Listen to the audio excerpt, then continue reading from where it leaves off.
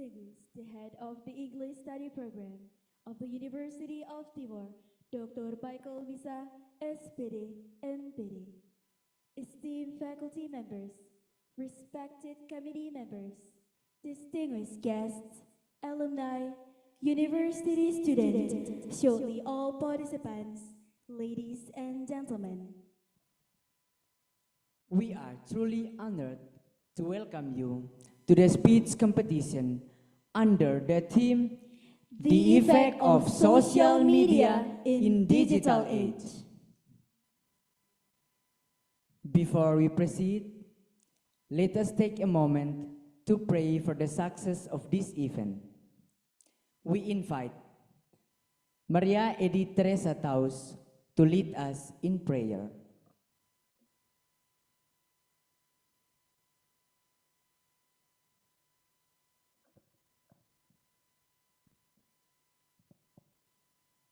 Ladies and gentlemen, let us prepare ourselves to face God in prayer. I will take this prayer in Catholic way. Let us pray in the name of the Father, and of the Son, and of the Holy Spirit.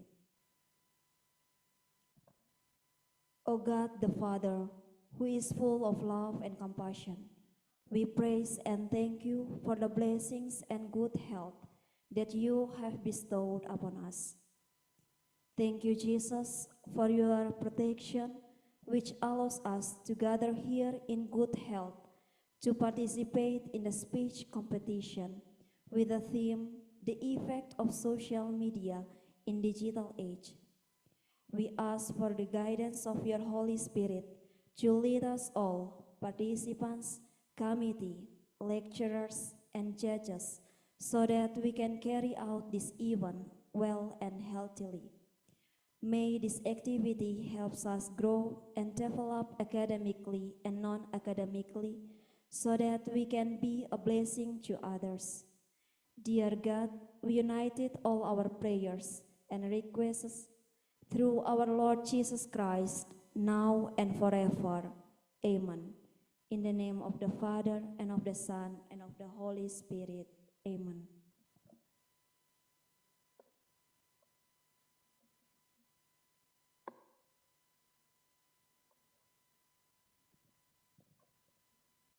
Now, let's rise and sing to the national anthem, Indonesia Raya, followed by the Universitas Timor's anthem.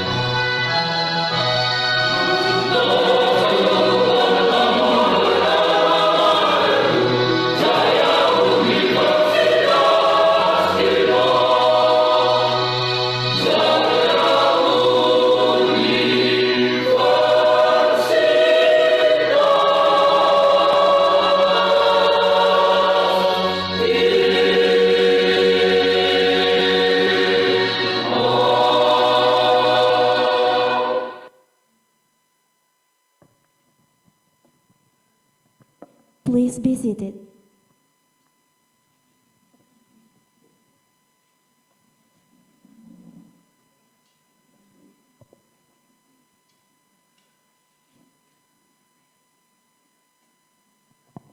Now, we will proceed to the committee report.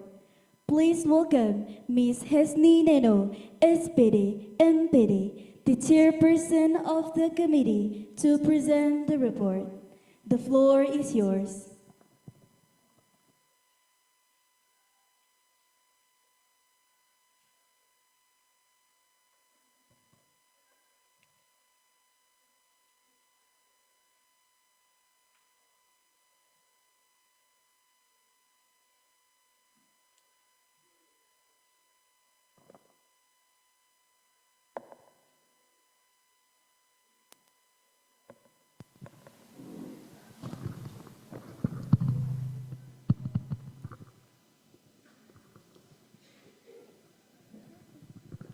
Well, good morning, ladies and gentlemen.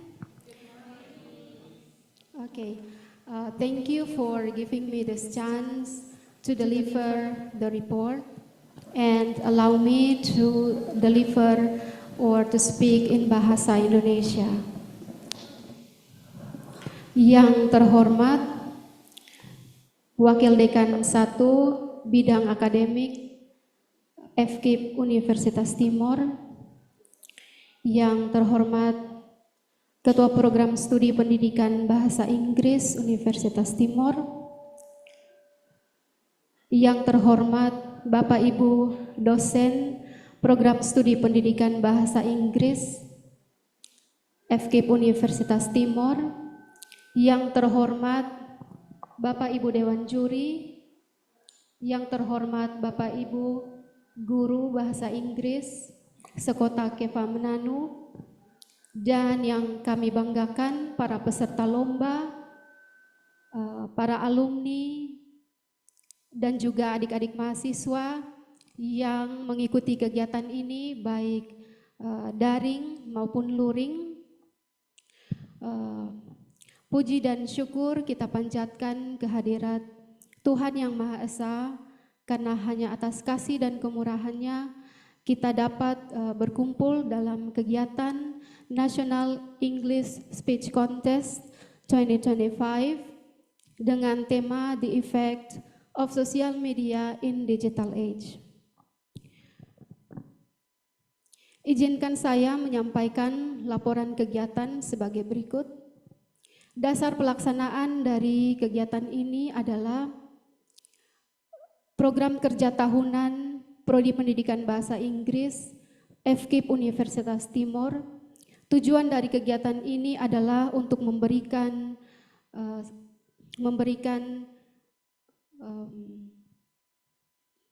ruang kepada mahasiswa untuk dapat berekspresi, menuangkan ide-ide secara kritis dan kreatif terkait dengan pengaruh sosial media dalam era digital yang digemakan dalam bahasa Inggris sebagai bahasa internasional.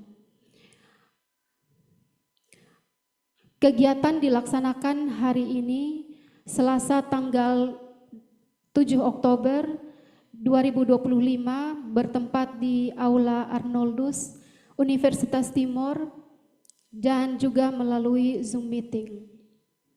Peserta lomba terdiri dari 22 mahasiswa aktif dari beberapa perguruan tinggi di Indonesia, 1 peserta dari Universitas Terbuka, kemudian 2 peserta dari Universitas Tribuana, Kalabahi Alor, Nusa Tenggara Timur, 2 peserta dari Universitas Nusa Cendana, Kupang, Nusa Tenggara Timur, 4 peserta dari Universitas Negeri Makassar, 7 peserta dari Politeknik Negeri Tanah Laut Kalimantan Selatan, kemudian 6 peserta dari Universitas Timor, Kefamenanu, Timor Tengah Utara, Nusa Tenggara Timur. Dewan juri pada kegiatan ini terdiri dari Dewan Juri Internal Universitas Timor, dan Dewan Juri Eksternal. Untuk Dewan Juri Internal yang pertama adalah Bapak Dr. Michael Misa, SPD MPD, Ketua Program Studi Pendidikan Bahasa Inggris, FKIP Universitas Timor. Kemudian yang kedua Ibu Febronia Lasi, SPD MED. Kemudian untuk juri eksternal yang pertama adalah Ibu Ivoni Luji, SPD MHum, Ketua Program Studi dari Program Pendidikan Bahasa Inggris FKIP Universitas Kristen Artawacana. Kemudian yang berikutnya adalah Bapak Erwin Suhendra MPD dari Universitas Bumi Gora, Mataram, Nusa Tenggara Barat. Baiklah, demikian yang dapat saya sampaikan. Saya mengucapkan terima kasih banyak kepada seluruh peserta yang telah bekerja keras, berkontribusi untuk bisa menyukseskan kegiatan hari ini.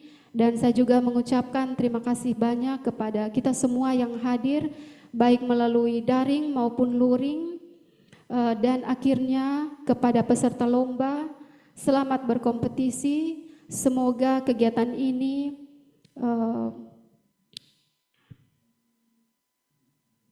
menjadi langkah nyata bagi kita untuk mewujudkan penggunaan bahasa Inggris yang lebih aktif, kritis, dan kreatif. Sekian, terima kasih.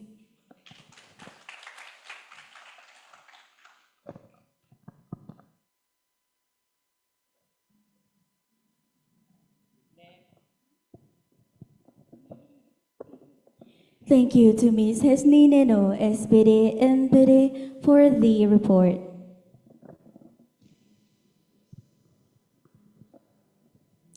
Next, we invite Dr. Michael Misa, SPD, MPD, the head of English Study Program, to deliver the opening remarks.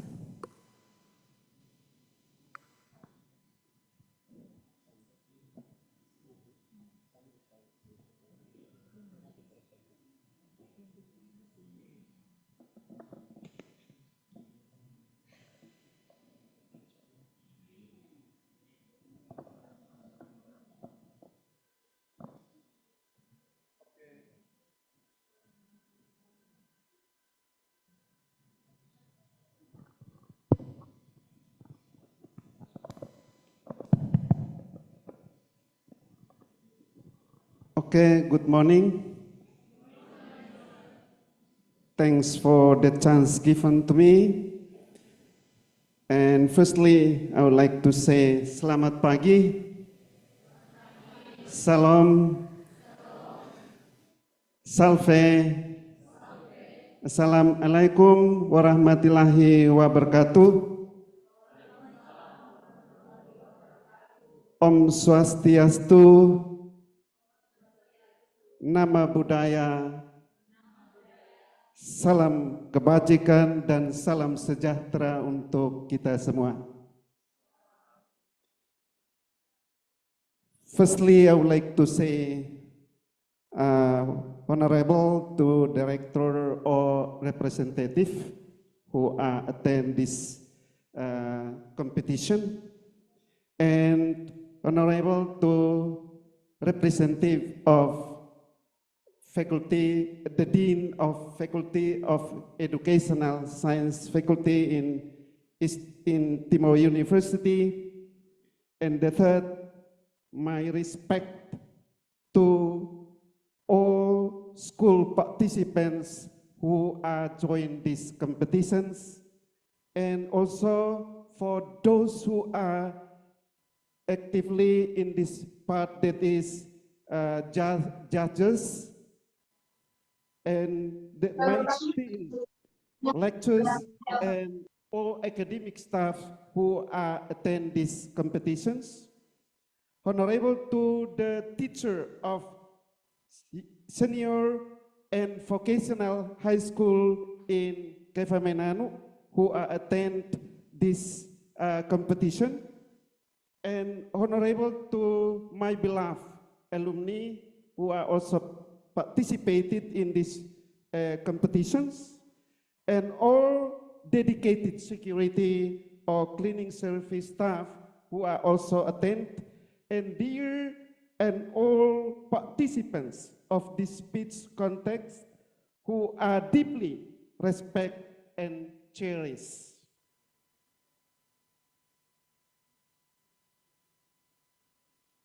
First of all, we would like to say thanks to the Lord, because based on His guidance and blessing, we are here in safe and good conditions.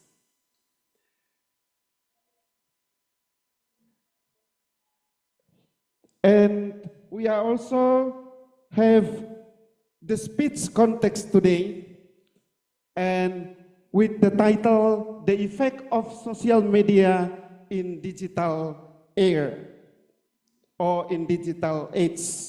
We live in a digital era marked by rapid development in technology and social media. Social media has become an important part of modern human life, not only as a means of communication, but also as a place for learning, expressing ourselves, building social network, and even influence public opinion. However, despite its enormous benefit, social media also has a significant impact of various aspects of our life. In the context of mental health, excessive use of social media can cause anxiety, social comparisons, and even depression. In the world of education, social media open up unlimited access to knowledge, but it is also challenges us to maintain focus and thinking critically about the information that circulates.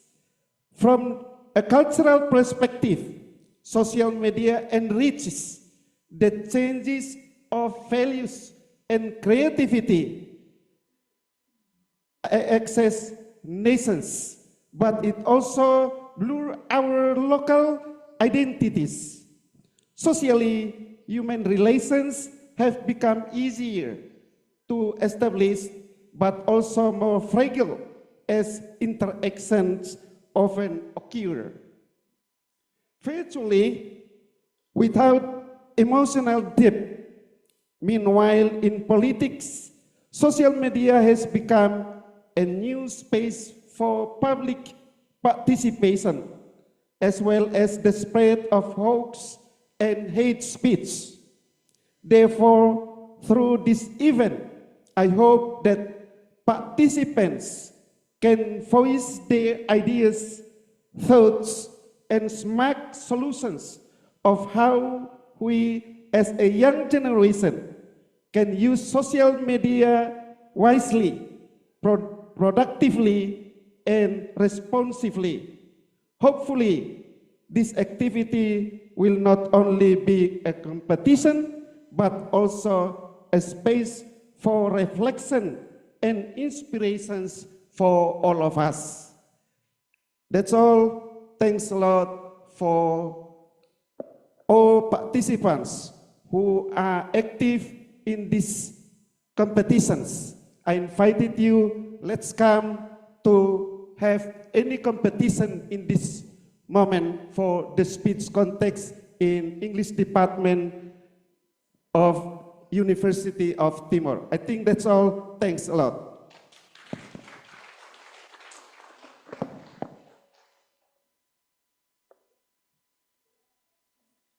Thank you for the remarks. And to officially begin today's program, we would like to invite the Vice Dean of Academic and Student Affairs of the Faculty of Teacher Training and Educational Sciences of the University of Timor, Bapak Octavianus Mamo, SPD, MPD, to deliver the opening remarks. Please welcome him with a round of applause.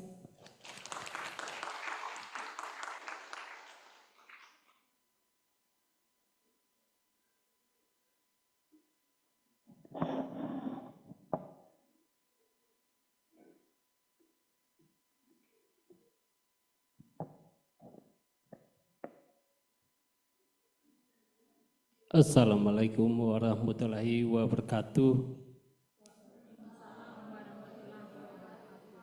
Salam.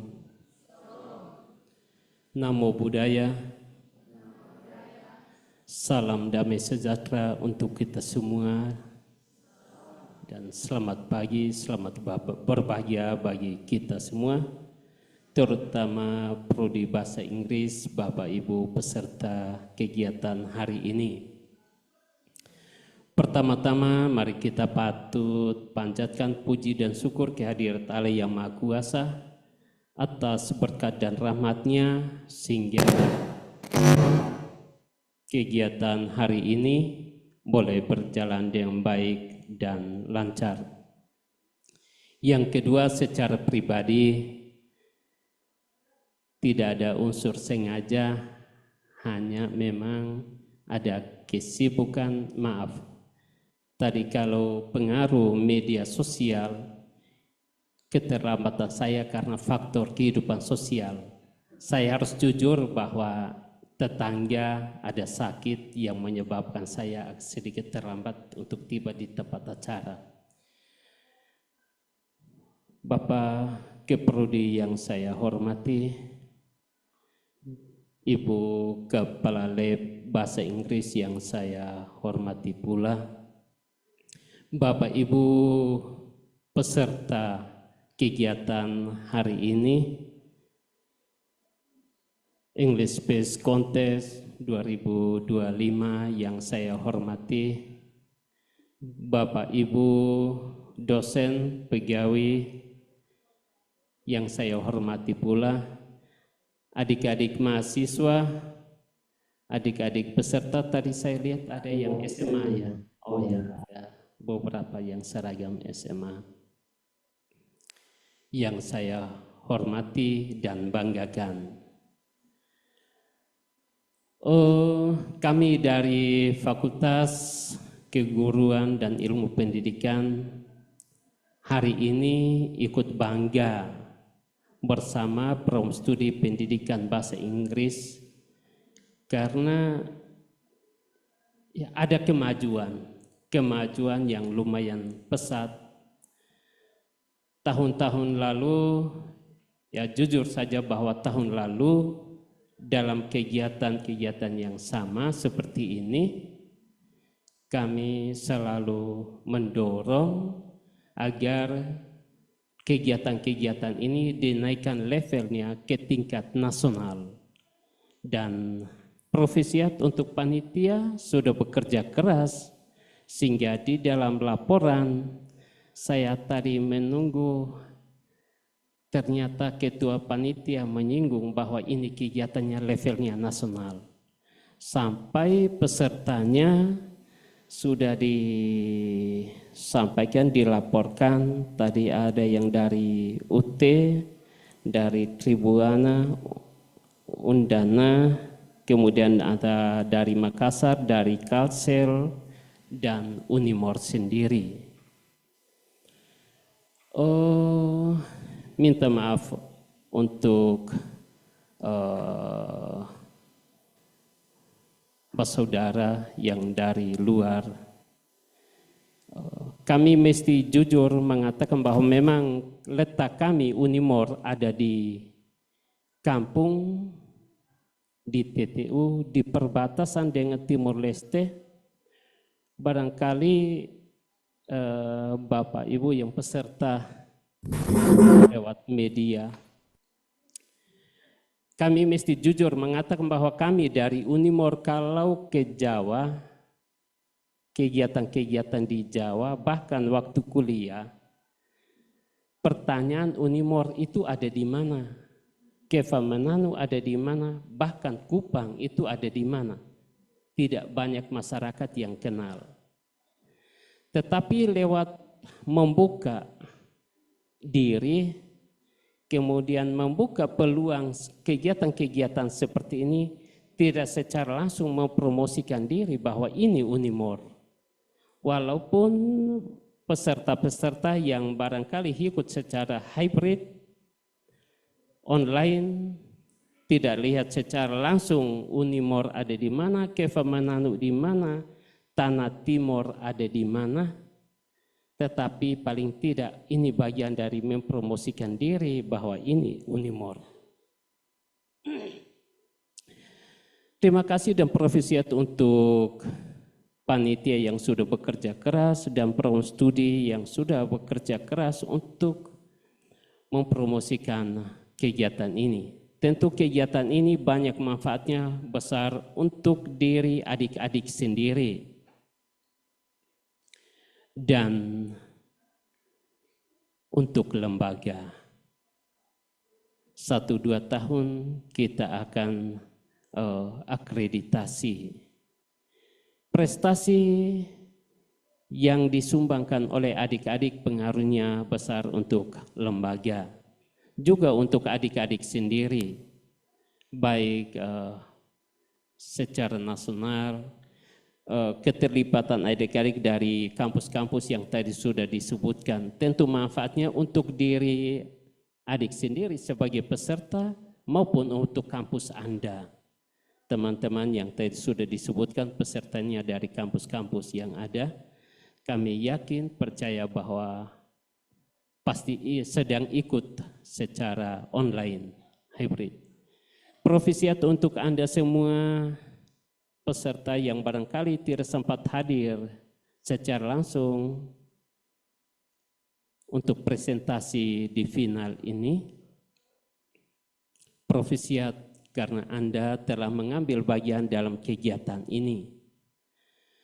Perlu disampaikan bahwa kegiatan ini UFKIP sendiri melakukan kegiatan secara nasional sudah berapa tahun berturut-turut, lomba karya tulis ilmiah, dan tahun ini dimulai lagi dengan bahasa Inggris, membuat kegiatan English Space Context untuk tingkat nasional.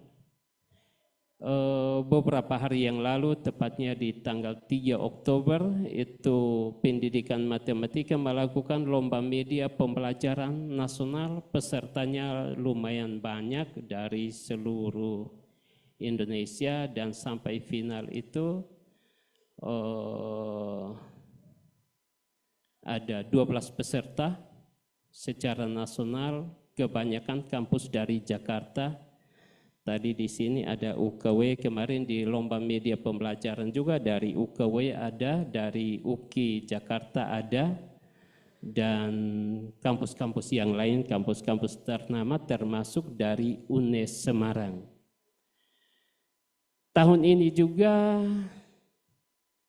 ada satu kegiatan lomba nasional yang sedang berproses, lomba karya tulis nasional.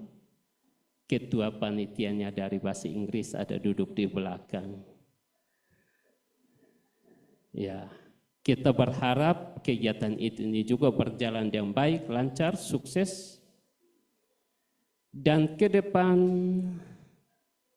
tahun depan, lomba tingkat nasional ini akan lebih banyak ditingkatkan lagi. Untuk FKIP secara umum ada LKTI, lomba karya tulis nasional, ada media pembelajaran dan juga micro teaching, itu lombanya nasional. Saya sering menyampaikan bahwa Unimor ada di kampung di Kefamananu yang tidak banyak dikenal. Untuk masyarakat TTU sendiri harus jujur mengatakan bahwa memang masih banyak yang melihat Unimor dari sebelah mata. Masyarakat TTU dan Pulau Timor secara umum. Karena itu kehadiran Bapak Ibu guru, adik-adik SMA adalah perwakilan masyarakat. Mudah-mudahan persepsi yang ini tidak banyak menyebar. Unimor siap bersaing secara nasional. Bahkan tahun lalu salah satu alumnus bahasa Inggris yang barangkali Bapak Ibu ikuti dalam sambutan wisuda diwakili oleh mahasiswa bahasa Inggris, sempat studi banding di Amerika. Masyarakat TTU dan Timor secara umum ikut bangga. Salah satu alumnus kita ikut bersaing mewakili Indonesia studi banding di Amerika, dan ke depan mudah-mudahan itu lebih banyak ditingkatkan. Bapak Ibu perwakilan dari masyarakat, ada yang alumnus, minta maaf Bapak Ibu beberapa orang yang saya kenal alumnus Unimor, selamat datang di kampus kita. Perlahan-lahan kita mengembangkan potensi yang ada, meningkatkan potensi yang ada lewat tema yang ada, penggunaan media sosial, bagaimana pengaruhnya kepada diri kita sendiri, kepada mahasiswa sendiri, kepada adik-adik yang masih SMA, mungkin ada adik-adik di rumah, jangankan yang SMP, SMA, TK juga sudah tahu operasi perkembangan teknologi tadi. Belum tahu baca, tetapi sudah tahu tendes di mana ini download dia punya game dan lain-lain, sudah tahu. Ini perkembangan teknologi. Nah, bagaimana dari tema ini, bagaimana kita mau kaji, minta maaf adik-adik peserta lomba, barangkali diberikan kesempatan untuk bagaimana mengkaji tema itu, pengaruhnya pada diri Anda, pada masyarakat, juga termasuk opa oma di rumah. Bisa perhatikan opa oma yang duduk pegang HP dan bermain. Pengaruh positif negatifnya. Belum lagi untuk adik-adik yang sedang SMA, sedang bertumbuh, bagaimana pengaruh kehidupannya, penggunaan media sosial, penggunaan teknologi tadi pada kehidupannya dikelak. Dikaji dalam lomba yang ini ya. Minta maaf, mungkin kira-kira terjemahan tema yang ada. Penggunaan media sosial, pengaruh media sosial di era ya, di apa pengaruhnya, bagaimana untuk adik-adik kita mahasiswa sendiri, untuk adik-adik yang SMA, SMP, bahkan yang ini. Kalau yang kita yang sudah tua-tua termasuk opa oma yang pegang itu ya oke. Tetapi bisa lihat, mudah-mudahan di dalam presentasi ini ada yang bisa menampilkan data-data yang pengaruhnya ada yang positif, ada yang negatif, dan di-share bagi kita sebagai satu masukan yang baik pada kesempatan ini. Profesiat untuk semua, panitia penyelenggara, adik-adik mahasiswa semua, profesiat untuk peserta lomba hari ini.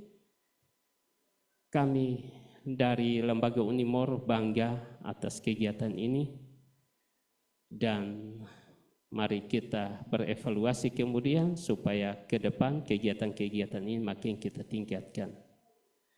Atas berkat rahmat Allah yang Maha Kuasa dan dengan didukung oleh kita semua, saya atas nama pimpinan Fakultas Keguruan Ilmu Pendidikan Universitas Timor dan atas nama pimpinan Universitas Unimor secara umum, saya membuka kegiatan hari ini National Hybrid English Based Contest 2025 secara resmi.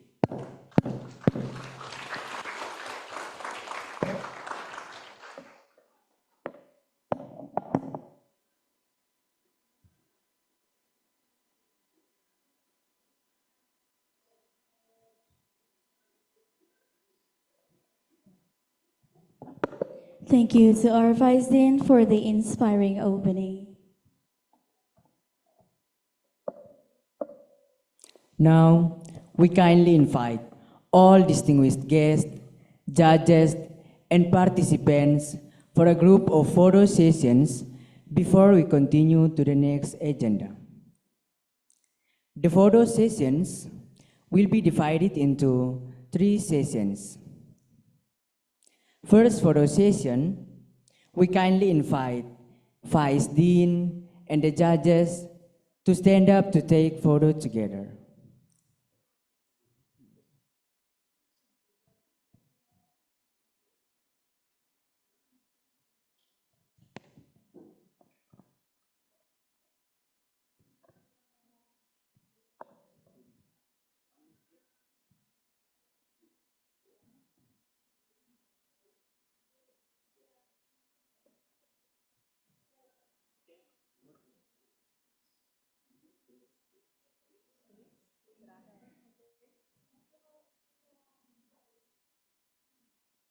Okay, thank you very much. Next, for the second photo session, we kindly invite the respected faculty members and the committee members to please come forward and position yourselves in front of the stage.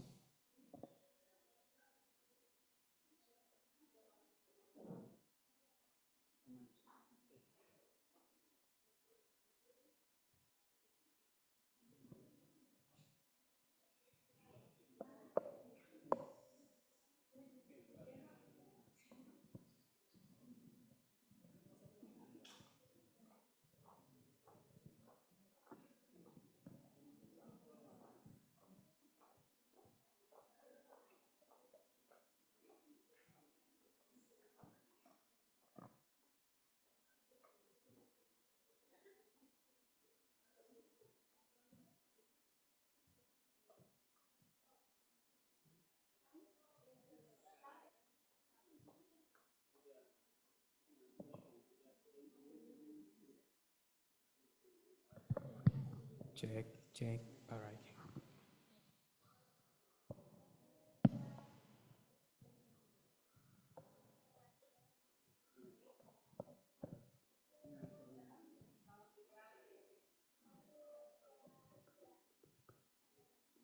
Okay, thank you very much for the respected faculty members and the committee members. You may go back to your seat. Leslie, I'm sorry. Leslie, for the third photo session is a big group photo session. So for this session, we invite the Vice Dean and the judges to please face the stage.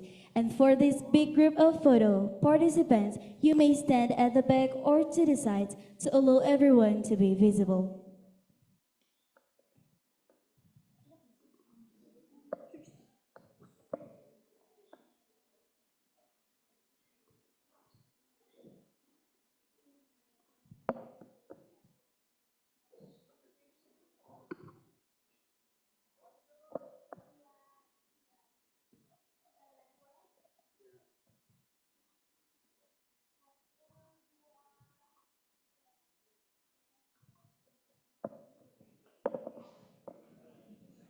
Thank you so much, and you may go back to your seat.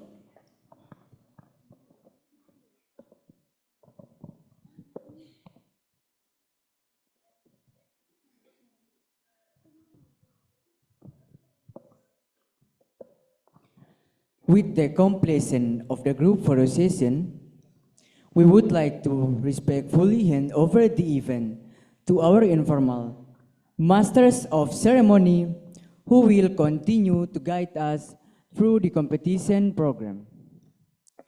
Thank you for your attention, and we wish everyone an enjoyable and successful competition.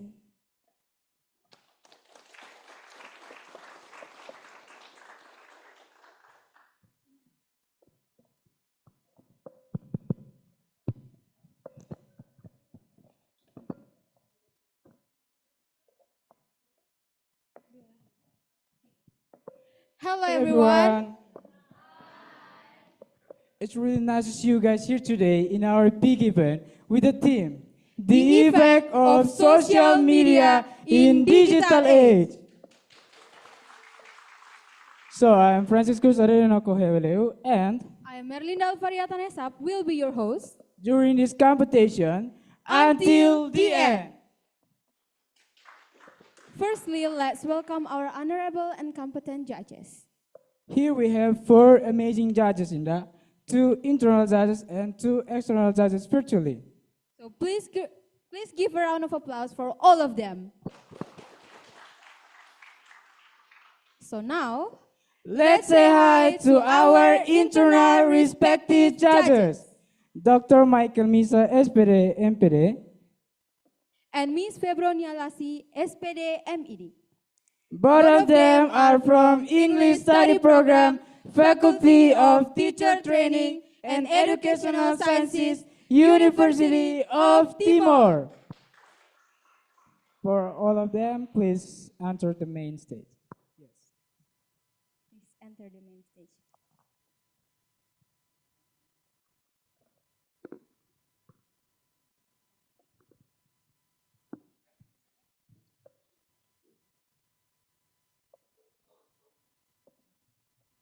Wait, Leno, we still have another secret judges. Is that so? Where are they? I think they are here right now with us. So, Let's say hi to our external judges. Oh wow, it seems like there is a slight problem with the network in that. So our external judges cannot join yet. that's okay, Leno. You know, it's a basic problem with the connection. So, how about we talk a little bit with our internal judges here? Well, that's a good idea, Inda. We would like to ask if our internal judges may Dr. Michael Misa or Ms. Febronia Lassi, SPD MED, have any words of motivation for all the participants who will perform today. It's time to yours. Okay, thanks a lot. I would like to say that for these competitions is more important for the young generations and all others who are using the social media in digital age. So this is a hot issue that now are popular, known by the whole of the people in Indonesia or other country. And this is an interesting topic. So we are as a young generations, we need to use, but we are also need to be aware on the use of social media in digital age. Because these tools or this media have a positive and negative effect for ourselves and also for the society. So that's why in using social media in digital age, we need to think it over when we would like to think about the effect of. So it sometimes it support our learning. It's very interesting supporting our learning. But we are also, as I said before, we are need to aware on that. That's why today we would like to ask, and also we would like to invite some of the participants who are actively in this competition to share their experience. It's not only share their ideas, thoughts, and also we are also need to know it deeply about how to use the social media in our area, both as a young generations, as a people, or as a society, and also as a children, how to manage. And today they not only, as I said before, but they also need to give any suggestions for the uses of the social media in digital era. So as I would like to say that we need to aware in the positive and negative effect of using the social media in digital era. I think that's all, and thanks a lot for this time. Okay, please give a big applause for one of our internal judges. Thank you for your comments and thank you for the motivation that already given to us. Okay, Miss Weber, Mike. Okay, well, thank you so much for chance given to me. Good morning, everybody. Good morning, everyone.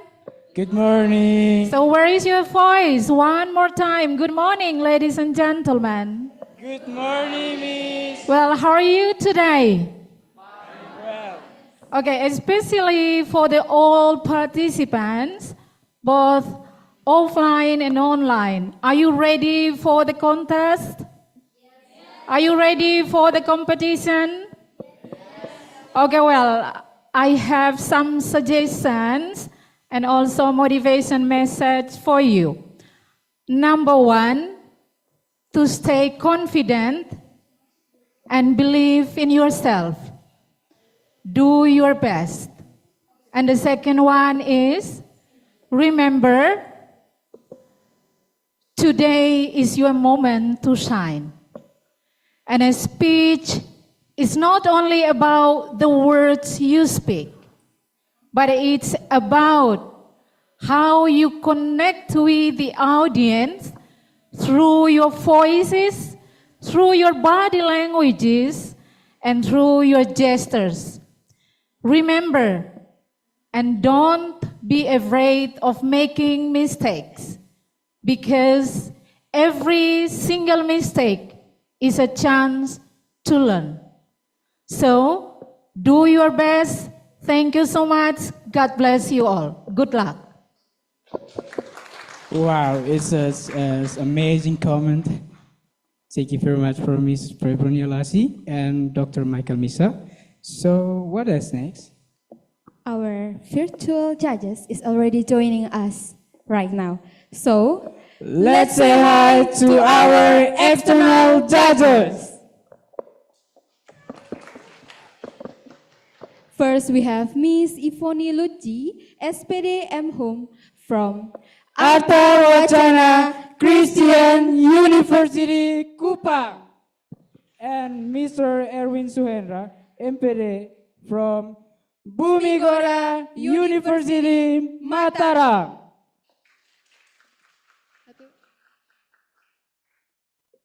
Please welcome our distinguished four judges.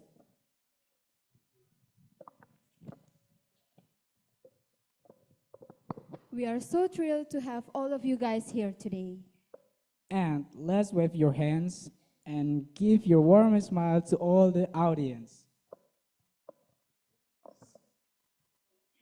I think it's the time to kick off our event today, Lino.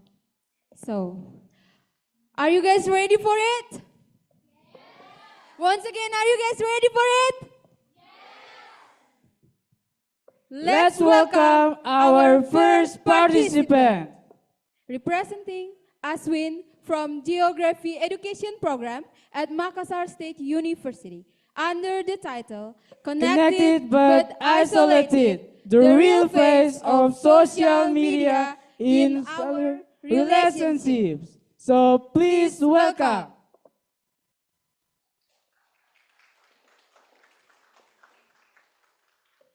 Oh, I think the participant is not ready yet. We call it again. For Aswin, Geography Education Program at Makassar State University under the title Connected but Isolated, the real face of social media in our relationship. Please welcome.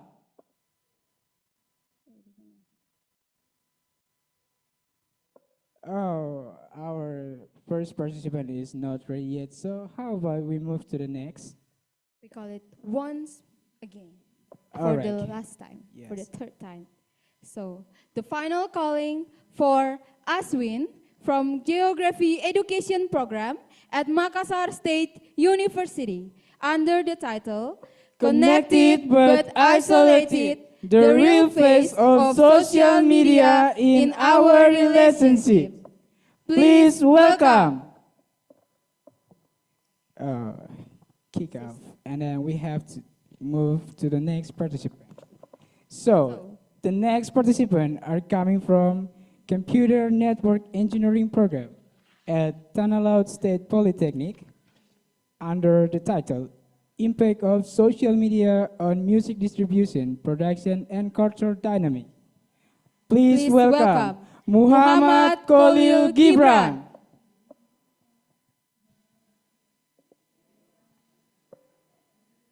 Oh, our two participants are already not already yet.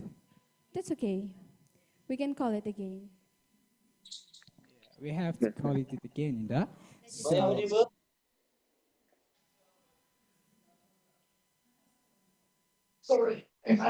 Sorry, am I audible? Oh, thank you very much. You have to. For the participant, please turn on your camera. Okay. Yes. It is. Time is yours. Sudah bisa mulai. Baik. I will start my speech in 3, 2, 1. Hello, everyone. The honorable judges, awesome audience, and my ladies and gentlemen. I hope you all feel great, as I do. First of all, thank you for giving me the chance to speak and share my ideas in this amazing English speech contest. One day, when my friend asked me, "Hey, what topic are you going to choose for this English speech contest?" I answered, culture. But then I thought and thought, what kind of culture? So I kept brainstorming every single day, and one evening, while cooking instant fried noodle, I suddenly realized something was missing. I had forgotten to play music. So I opened YouTube Music, searched for a song by Radiohead, and as I cooked and sang, it hit me. Music itself is culture. Everyone, allow me to introduce myself. I am Muhammad Khalil Gibran from Tanah Laut State Polytechnic. Today, I want to talk about the impact of social media on music. In our digital age, social media has changed how we live, communicate, and express ourselves. And one of the most powerful cultural developments affected by this change is music. Music has always been more than song. It is a universal language that carries love, joy, sadness, and unity. In the past, ladies and gentlemen, music was enjoyed through live gatherings in concerts, operas, or orchestras. People shared emotion by dancing together to the sound of gramophone or by sitting quietly in a hall listening to Beethoven symphonies. But today, thanks to platforms like YouTube, Spotify, TikTok, and any other social media, because now music can be experienced anywhere and anytime, ladies and gentlemen. A single click allows us to share it instantly with millions of people across the globe. Ladies and gentlemen, the data tells us how powerful the transformation is. In 2024, 84% of songs that entered the Billboard Global 200 first became viral on TikTok. And another survey by Deloitte showed that 82% of Gen Z and 70% of millennials discover new artists through social media or user-generated video sites.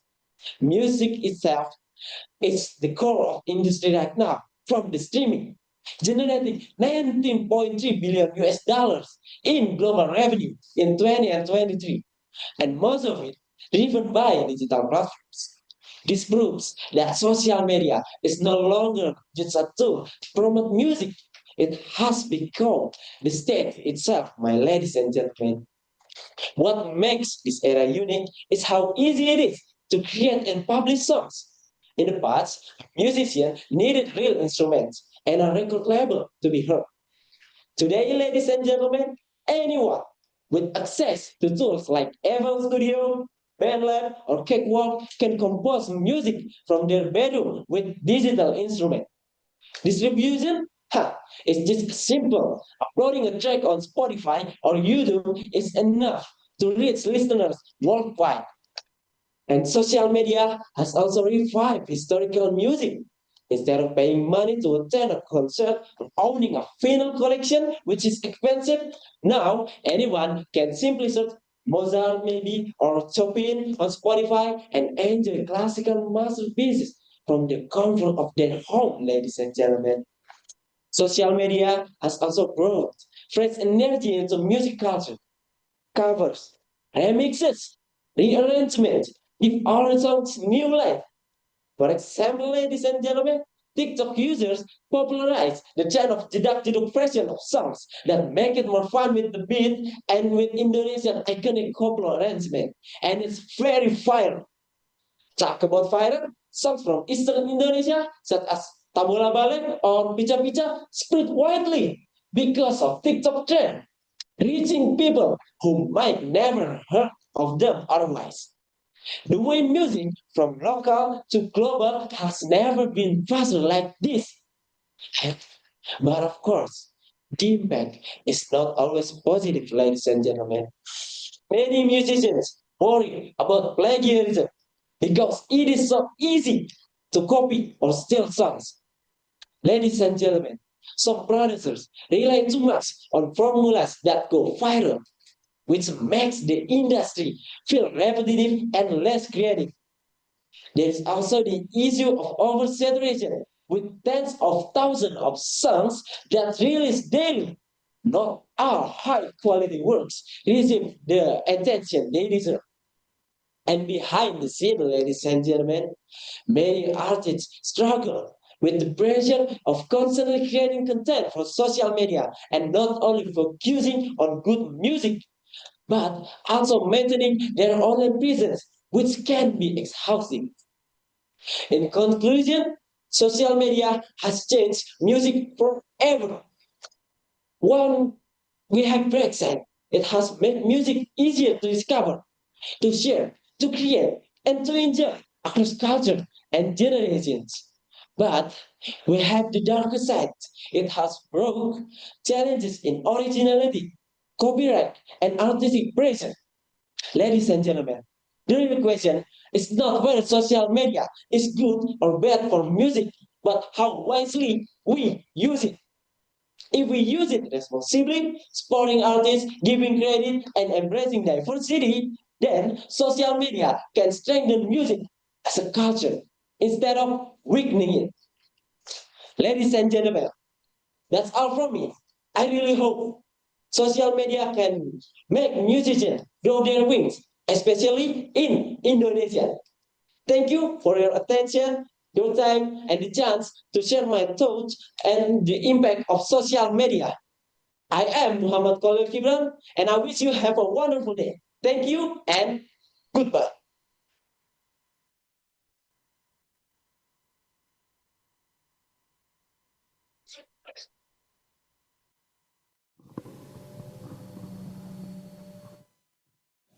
Okay, well, Muhammad Khalil Gibran, if I'm not mistaken, that's your name. Thank you for the nice presentation of your speech. Give a big applause. Thank you very much. Okay, you have talked about the impact of social media on music distribution, production, and culture dynamic. Yes. I have a simple question.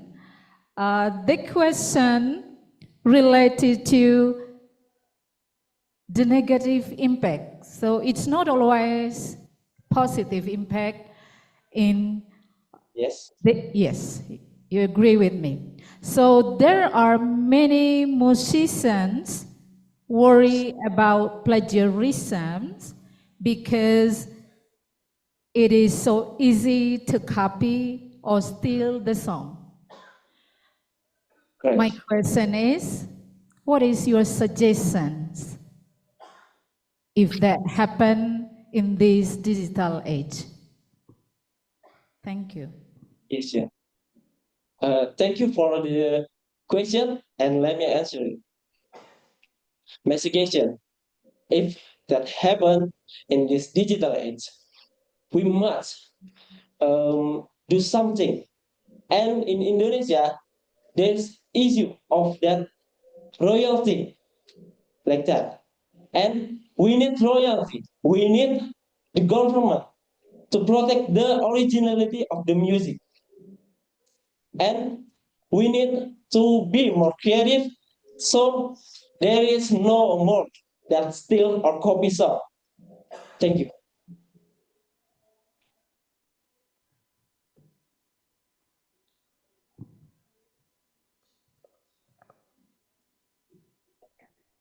Okay, thank you. You're welcome.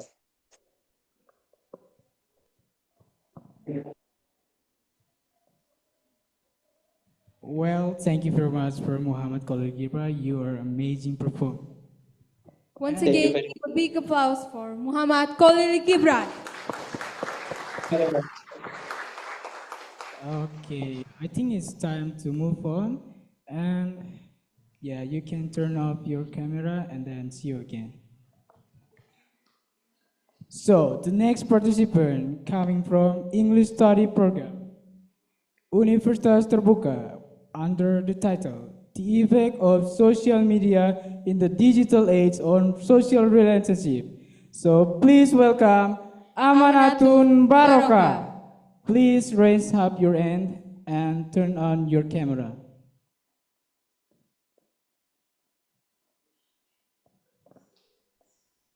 Okay, For- thank you very much.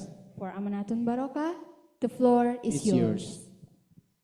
Okay, am I audible? Yeah. Okay, I will start my speech in 3, 2, 1. Assalamualaikum warahmatullahi wabarakatuh. Shalom, salam kebajikan, nama budaya, salam sejahtera. Good morning, ladies and gentlemen, dear judges, lecturers, and all the participants here. All praises and thanks are due to Allah, the Lord of all that exists. May the peace and blessings of Allah be upon Muhammad Sallallahu Alaihi Wasallam. Peace be upon him. The messenger of Allah, his family, companions, and who follows them in the righteousness until the day of judgment. Distinguished guests, ladies and gentlemen, I'm here would like to introduce myself. My name is Amanatun Baroka from Open University or Universitas Terbuka, Jakarta.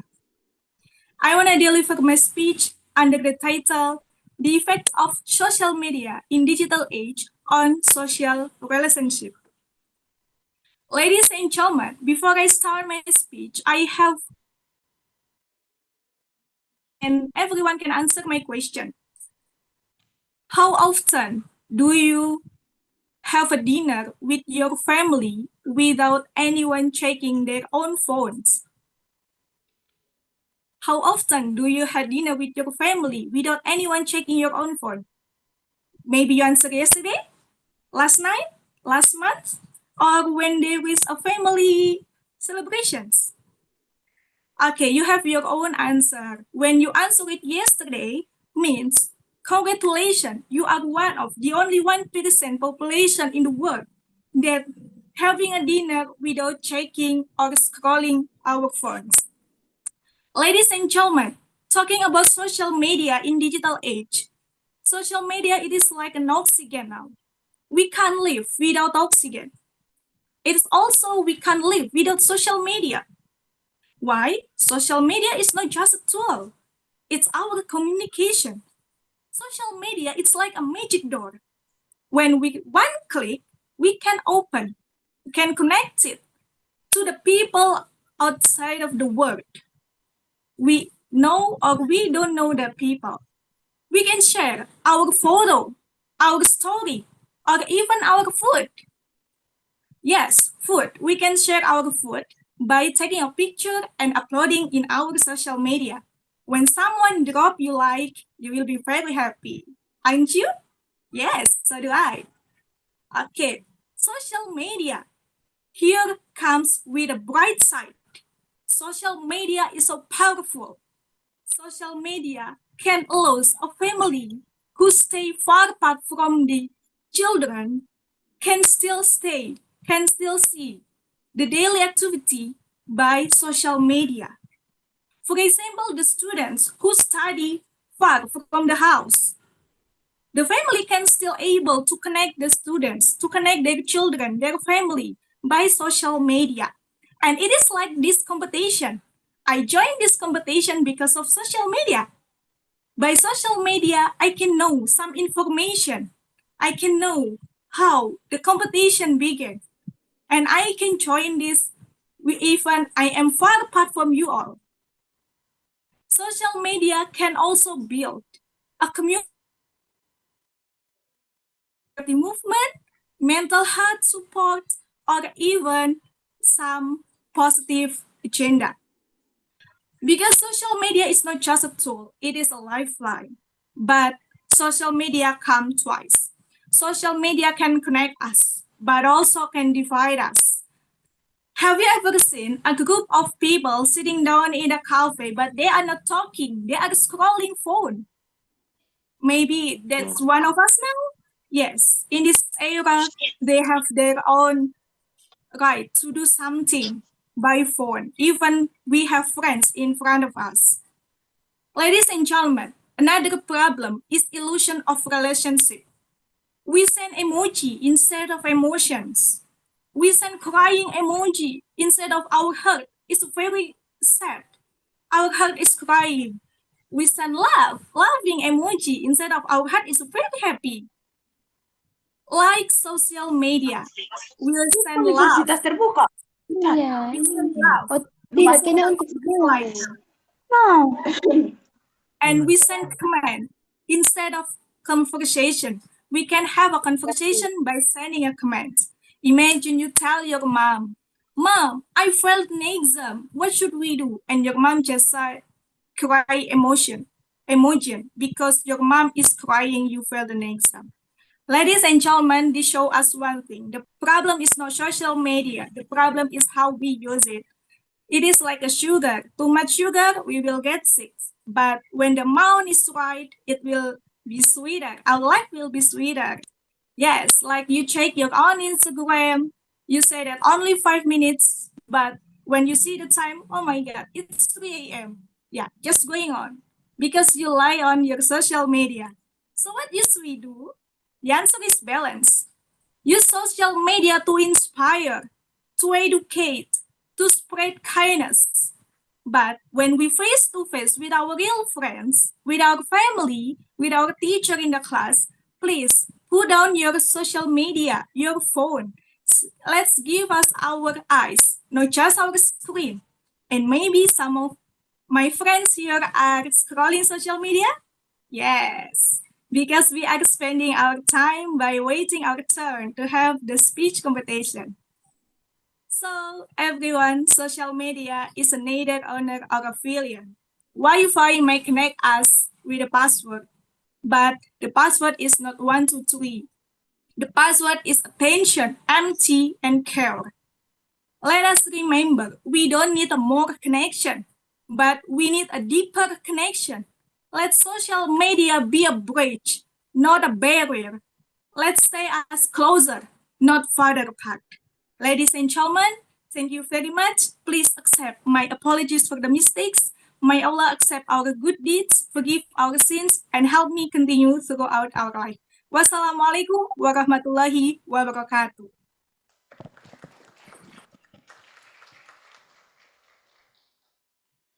Okay, thanks for Amanatun Baroka from Universitas Terbuka with the title The Effect of Social Media in Digital Era on Social Relationship. As you stated before, that social media is a power. As we know that almost of the family in their home, there is no any communication or discussions in their home. what I would like to ask you, what is your suggestions by using the media social fully, without discussion, without communication in their home? What is your suggestions? Okay, thank you very much for the question. What is my suggestion to use social media fully without discussion with a family at home? Yeah, social media has negative and positive impacts, of course. Without discussion, we can use social media to do something in a good positive. In a bright side, social media can help many people who can be helped by us by like when we see the people who need donation, we have some people to guide us. Let's go, let's help them by charity movement. And when we are far apart from our family, some people can use social media because of the network.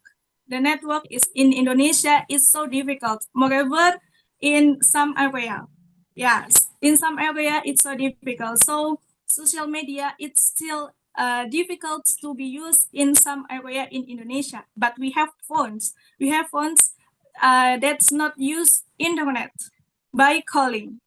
Yes, the family at home can still talk with the children, with other family by having calling, or even they can share their personality, daily activity by uploading some story. Because now in Indonesia, even we are far apart, even we are so far, the distance is so far apart, but we have a media. We have media that can display that is my house. Like I usually check on Google Map, what is the updated status in my village, in my community, something like that. So social media is not have only negative impact, but also positive impact. Depend on how we use it and how we can do the social media in the positive, but also we remember that that is not only social media can be far apart from us, but we can make it closer. The people far apart, we can get it closer, but we may not get far from the people who already close with us. Thank you. Okay, thanks for your ideas related to your suggestions by using social media. Thank you so much. Okay, thank you for Amanatun Baroka for presenting us a good presentation. Once again, give a big applause for Amanatun Baroka. Now, we move to our fourth participant. It's coming. Who's that? Oh.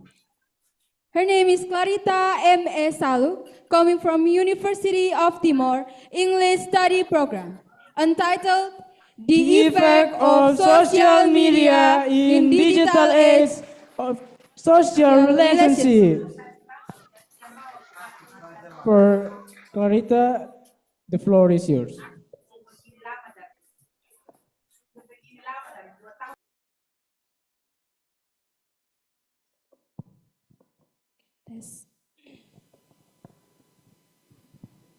You may use the stage if you like, the podium. No, okay.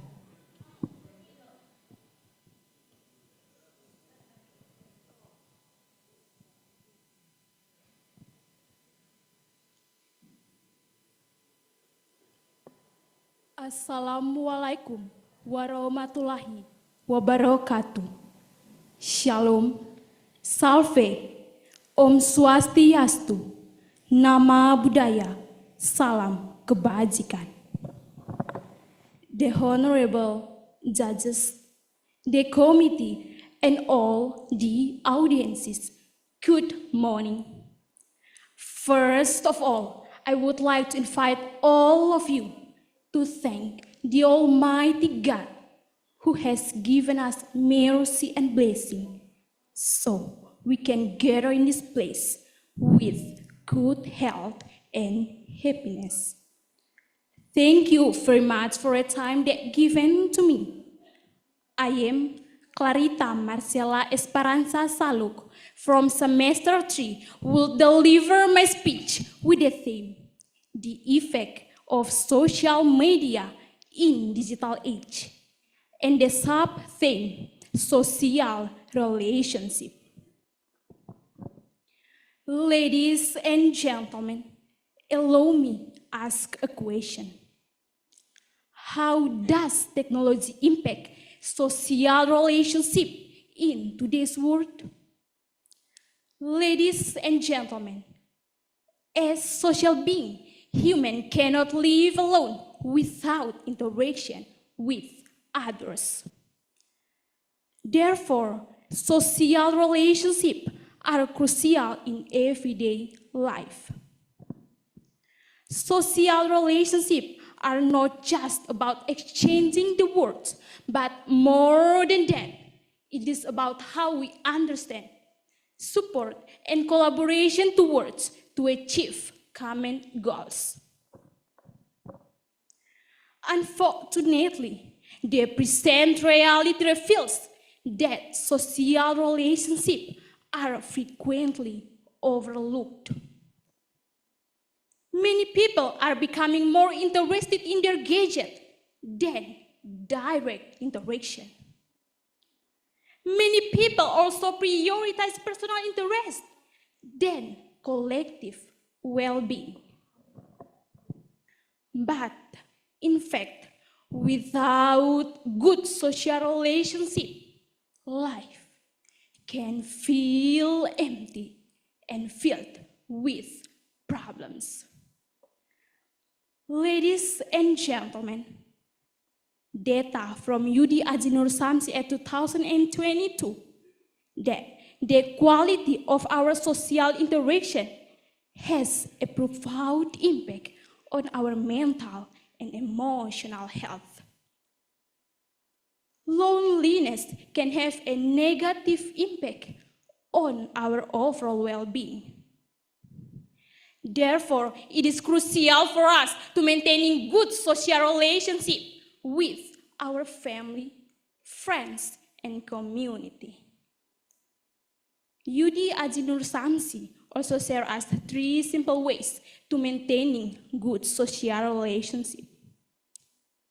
First is appreciating differences. We live in diverse society, so a mutual respect is the key to harmony. Second is effective communication. Being polite, friendly, and not offending others will strengthen relationship. Third is maintaining solidarity. Participation in community life is a manifestation of social concern. Maintaining good social relationships are not always easy. Sometimes we feel disagree or feel hurt. There are where tolerance and mutual forgiveness are crucial. We also need to learn to control our ego and see things from other people's perspective.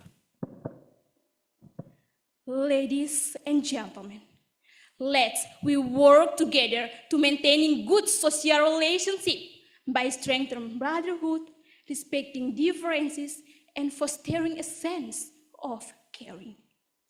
In this way, we can create peaceful, just, and purpose society.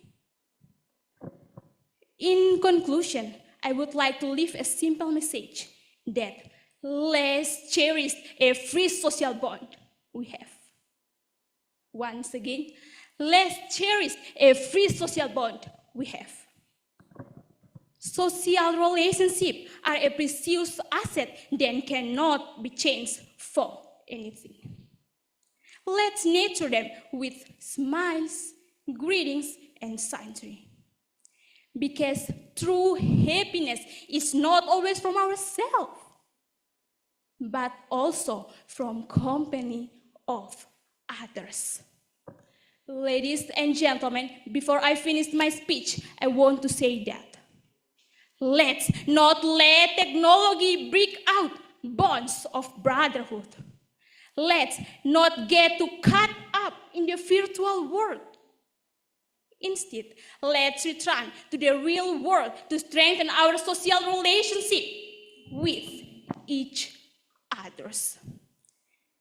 Maybe that's all from me. I'm sorry for making mistakes during delivering my speech. Thank you very much for your nice attention. The last I say, wassalamualaikum warahmatullahi wabarakatuh. Shalom, salve, Om Swastiastu, Nama Budaya, Salam Kebajikan.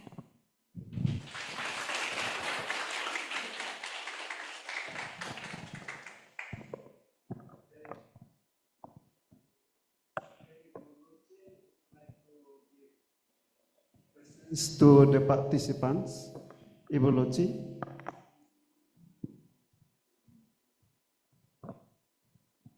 Well, thank you so much. For the Clarita. Good job, yeah, Clarita.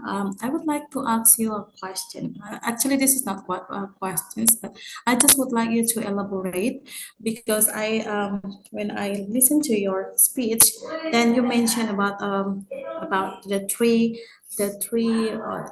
three ways in maintaining the social relationship, right? So could you please give me a very simple examples by having the ways number 2 with the effective communication. You said about being polite and not offending others will strengthen, but could you please to make it in a very simple examples in the real daily life about this? Okay.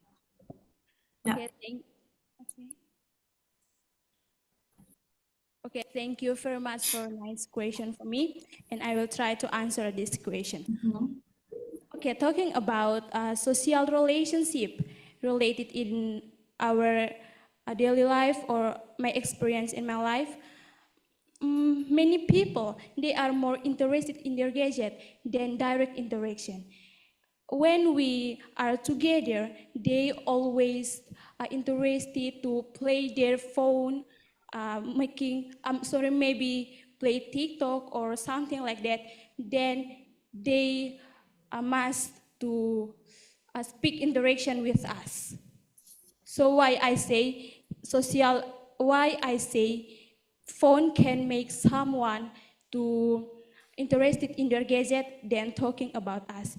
And so talking about technology is not always have a negative,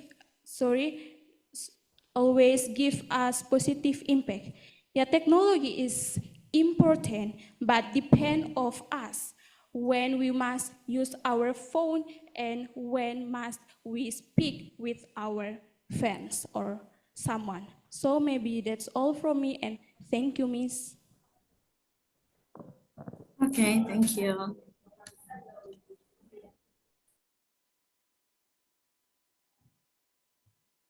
Well, thank you very much for Lala's performing. And then, what else? Now we move to our fifth participant that coming from a place that's so far away.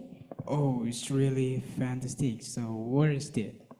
So, representing Alia Makfira Ramadhani from Computer Engineering and Network Technology Program, Tanah Laut State Polytechnic, under the title The Digital Paradox, Social Media, and the Erosion of Empathy. So, the floor is yours. Please raise your hand and turn on your camera. Yes, that's already. Am I audible? Yes, you are. Yes, of course. I will start my speech in 3, 2, 1. Social media Does it build relationship or destroy them? Once, I uploaded a story on my Instagram account, a picture of a happy smiley face, complete with added music that further enhanced the happiness on the screen. But did you know that the truth was at the moment I was actually feeling sad, stressed, and a mental breakdown? And yeah, you know, those who are far away from me, who can only see me through a screen, certainly doesn't know that because they only see my happiness from what I post. Good morning, Stipend of Judges, distinguished guests, and my fellow visitors. I'm Alia Mafia Ramadan from Tanah Laut State Polytechnic, and today I want to talk about a paradox that defines our digital age. Ladies and gentlemen, we live in a world more connected than ever, yet we seem to be drifting further apart emotionally. Social media once held as a tool for bringing us closer and has become double-edged sword with a complex and often contradictory tapestry in our lives. Think about it. We have thousands of friends online, but how many of them truly know our struggles? We scroll through curated feeds, seeing only the highlight reels of others' lives.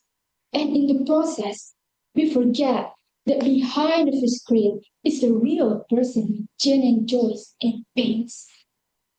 Ladies and gentlemen, this endless comparison fuels a sense of inadequacy, anxiety, and a deep-seated fear of missing out, aka FOMO.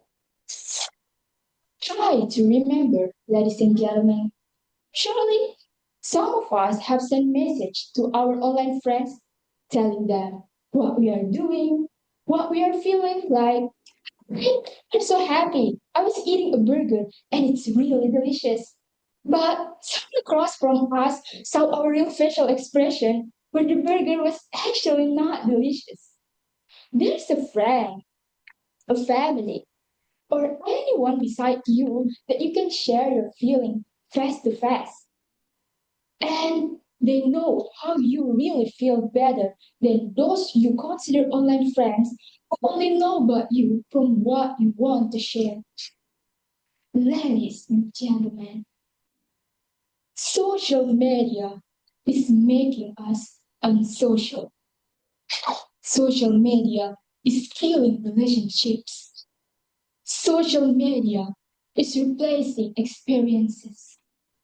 Social media brings us far closer, but distance us close.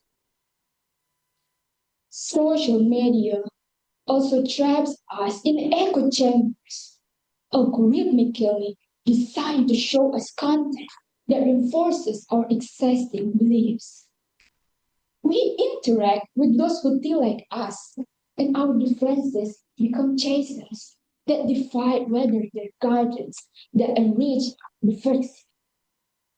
The like button, ladies and gentlemen, once a simple gesture of approval and has morphed into a measure of our self-worth, making our emotional well-being dependent on external validation.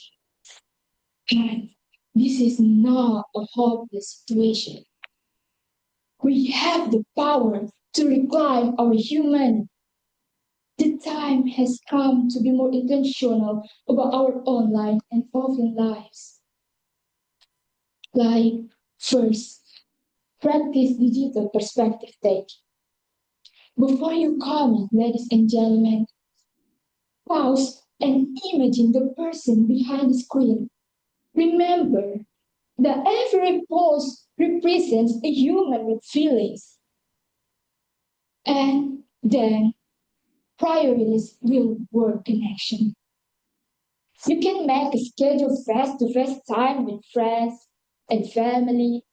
A genuine conversation over coffee is infinitely more valuable than 100 likes, ladies and gentlemen.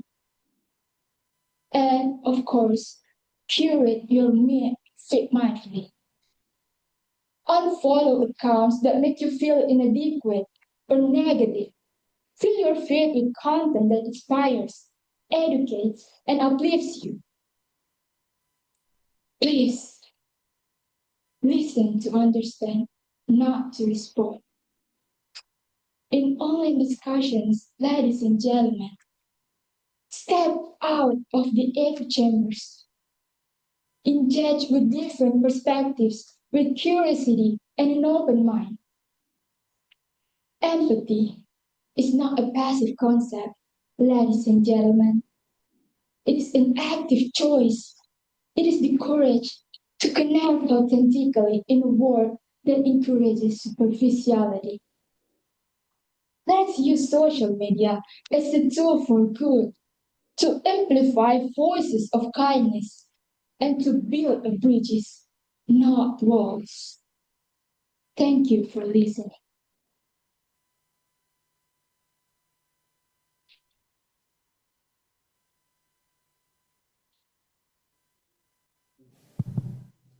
Okay, thank you for Alia Ramadhani for your speech today.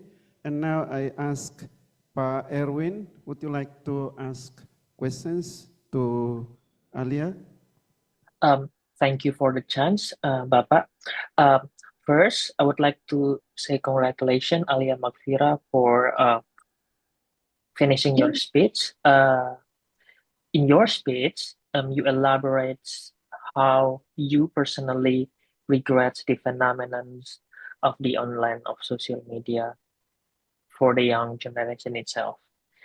My honest questions to you is only once. In your personal opinions, why do we feel lonely even though we are always connected online? Thank you for the great question, my honorable judges. In my opinion, we have to realize that we live in a real world, and my opinion that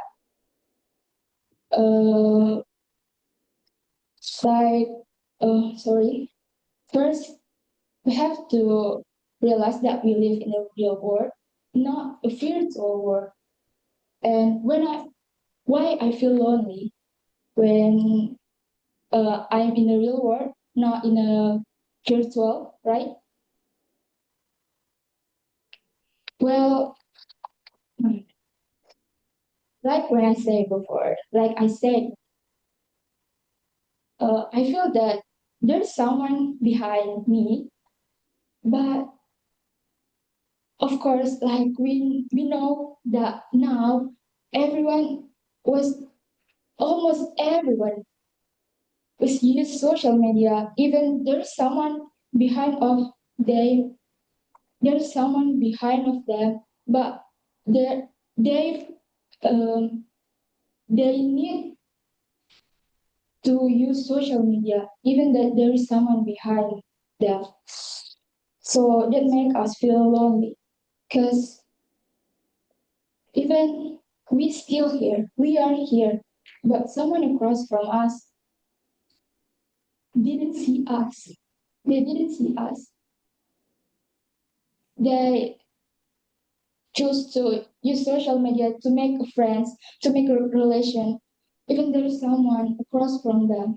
So that's make us feel lonely. They choose to friends from online because they think the person from the online have a hobby like same hobby like them, but we have to realize that there's a friends in real life, not just in online, not just in virtual, because we live in a real life, not in virtual. We walk, we eat, we sleep in real life, not in the virtual. So we have to realize that. So that's why we cannot feel lonely anymore. Okay, thank you, Alia Magfira, for that elaborative answer, and I hope you good luck. Thank you. Thank you. Okay. Thank you so much for the judges that are already given a question, and thank you so much for Alia that having serving us a good performance.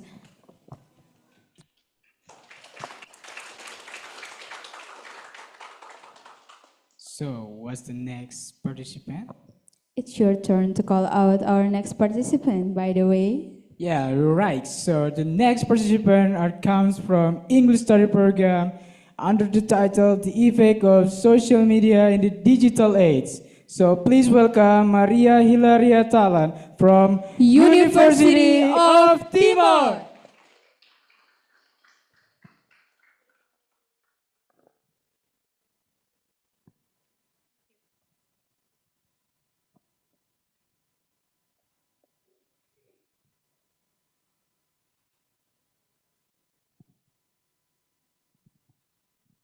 Good morning to the honorable judges, respected lecturers, and all the wonderful people present here today. Ladies and gentlemen, have you ever imagined living a day without social media? No Instagram, no TikTok, no WhatsApp, just silence. For some of us, it feels impossible because social media has become a part of our lives, like breathing. But have you ever imagined how this breathing sometimes slowly suffocates us? The screen that shines so bright in our hands can also cast the darkest shadows in our minds. Ladies and gentlemen, my name is Maria Hilaria Talan, and I'm a student of English study program. Now I'm in the 3rd semester. Certainly at the beginning, God is the most important. With a grateful heart, I thank the Lord for His beautiful opportunity to stand before you today.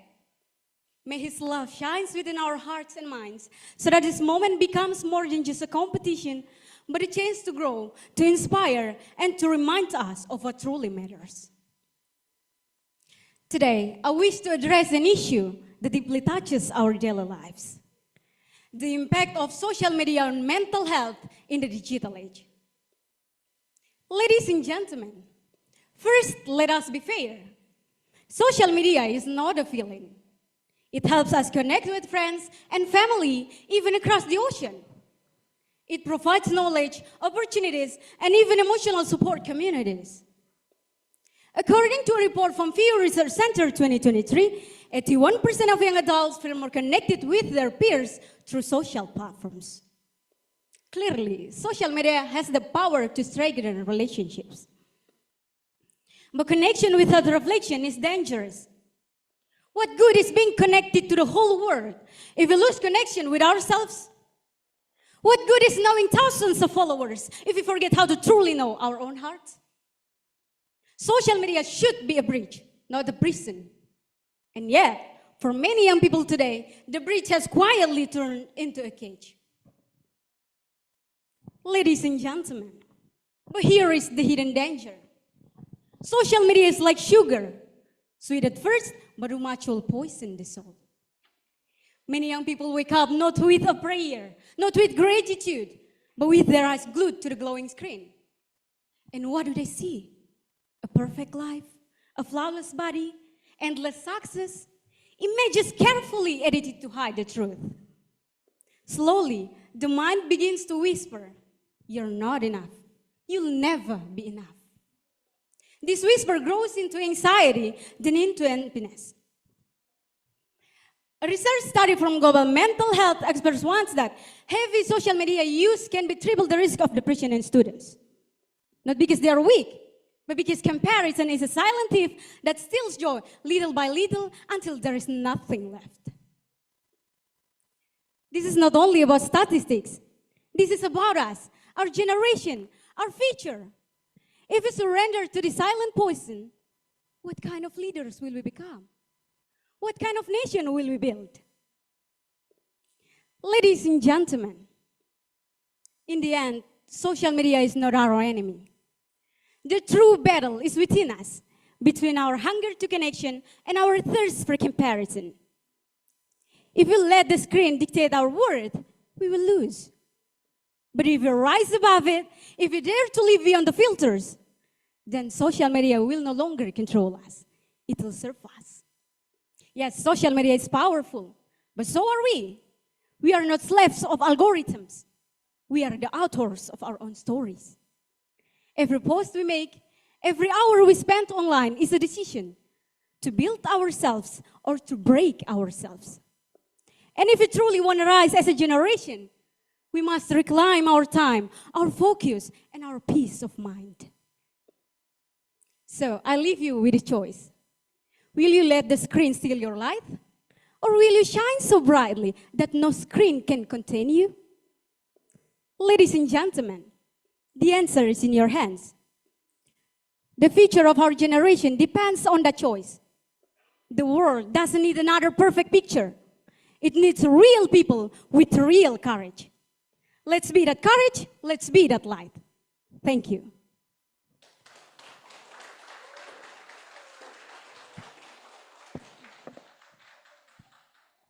Okay, thanks Maria Hilaria Talan for your performance today.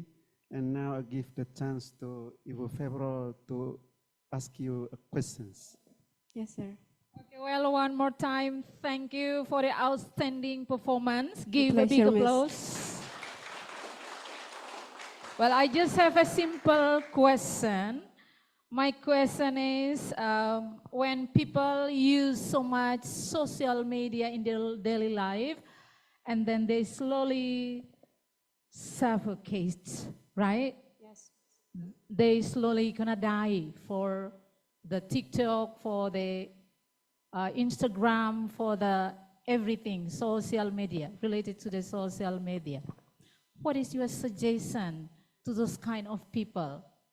It might be to stop the social media or to manage their time of using the social media. Time is yours.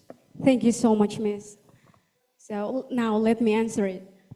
So when people use too much social media, I think they don't have to stop use social media. Suggestion from me, they can use social media for important things such as search materials and learning. According to my opinion, sometimes I also feel lonely, feel afraid to use social media. I mean that when I use too much social media, I feel lonely, afraid. But now I changed my mind to use social media wisely, such as learn English, practice my English, and then listen to English radio, video, and so on. So that's why I mean that to face condition like that, we have to use social media wisely. We don't have to let social media control us. Yeah, I think that's all, and thank you. Okay, thank you so much. Again, give a big applause to her for the powerful message with the complete data. Thank you. Well, that's such an amazing performance from Hilaria Talan, Indah.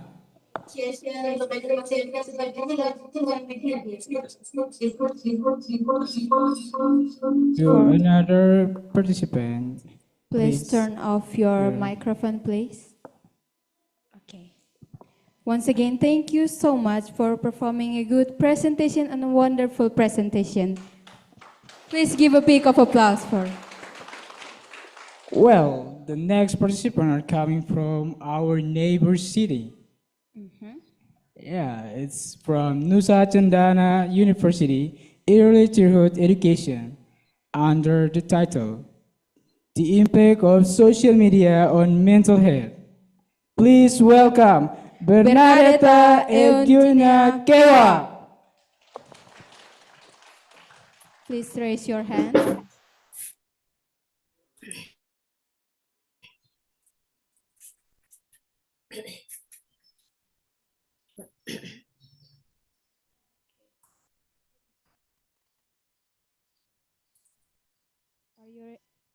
Am I audible? Yes, you are. I will start my speech in 3, 2, 1.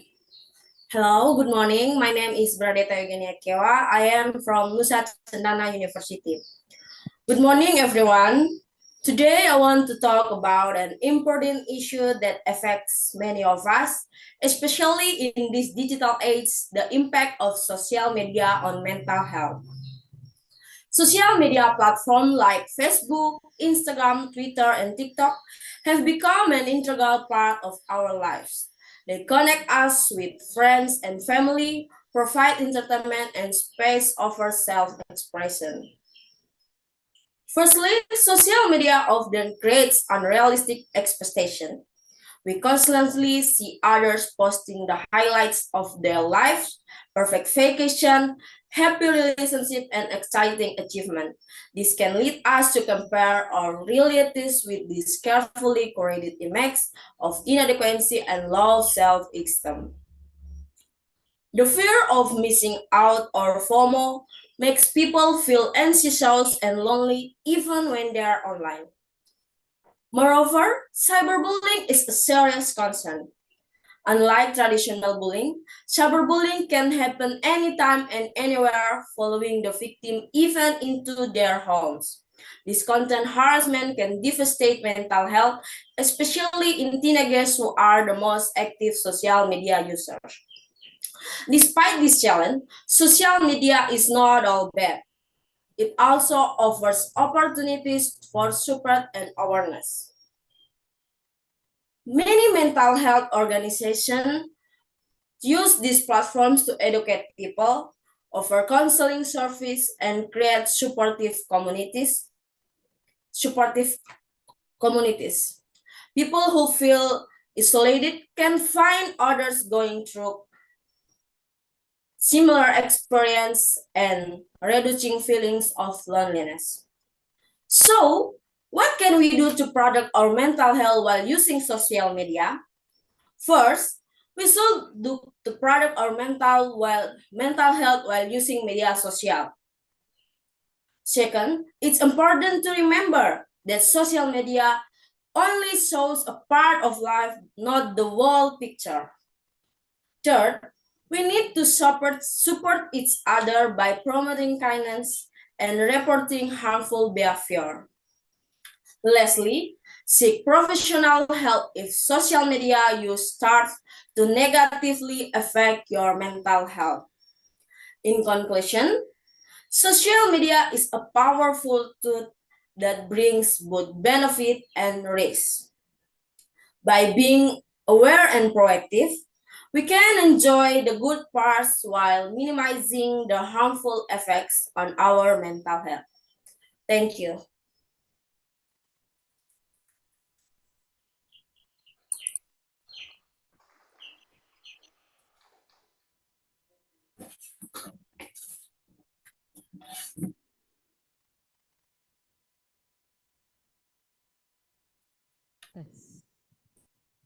Tes. Oke, Bernadetta Eugenia Kewa. Your title is about the impact of social media on mental health. My question is the same, that in the family, and maybe you are also have a young brothers, and they are also interested to use the social media along the time. So what is your suggestions to manage them or to control them by using social media? Thanks. Thank you for the question. I will answer. My suggestion is young brother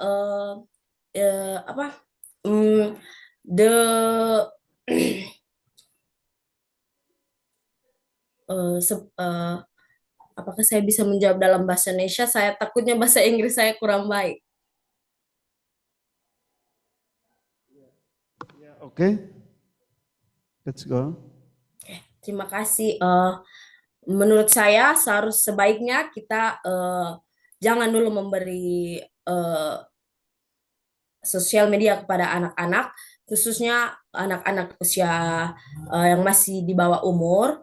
Menurut saya lebih baiknya dikasih ketika usianya sudah SMP atau SMA.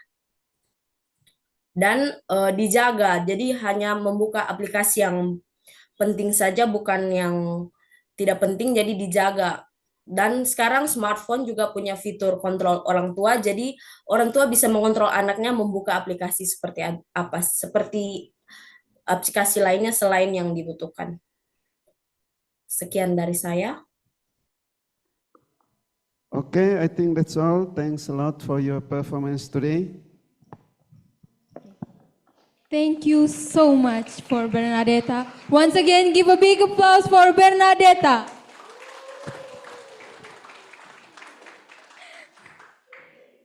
Now, we're going to call our next participant. Yeah, we are so truly honored. So please. The eighth participant representing Muhammad Fahri from Geography Education Program at Makassar State University, entitled Green, Growing Resilient, Environmental and Educational Networks, social media as a catalyst for community-based tree planting. Am I audible? Yes, you are. Yes. I will start my speech in 3, 2, 1. Assalamualaikum warahmatullahi wabarakatuh. Greetings to everyone present, distinguished audience. Indonesia is currently facing serious environmental challenges. According to the Ministry Forestry, or the country deforestation increased from 104,000 hectares in 2021 to 2022 to 4,000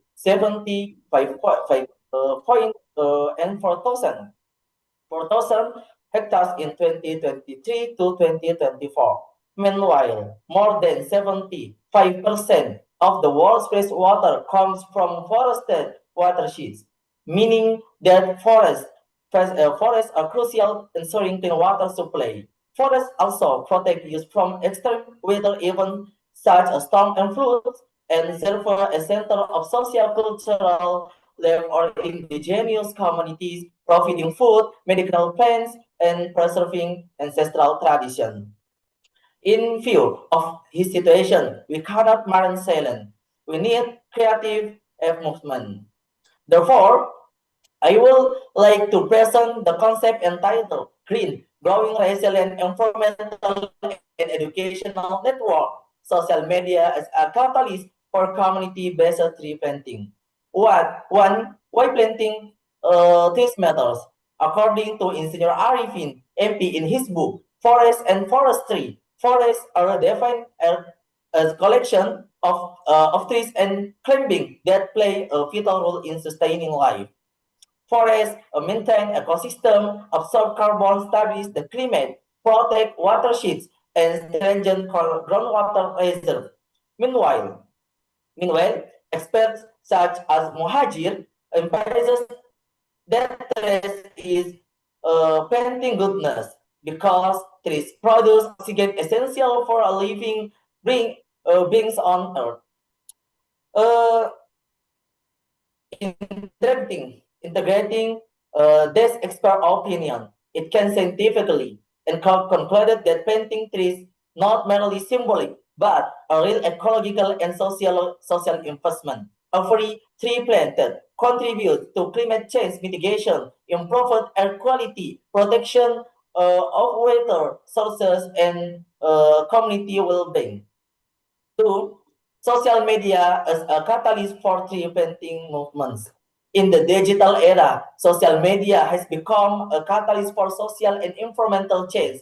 The Wenanam campaign by Jeremy Owen in May 2025 serves as a prime example. The campaign video on TikTok received over 25 million views within 24 hours, and the initial target of 5,000 trees planted were exceeded 2,000 trees. Scientifically, social media provides several positive impacts, raising environmental awareness, educational contents, and visualization of the tree planting activities enhance public understanding of the ecological benefits of trees. Community mobilization, hashtag live streaming, and interactive challenge facility coordination and participation across the region, transparency and accountability, digital documentation, and progress reporting validate the success of the tree planting initiative in real time. Viral effects and multiplying impact our FOMO, rapid information dissemination, encourages more people to join the tree planting action. Bridging environmental educational theory and practical implementation. Three, environmental education and action phases. Pre-action, socialization on the importance of trees, training on selecting appropriate settling, and community mobilizing through social media. Action, simultaneous planting activity, documentation, and transparent progress, and via digital platform. Post-action, monitoring tree growth using drones, digital mapping application, and QR code to track the success of each settling. This approach ensures environmental education does not stop at theory, but continue into tangible, measurable, and sustainable action that have broad social impact. For challenge and solution, digital fidelity often and with come without real action. However, models like Wenanam demonstrate that replanting movement can be sustainably.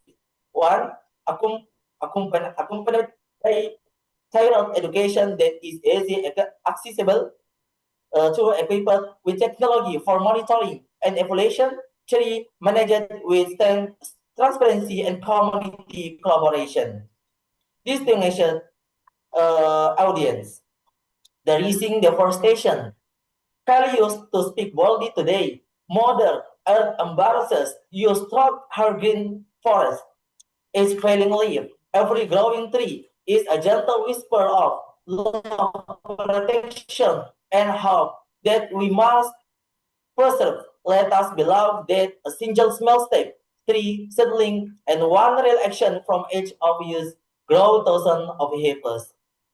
Let us use social media as a driver community based on tree planting movement with clear strategies, awareness, action, maintenance using modern technology. The method conveyed on social media have succeeded. Digital awareness has now turned into real action. Thousands of trees have been planted. Community have grown, and the spirit of protection the earth has strengthened. It is the time to release a journal, build healthier and more sustainable Indonesia. Thank you. Wassalamualaikum warahmatullahi wabarakatuh. Okay, please give applause. And thanks for Nur Aina, who are presenting the title, The Effect of Social Media in Our Mental Health. And now the time I give to Ibu Luci to keep him with questions, just to improve his speech. Well, thank you, Bapak. Okay, congratulations, Fahri. Yeah, I would like to ask about your opinion, your personal opinion about how effective is social media compared to the traditional methods in organizing about the community tree plantings event. Yeah.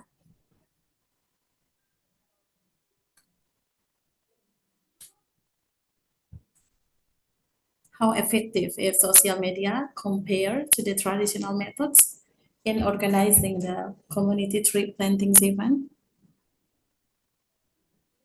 Okay, thank you, ma'am, for question.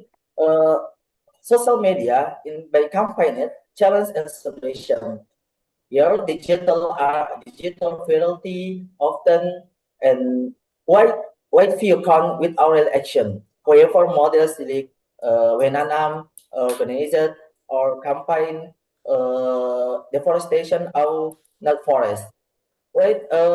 Akun three point can be sustainable if yang I speak before after speak. One, accompanied by tiered education that is easily accessible. Two, equipped with technology for monitoring and evaluation, managed with transparency and community cooperation. But communication or the Wemnanam, the social media is catalyst for team painting. There has like the trade painting directly impacts the survival or scientific impact that and integrating this expert opinion. It can scientifically conclude that painting there is not merely symbolic but a real ecological and social investment. Mungkin itu. Thank you for answer the question. Okay, yeah. Thank you, Muhammad, for answering the questions. Yeah. All right. Wow, there's so amazing performance from Muhammad Fahri. So please, No, I think that's a bird right now.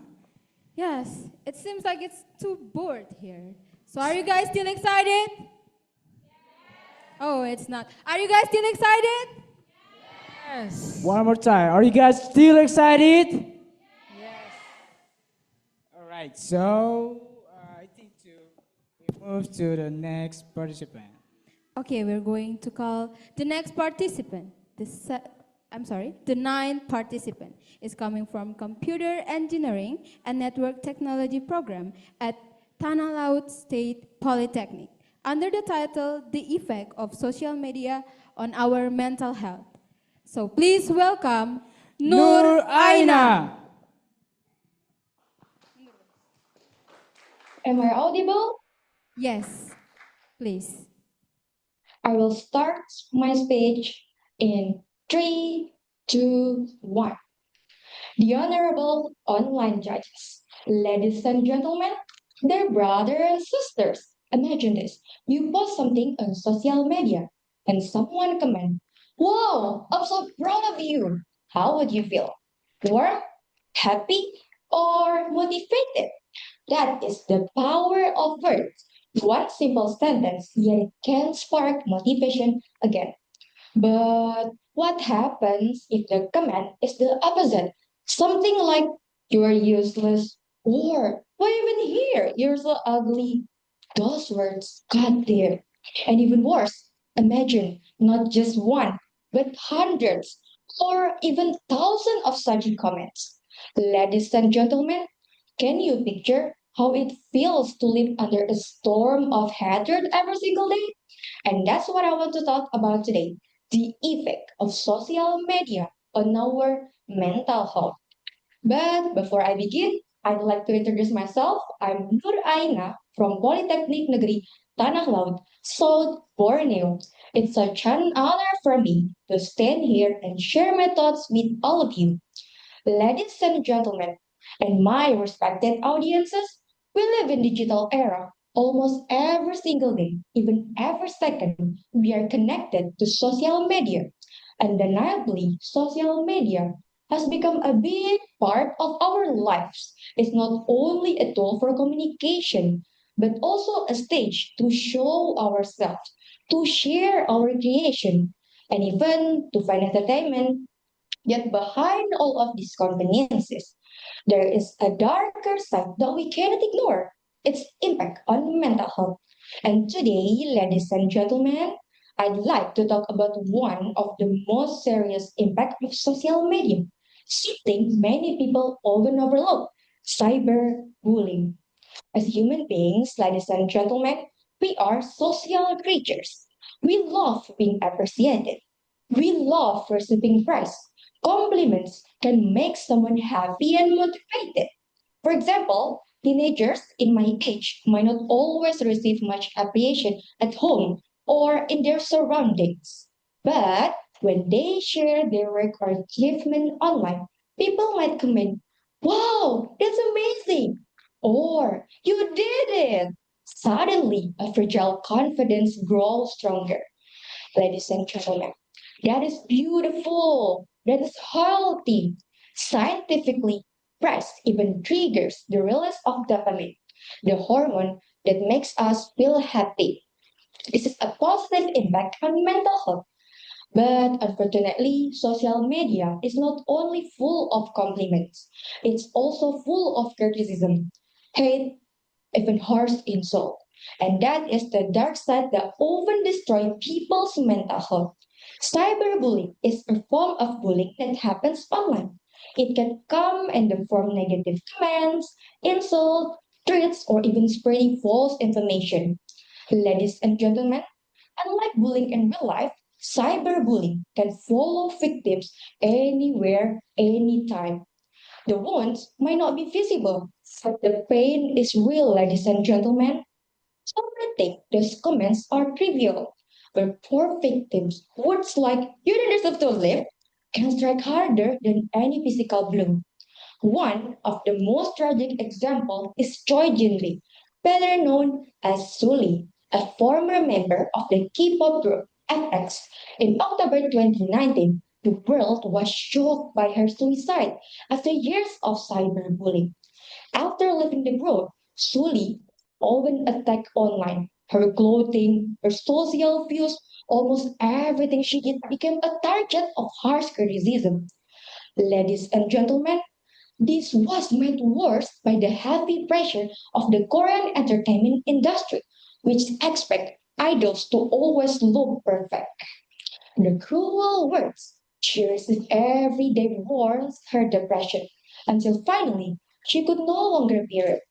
Not long after, her close friend Go Hara also died in a similar way.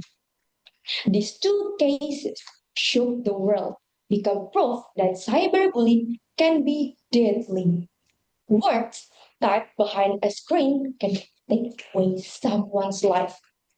Ladies and gentlemen, from all these cases, we learn that social media does give us freedom to speak, but freedom must come with responsibility.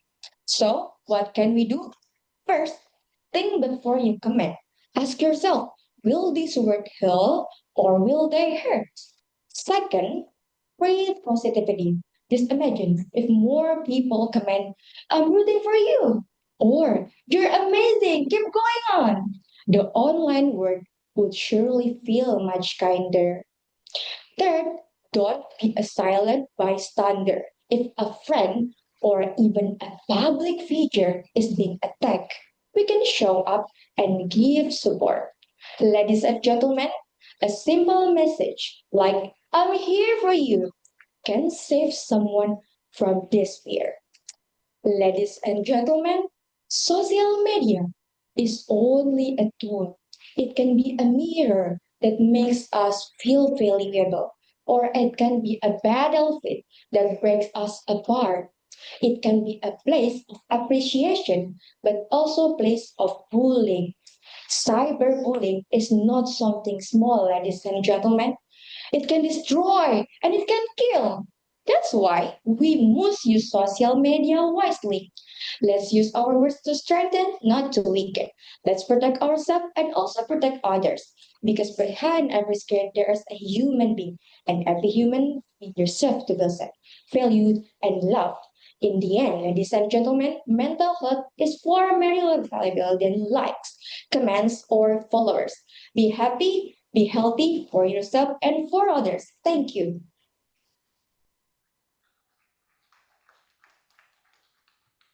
Okay, now I give the chance to Pak Erwin just to keep her with questions. Okay, thank you, Pak, for the chance. Okay, Aina, thank you very much for the speech. It was persuasive, but let me give you a short context towards my questions. There are many people that has their social media accounts, but they were unable to socialize. Therefore, the cases that you provided, like cyberbullying cases happen and so on and so forth. But then from your speech, I'd like to know, do you think that social media is the main cause of that mental health problems or cyberbullying, or it's just a contributing factors?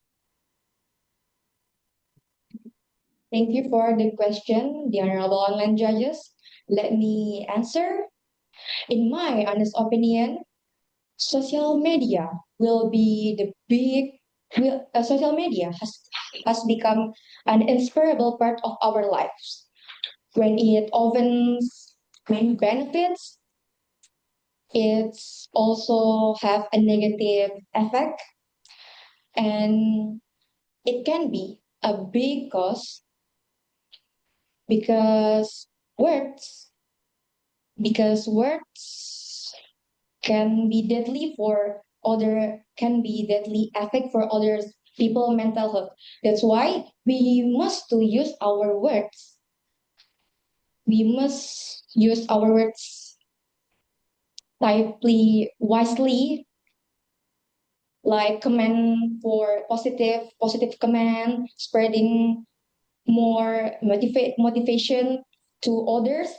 So we can use social media for something good, not for bad, like made people depression. That's why social media is one of the most serious important thing in this world. While this is an in digital era, so that's a big curse. Thank you. Well, thank you for the answers. Good luck for the next round. See you. Okay, thank you, Nur Alia. That was an amazing, incredible delivery from Nur Aina. Indah. So let's give a big applause for Nur Aina.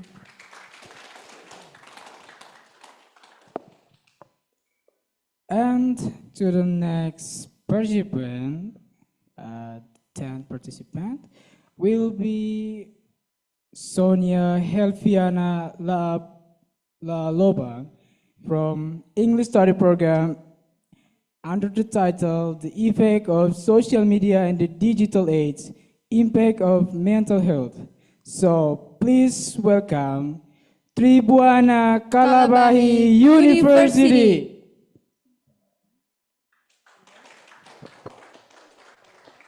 Oh, we have to call it. Am I audible? Yes, you are. Please raise your hand and turn on your camera.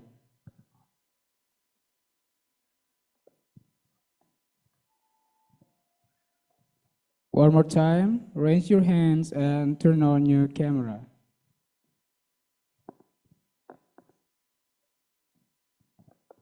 Sonia Helpiana La Lobang from English Study Program under the title The Effect of Social Media and Digital Age. Am I audible? Yes, you are. Okay, am I audible? Please turn on your camera. I audible? I will try. Your camera is not turned on Okay. yet. For Sonia, please turn on your camera.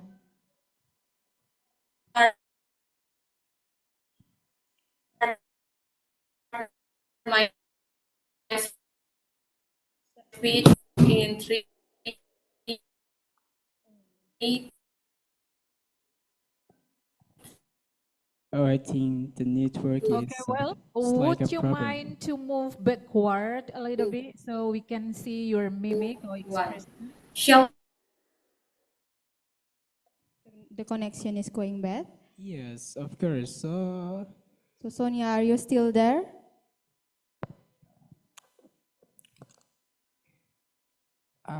how about we move to the next, or are we still waiting for him or her?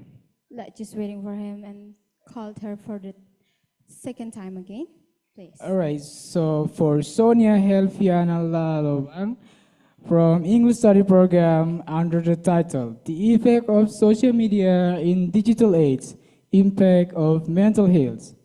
Please welcome Tribuana Kalabahi University. Are you stand here? You can raise your hand and turn on your camera.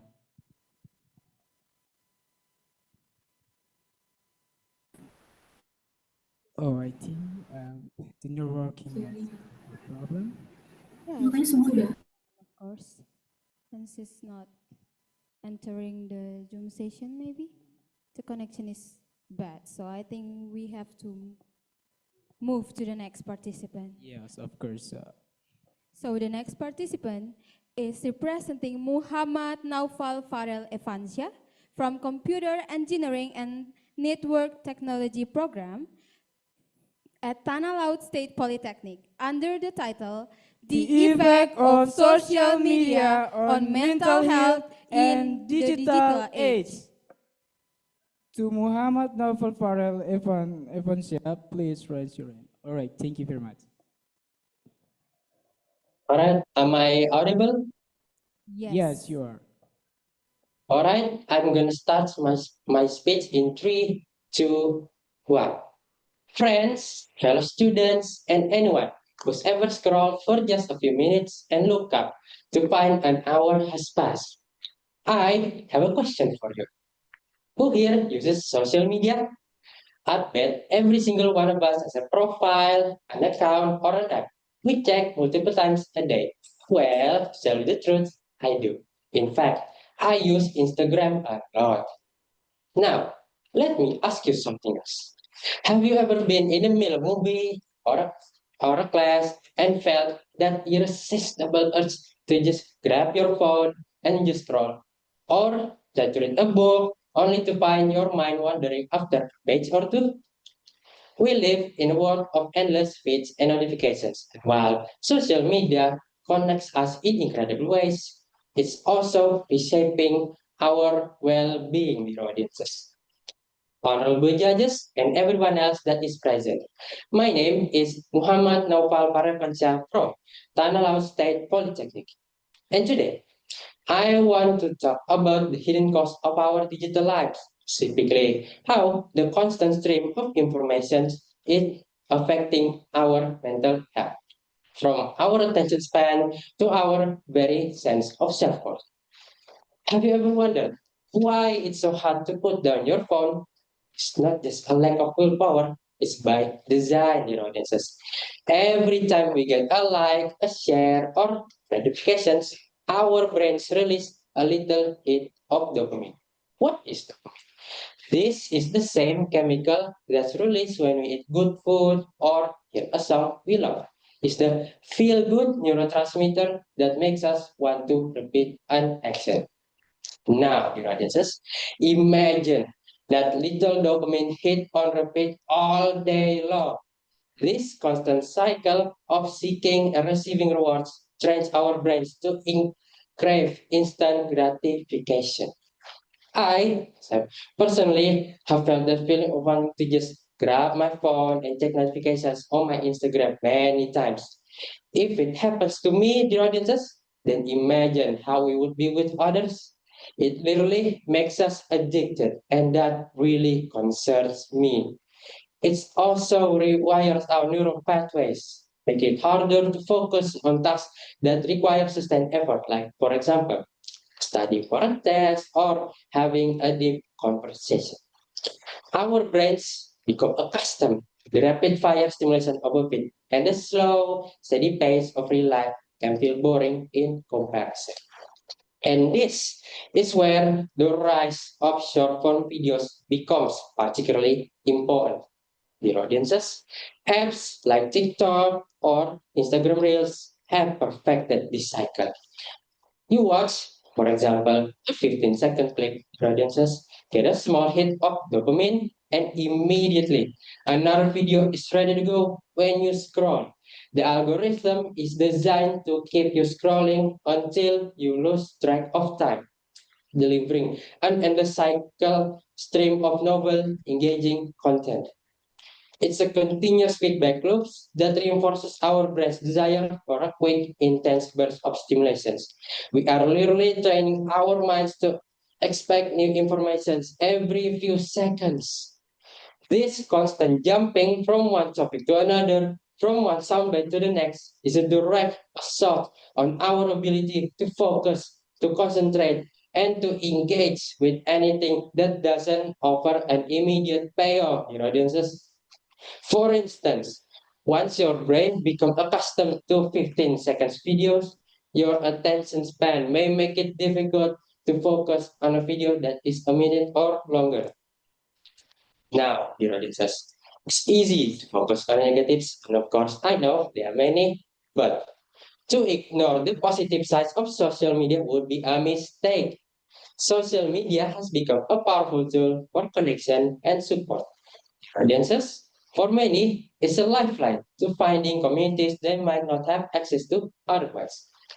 Platforms can provide a safe space to share experiences, particularly for those dealing with mental health challenges like anxiety or depression. When we see others being open and vulnerable, dear audiences, it can reduce the stigma surrounding these issues and help us feel less alone. It's a place where we can find encouragement, share coping strategies, and celebrate our small victories with people who truly understand. When used thoughtfully, dear audiences, social media can be a powerful force for good, fostering empathy, connections, and a sense of belonging. So, where does that leave us? Dear audiences, social media is a double-edged sword. What does it mean? It means it offers incredible opportunities for connection, support, and finding our community.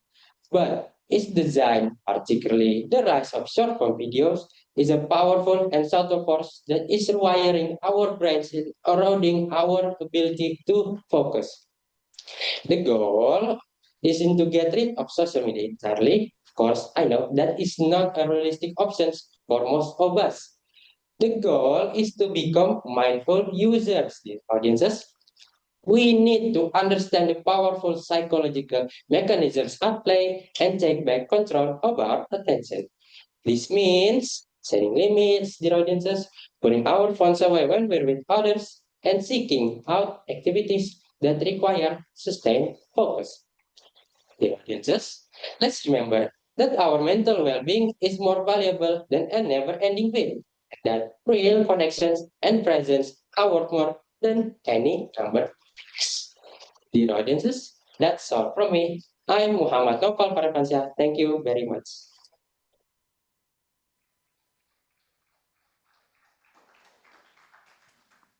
Okay, well, thank you, and give a big applause for the well-structured performance of Muhammad Naufal Farel Ewanza.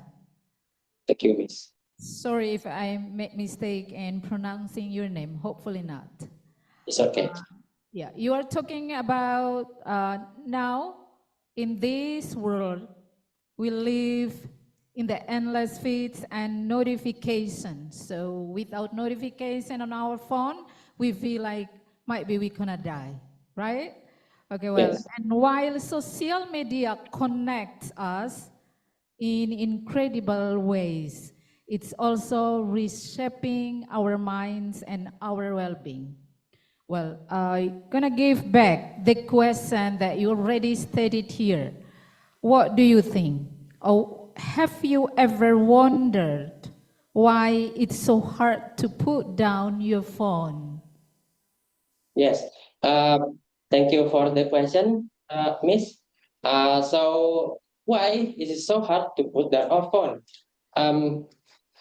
It's because in our phones we receive like likes, notifications from social media, right? And that our brains release a little chemical called dopamine, and this dopamine makes us want to repeat an action. So that means when we receive notification from our phone little thing, and that just make us want to check on our phones every time when we're with others. We are constantly distracted by the notification on our phone, and that's why it's so hard to put down our phones because of the dopamine in our heads. That's all. Okay, thank you.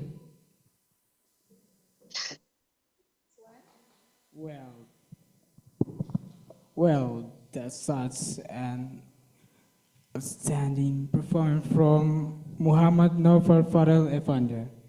What do you think? What do you think?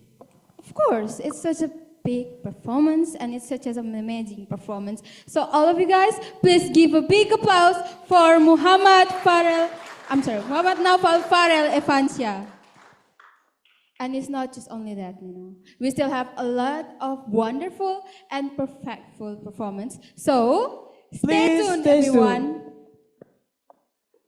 The next participants are coming from Geography Education Program at Makassar State University under the title, The Effect of Social Media as a Tool to Strengthen Our Democracy. Please welcome Muhammad Nafi. Okay, you can start.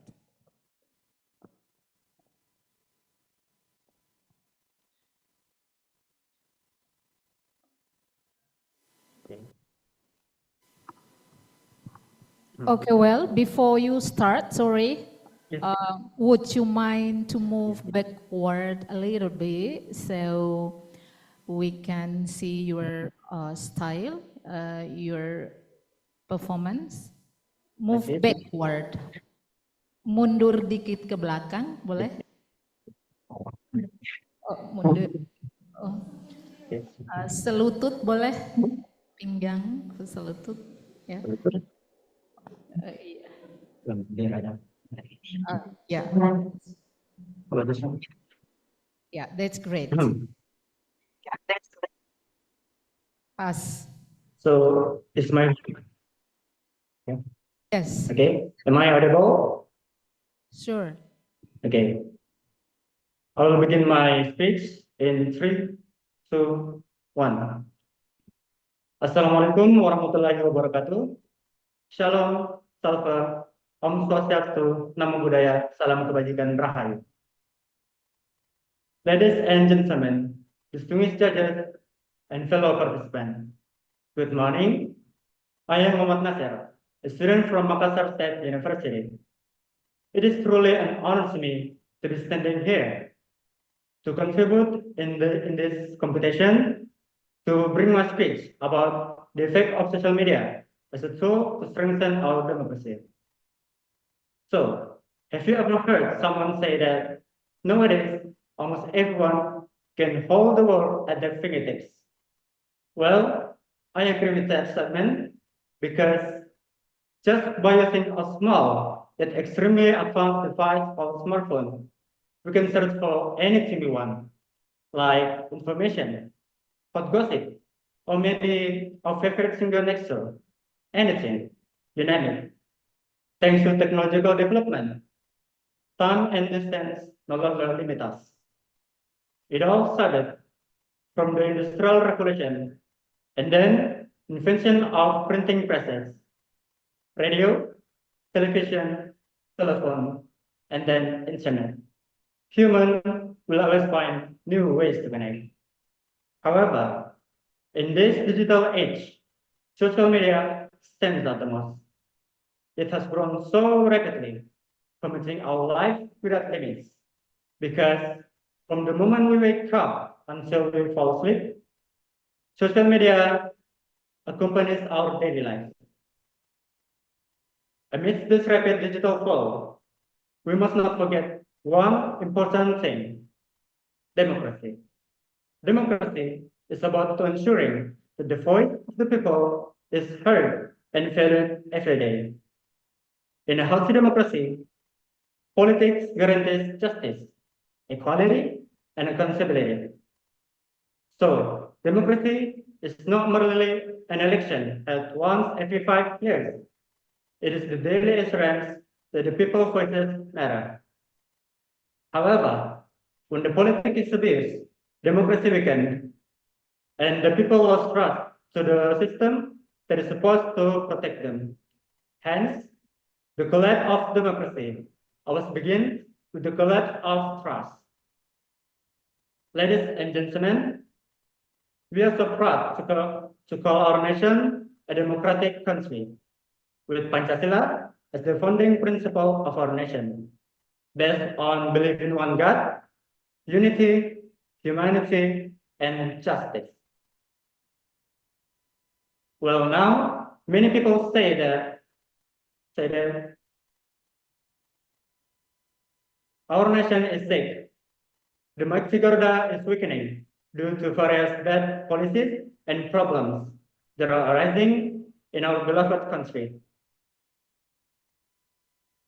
And then, what does the effect of social media? So, social media affect democracy because it is a place where every information can spread in seconds. The problem is that not every information is right. Some even spread hoaxes that leads to conflict and loss of trust to the government. This crisis of trust is dangerous because without trust, democracy cannot survive.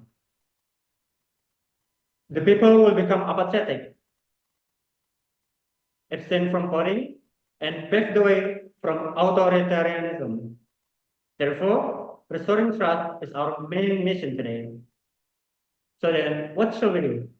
What shall we do to prevent this nightmare from happening in our beloved country? You see, in order to support democracy in Indonesia, we don't really need to have a gun. Yeah, a gun. We don't also need to participate in war as an army. In fact, we can support it in 3 simple ways, just by using social media. So all of us, if for young generation, could do. So first, social media can be used to educate people, filter every information, spread only the right information, and fight fake news by reporting it.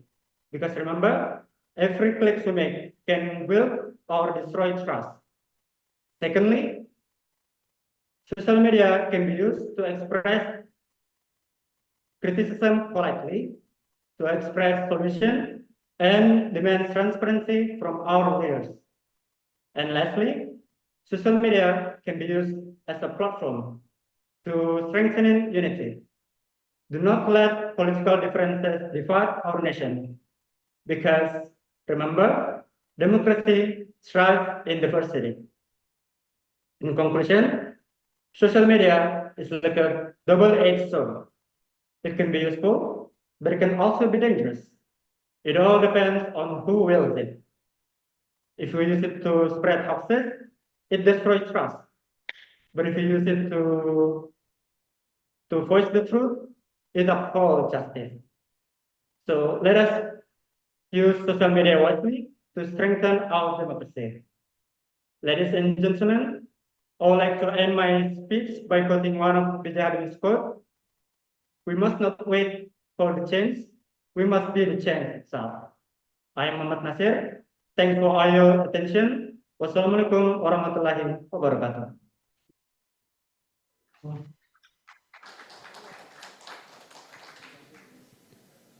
Well, thanks a lot for Muhammad Nasir from Universitas Negeri Makassar.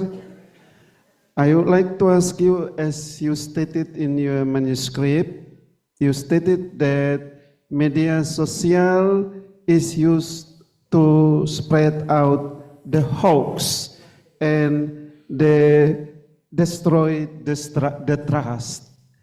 Would you like to let me know how to manage the use of social media for the correct positions, or obey the hoax and the trust for the people? Okay, thank you for the question. It's a really nice question. Well, in my humble opinion, in order to decrease the amount of hoaxes that's spreading in social media, we must really know that every information is like neutral. It's either correct or incorrect. So to filter it, we must not just trust in one source. We must look other sources so that we can compare the rightness. For example, if we have let's say Fulan is get the traffic tragedy, and then in order to know either it's wrong or right, we also must to look for the other sources. Is Fulan really got traffic tragedy? In fact, but in this example, Fulan did not really take any traffic accident. So in order to decrease the amount of hoaxes that spreading in social media, we must learn that it's repeated again. We must learn that every information is neither right or neither wrong. We must search for any other resources to support and to believe that the information is right. I think that's it. Okay, thanks a lot. And please give applause, big applause to Mr. Muhammad Nasir. Thank you very much. Thank you so much for Muhammad Nasir for giving us such a wonderful performance for today. Yeah, you're right. So just for information to all the participants, please stay quiet. Yeah, your turn. So, I don't know why, but I think the next participant is me. Really? Yeah, it's my name. Just kidding, everyone. Please welcome Indah Putri Talan from English Study Program at University of Timor under the title Staying Balanced and Mentally Healthy in the Digital Era and Social Media World. The floor is yours.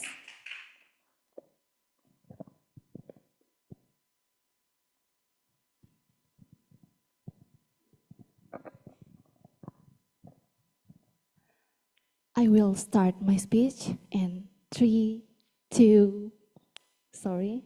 I will start my speech in 3, 2, 1. A mental mistake is not something to be exaggerated, but something that needs to be taken seriously.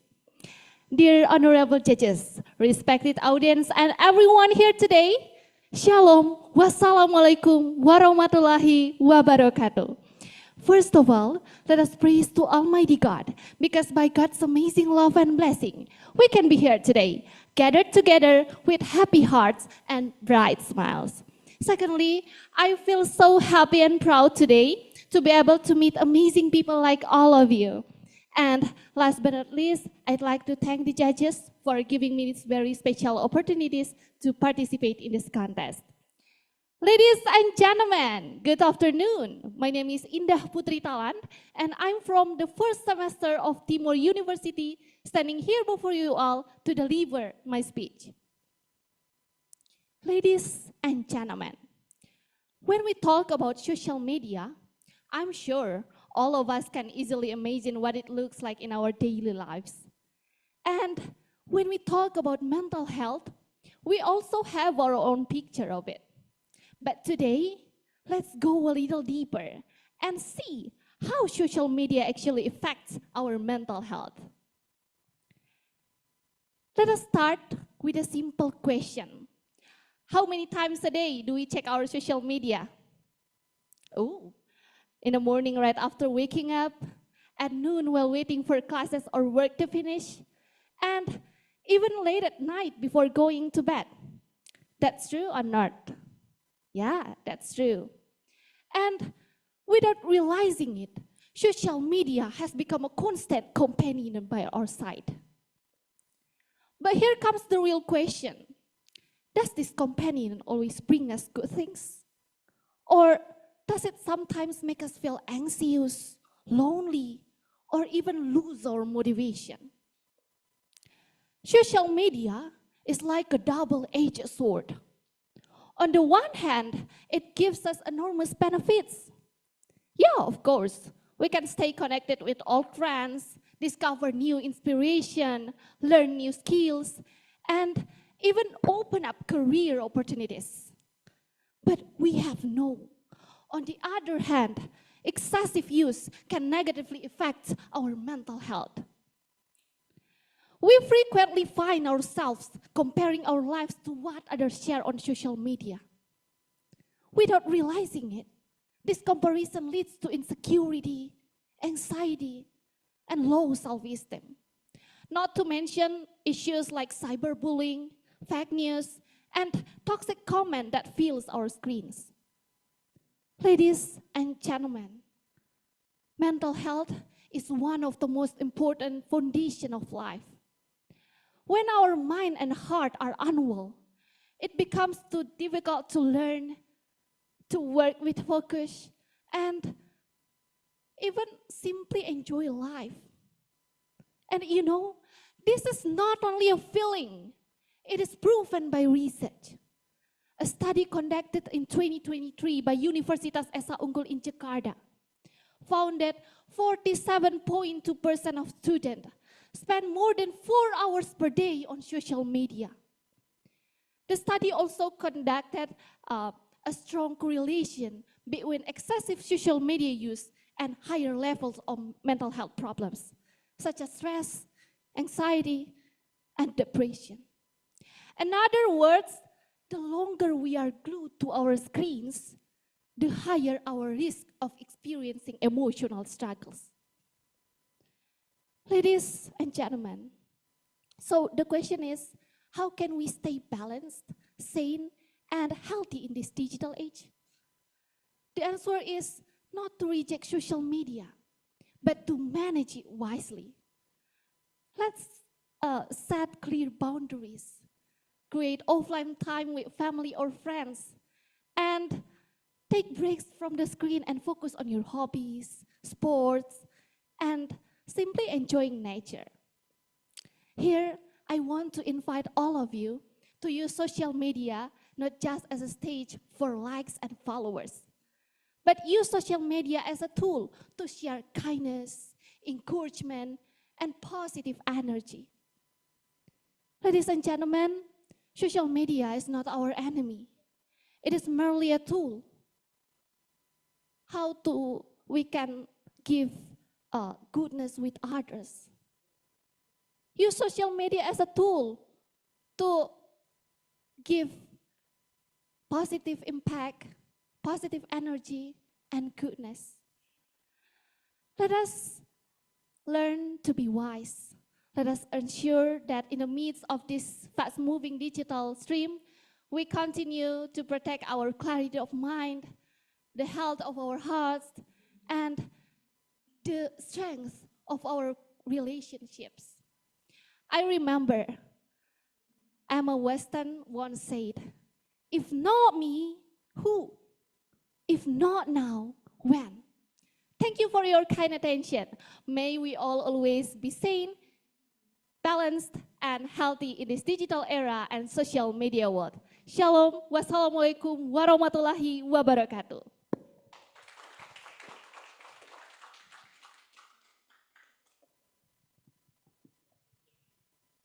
Okay, thanks for Indah Putri Talan. And now I give the time to Ibu Luci. Okay, yeah. Thank you, Bapak. Yeah, so Indah Putri Talan, well done. Yeah, okay. When I listen to what you just do the presentation, the speech that I have also read, the topic is about the staying balanced and mentally healthy in the digital era and social media world. So one question comes into my mind is I would like to know about your opinion again. According to you, why is the digital balance is important in our daily life? Yeah, digital balance is important in our daily life because, you know, we know digital era is social media has become a positive impact and negative impact. And then we have to aware the negative impact on social media. We frequently find ourselves to what others share on social media. Therefore, we have control we self to not comparing our lives because it becomes to insecurity, low self-esteem, and depression is in our lives. Yeah.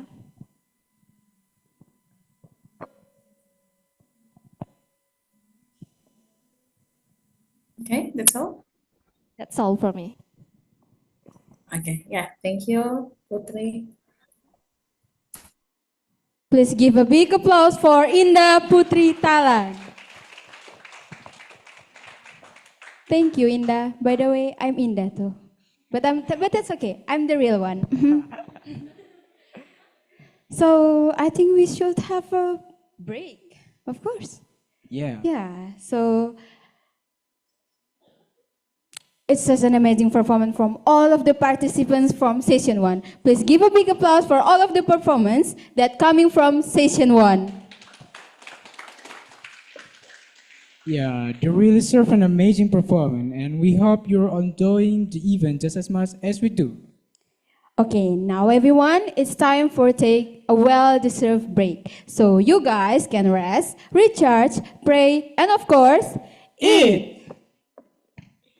Yeah, now we'd like to hand things over to our catering team to take the lead because yes, it's obviously time for ISOMA. That's break, prayer, and lunch.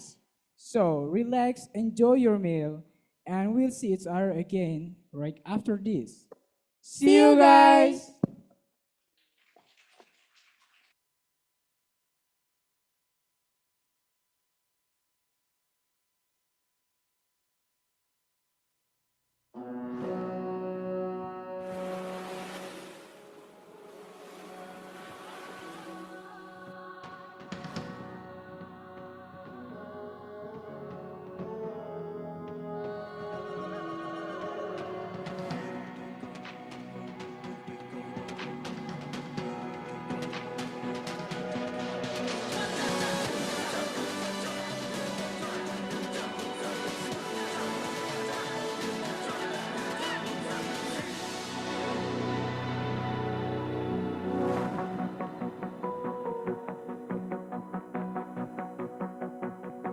Untukmu Indonesiaku, hasratku aku limpahkan, memuja keagunganmu demi bahagia di masa depan.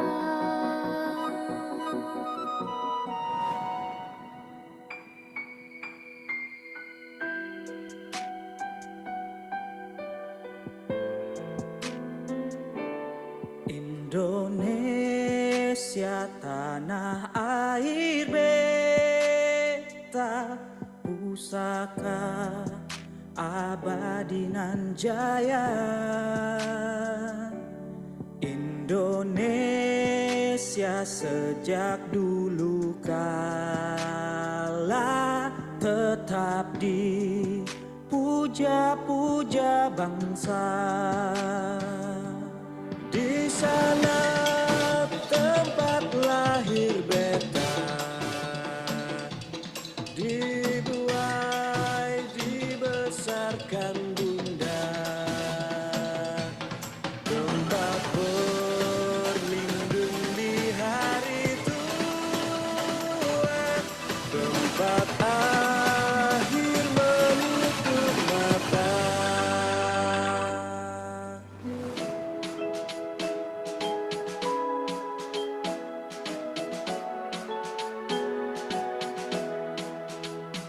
Indonesia tanah airku, aku berjanji padamu menjunjung tanah airku Indonesia.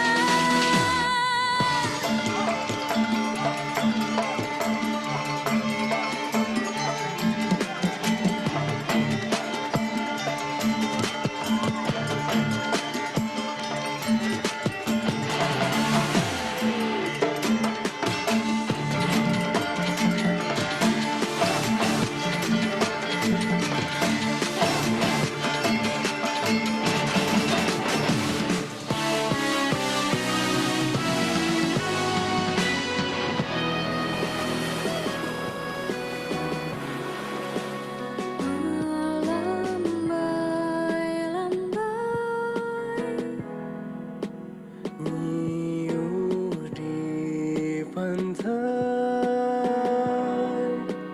Berbisik-bisik Raja Klana mengucap nan indah permai tanah airku Indonesia.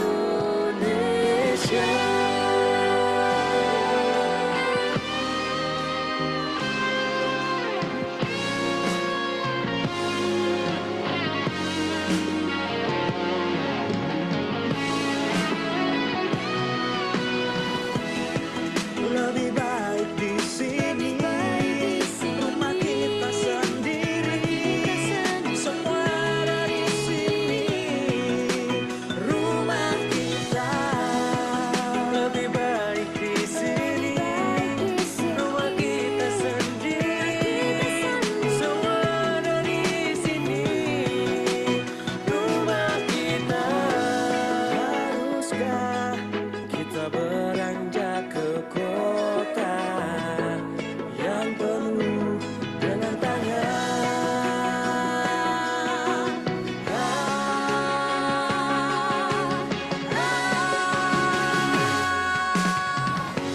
lebih baik di sini, rumah kita sendiri, segala nikmat dan anugerah yang kuasa, semuanya rumah kita. Lebih baik di sini, rumah kita sendiri, segala nikmat dan anugerah yang kuasa, semuanya ada di sini. Rumah kita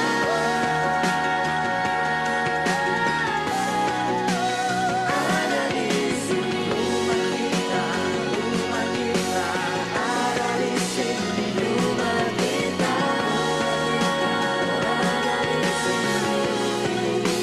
ada di sini.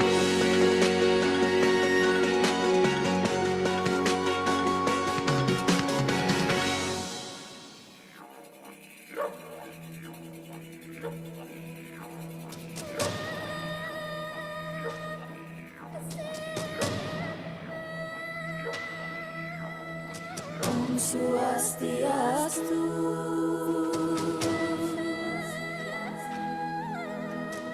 Om Swastiastu. Iring makin masuk ke ranah Ampura ugi barasa maton sarang sami.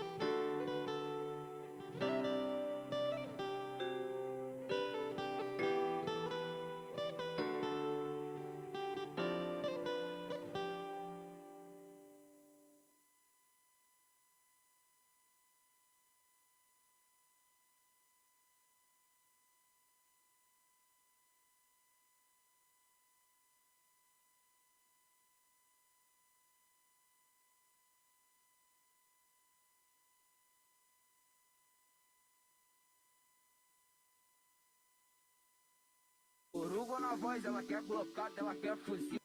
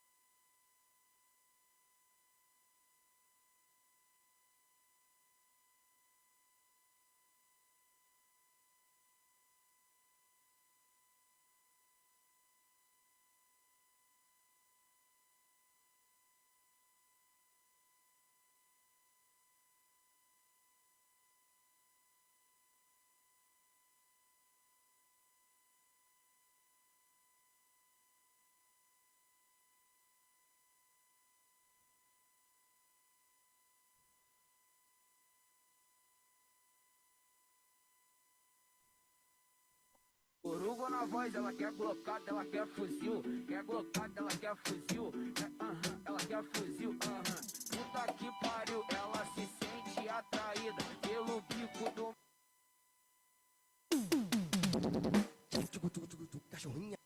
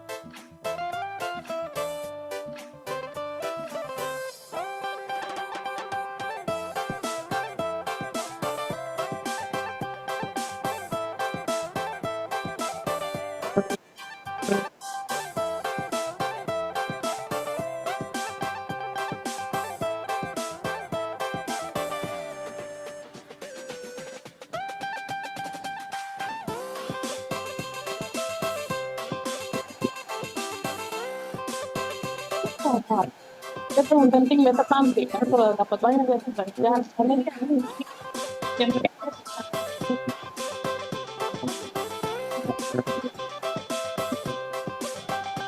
kadang seperti itu kalau agak tren jelas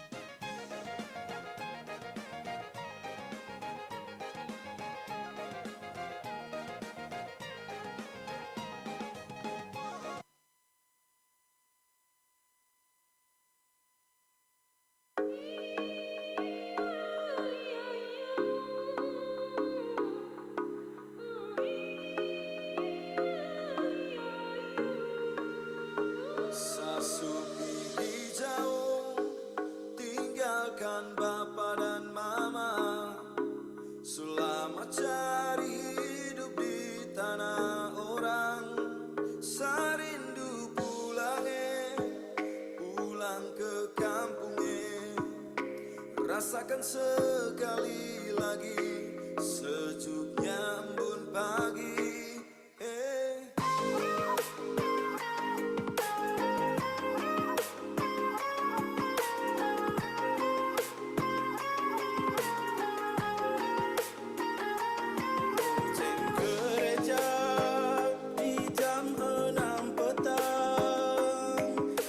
Tadi suara rumah panggil pulang, sarindu pulang pulang ke kampung temui sanak saudara dan semua keluarga.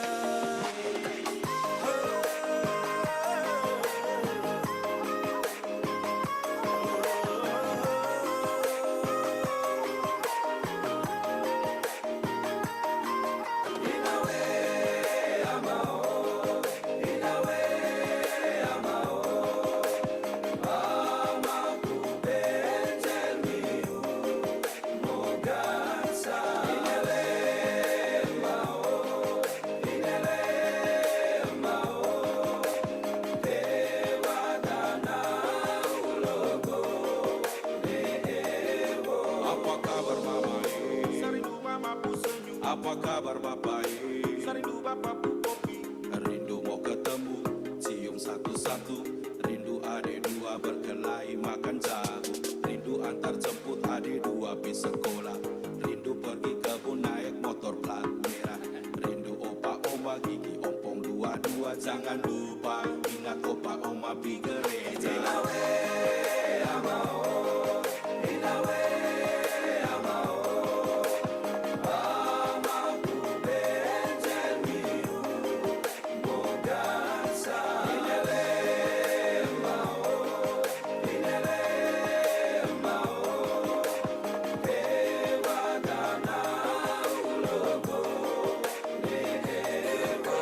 Kembali di penghujung hari.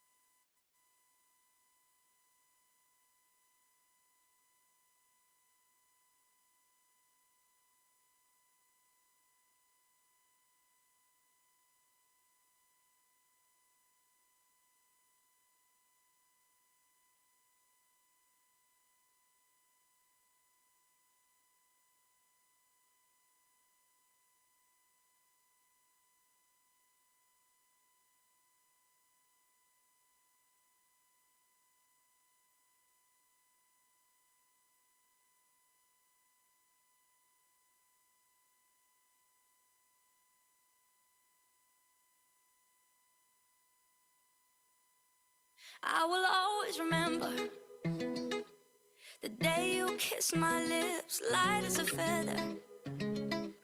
And it went just like this. No, it's never been better than the summer of 2002. We were only 11, but acting like grown-ups, like we are in the present. Drinking from plastic cups, singing love is forever and never. Well, I guess that was true.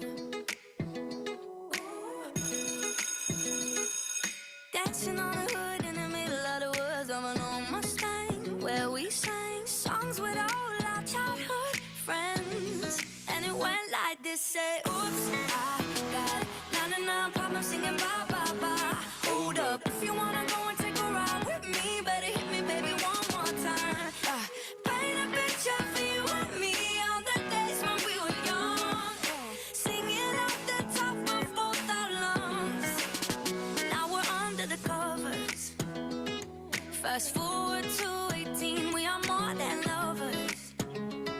Yeah, we are all we need when we're holding each other. I'm taken back to 2002. Yeah, dancing on the hood in the middle of the woods of an old Mustang, where we sang songs with all our childhood friends. And it went like this, say, oops, I got 99 problems singing bye, bye, bye. Hold up, if you wanna go and take a ride with me, better hit me, baby, one more time. Paint a picture for you and me on the days when we were young, singing at the top of both our lungs on the day we fell in love. On the day we fell in love. Dancing on the hood in the middle of the woods of an old Mustang, where we sang songs with all our childhood friends. Oh, now, oops, I got 99 problems singing bye, bye, bye. Hold up, if you wanna go and take a ride with me, better hit me, baby, one more time. Paint a picture for you and me on the days when we were young, singing at the top of both our lungs on the day we fell.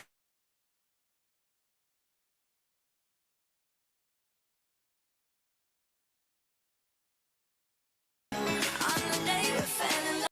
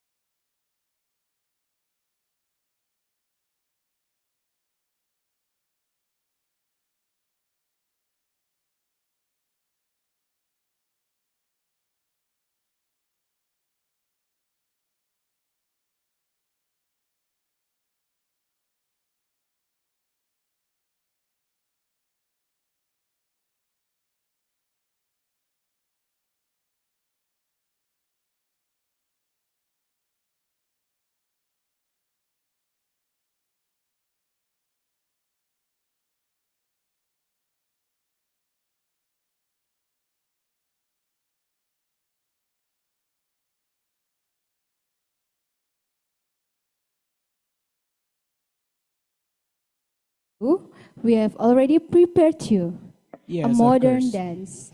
Yeah, so Please welcome.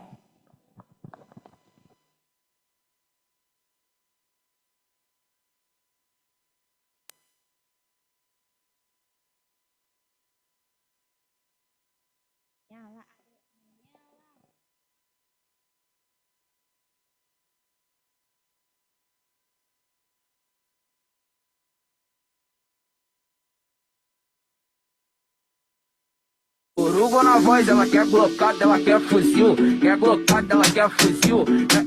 Ela quer fuzil. Puta que pariu, ela se sente atraída pelo bico do. Cachorrinha, ai, au, au, au, vai!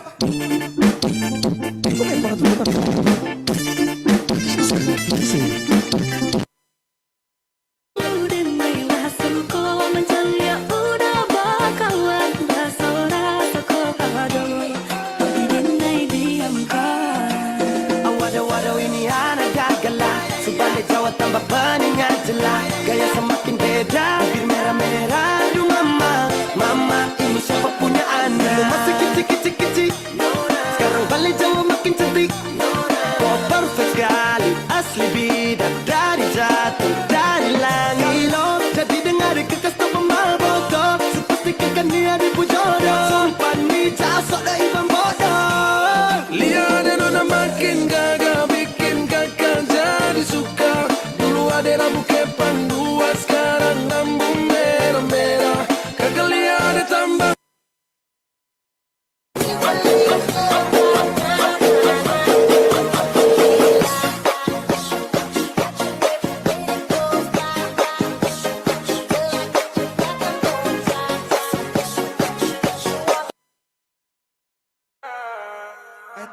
Así que trépate, actívate, así cálate, que te quiero ver, te pago a recoger. Está con mi mujer, está con mi mujer, está con mi mujer. Esta noche la pasamos bien, conmigo no te quieren.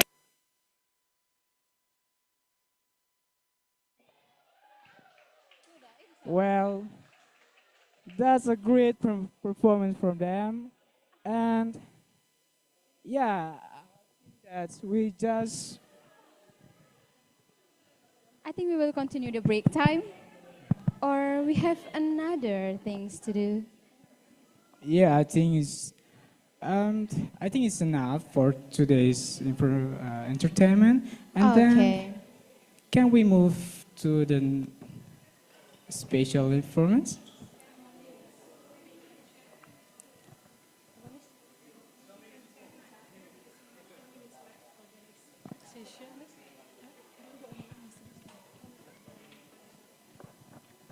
Okay.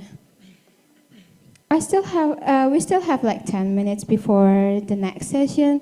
So I think Yeah, you What have about- to enjoy the break time, and then we can go to sit. or we might chatting like having a conversation with one of our participants before, like about how she or he already feeling.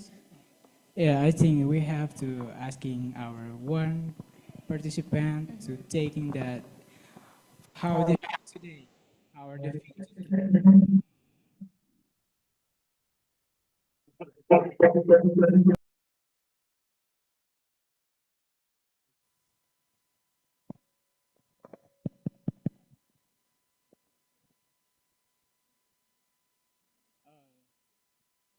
So I think we will waiting like for 5 or 10 minutes for our judges to Already, yes. Already joining just- us again.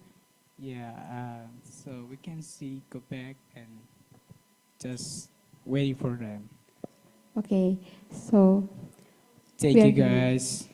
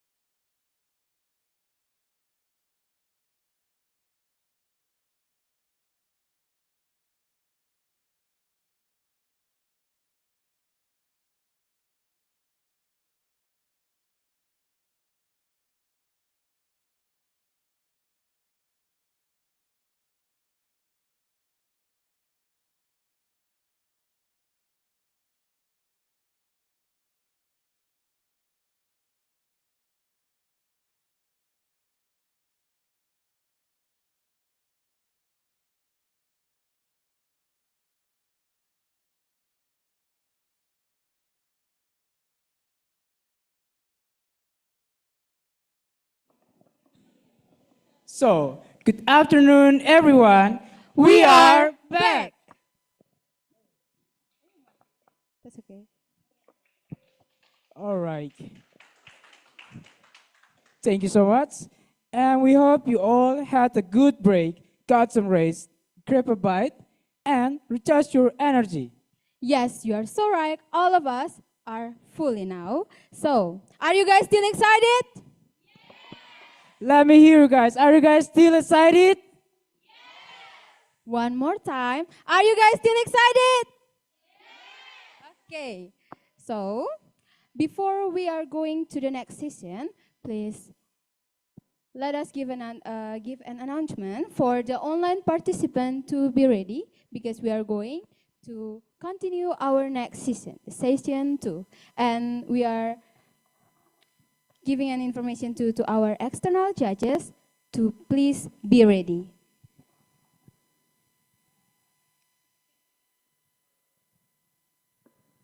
All right, I think they are still ready now. So, what's next? We are going to call The next participant is coming from State University of Tanah Laut. I'm sorry. It's coming from Nusa Cendana University. I'm really sorry. It's coming from University of Nusa Cendana from English Study Program, Johannes Gabriel Pratama Liliweri, under the title Tweets, Hashtags, and Democracy, the Impact of Social Media on Politics. Please welcome.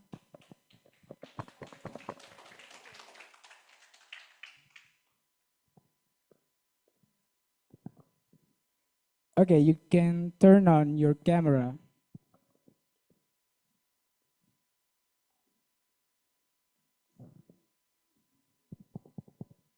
One more time, Indra. So for Johannes Gabriel Pratama Liliweri from English Study Program at Nusa Cendana University under the title Tweets, Hashtags, and Democracy, the Impact of Social Media on Politics. Please welcome. Please turn on your camera.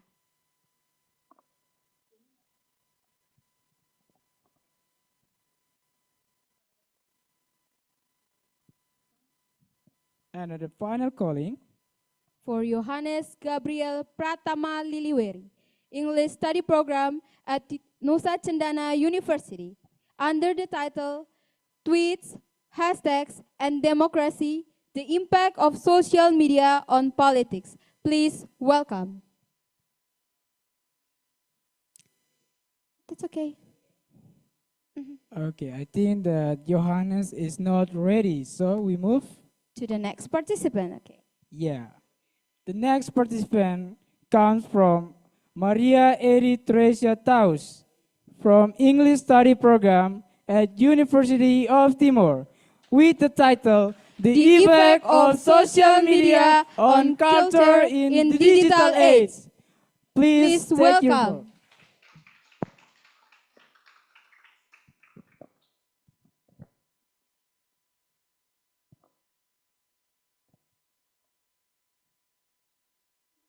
Am I audible?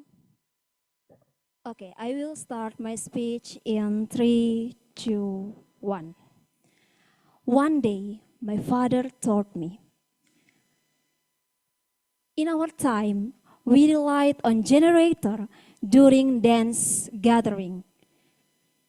And even with dim lighting, we still enjoy the dance and everything went well. However, in this digital age, young people dance under the flashing lighting and it increased our concern. Good afternoon, ladies and gentlemen, honorable judges, respected committee, and fellow participants. Remember to what my father said about that. I am Maria Edi Teresa Taus, ready to tell my speech. But first of all, I thank God for everything that He gave to me or He gave to us to enjoy our life till now. I will deliver my speech with the title, The Effect of Social Media in the Digital Age, especially a focus on cultural. Ladies and gentlemen, culture is a soul of our society. It is the food we enjoy, the music we listen to, the tradition we celebrate, and the values we hold dear. For centuries, culture has passed down from generation to generation, from family, community, and shared experiences. But today, in this digital age, culture is no longer passed by the local tradition, but it is passed through algorithms, hashtags, and vital social media. Ladies and gentlemen, by this transformation, we can find the positive effects of the social media. The first is social media can turn local culture to a global celebration. For example, Balinese dance or Javanese batiks can be turned or reach in million worldwide, while it is celebrated only locally, and now it can celebrated globally. The second, culture is increased, or it can be. Second, culture can help us to learn from others. Where in Indonesia, we can, as a students, we might enjoy the flamenco from Spain, while in Europe, they can learn our tradition from West Java. It is angklung. So, ladies and gentlemen, besides that, culture also have the negative effect where culture can, social media can cause negative effect for the culture. First, we can see that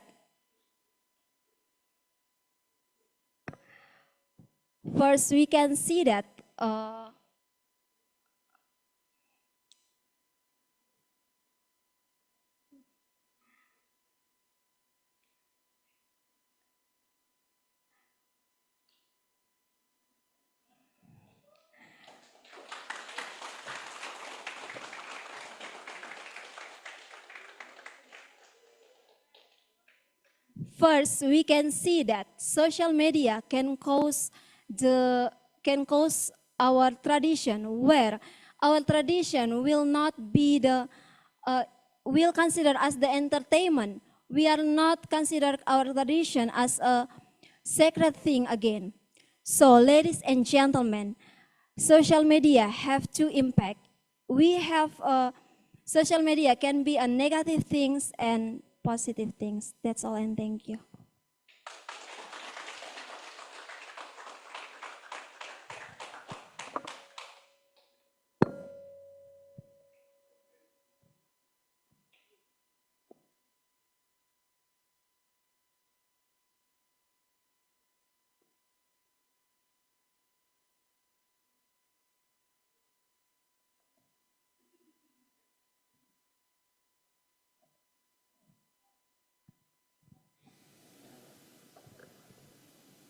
Okay, thanks for Teresia Taus. And now I give the time to Pak Erwin, just to keep you with questions to improve your speech.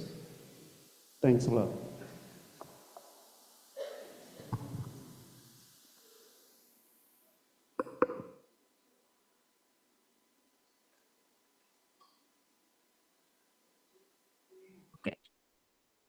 Okay, thank you. Now I can unmute myself.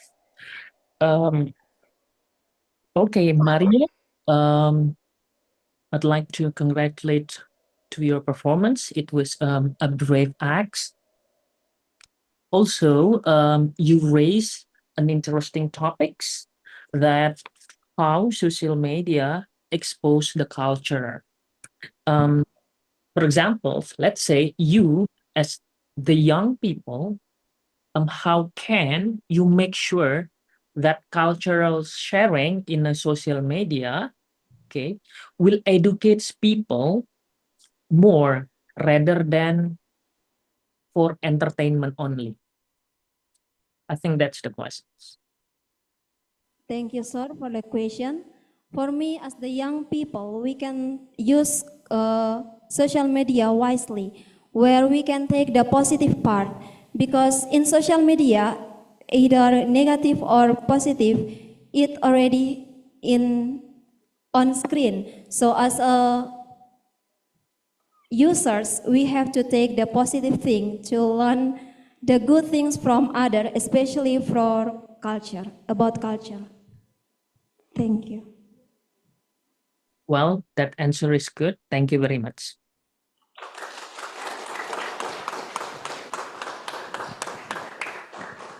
Thank you so much, Tricia. You have given your best for today. So once again, please give a big applause for Tricia. The next participant is coming from Tanah Laut State Polytechnic, Computer Engineering and Networking Program, Muhammad Hussein Nabil. The culture and origin of social media and its impact.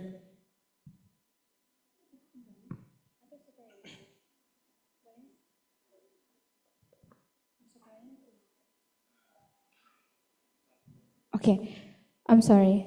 With the title, The Culture and Origin of Social Media and Its Impact to the Digital Age. Please welcome.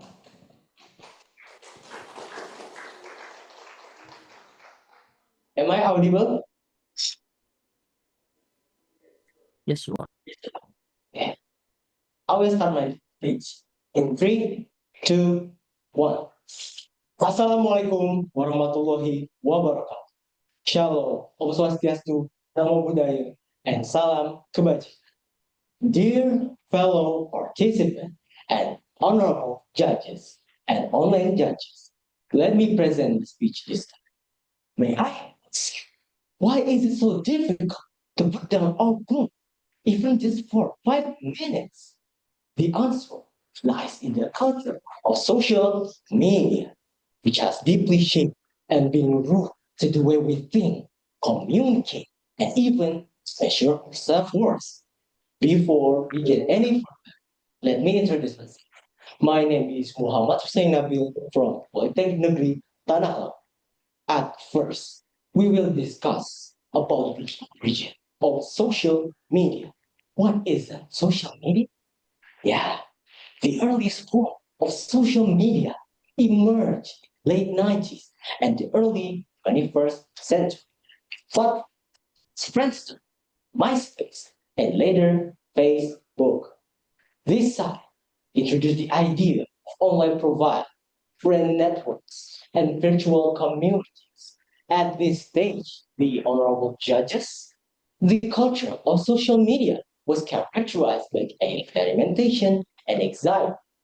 People discovered new ways to connect across geographical boundaries, reconnect with old acquaintances, and express themselves through digital spaces. On the positive side, this platform expanded the possibilities of communication and give ordinary individuals a stage to expand their thoughts and experiences.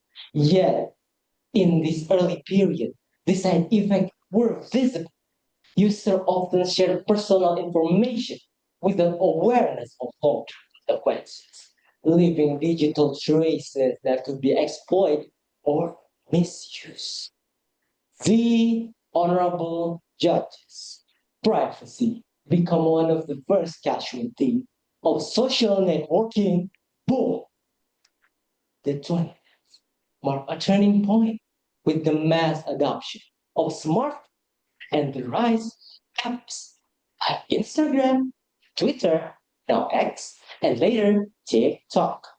The culture of social media shift from the long-form text to real-time update and highly visual content.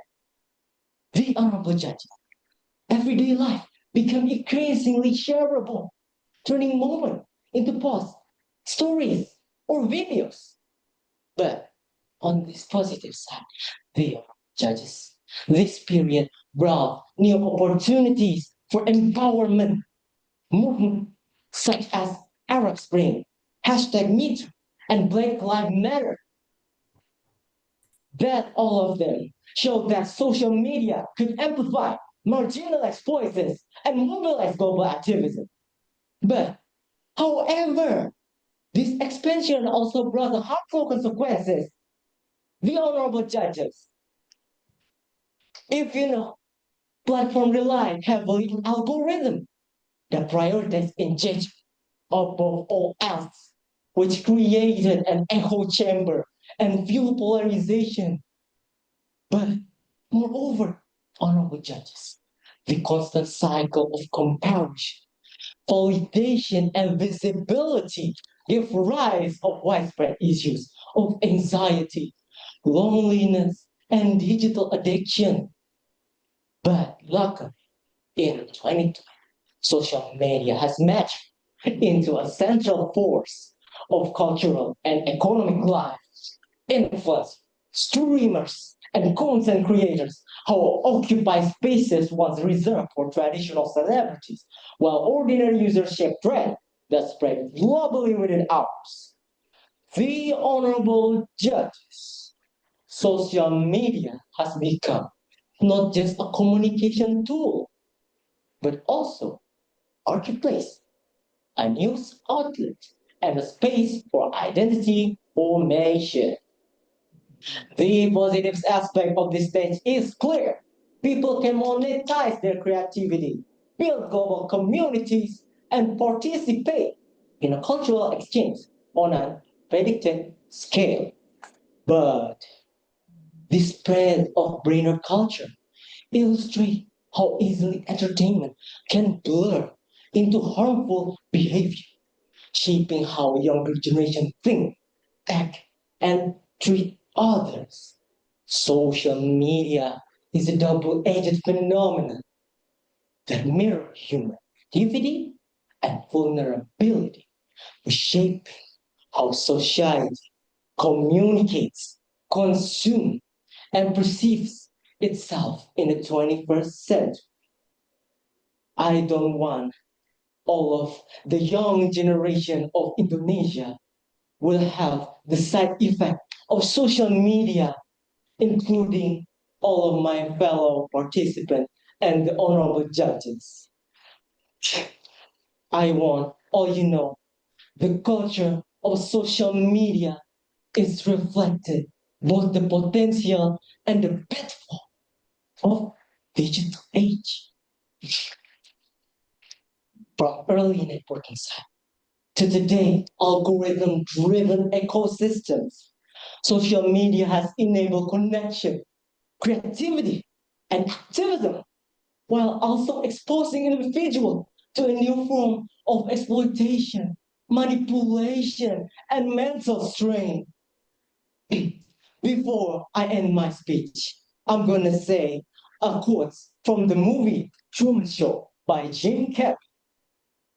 It says, in case I don't see you, good afternoon, good evening, and good night. That's all from me. Wassalamualaikum warahmatullahi wabarakatuh. Shalom, Om Swastiastu, Namo Buddhaya, and Salam Kebajikan. Thank you so much.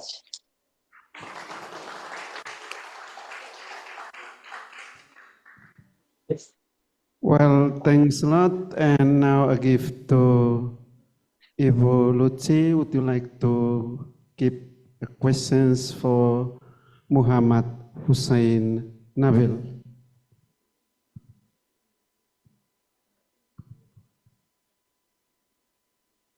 Okay, sorry, sir. I have an error with my computer to see your screen.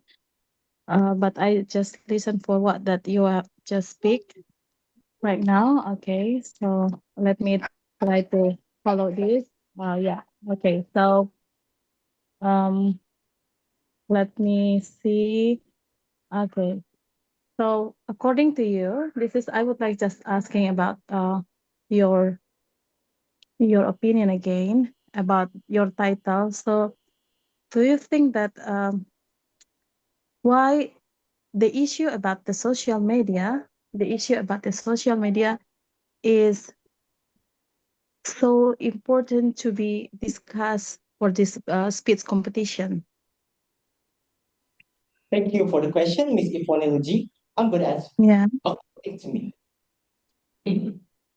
I think there's so many problems in every era of social media, including what I say, 90s, 2010s, and even now, the 2020s or going next. Yeah, it's so many problems that we haven't solved before.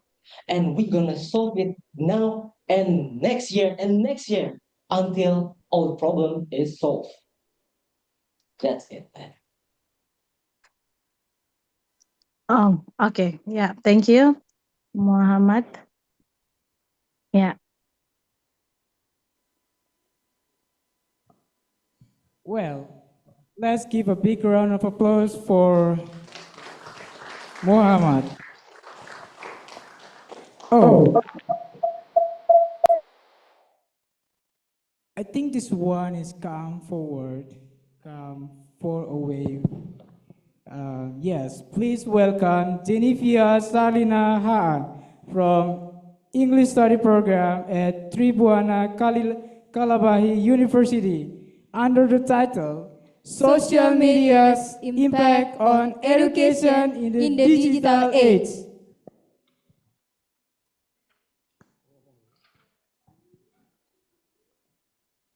We can hear your voice. Please turn on your microphone, please. Once again, please turn on your microphone.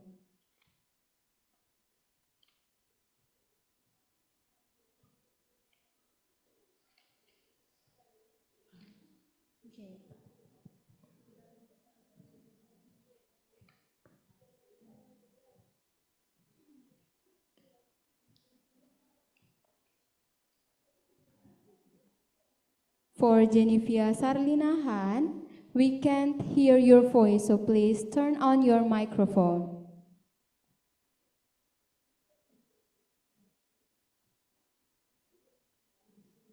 She got a problem. Am I audible? Yes, you are. Dekat baru bicara. Ulang-ulang nanti dong ini jadi. Am I audible? Yes, yes, you are.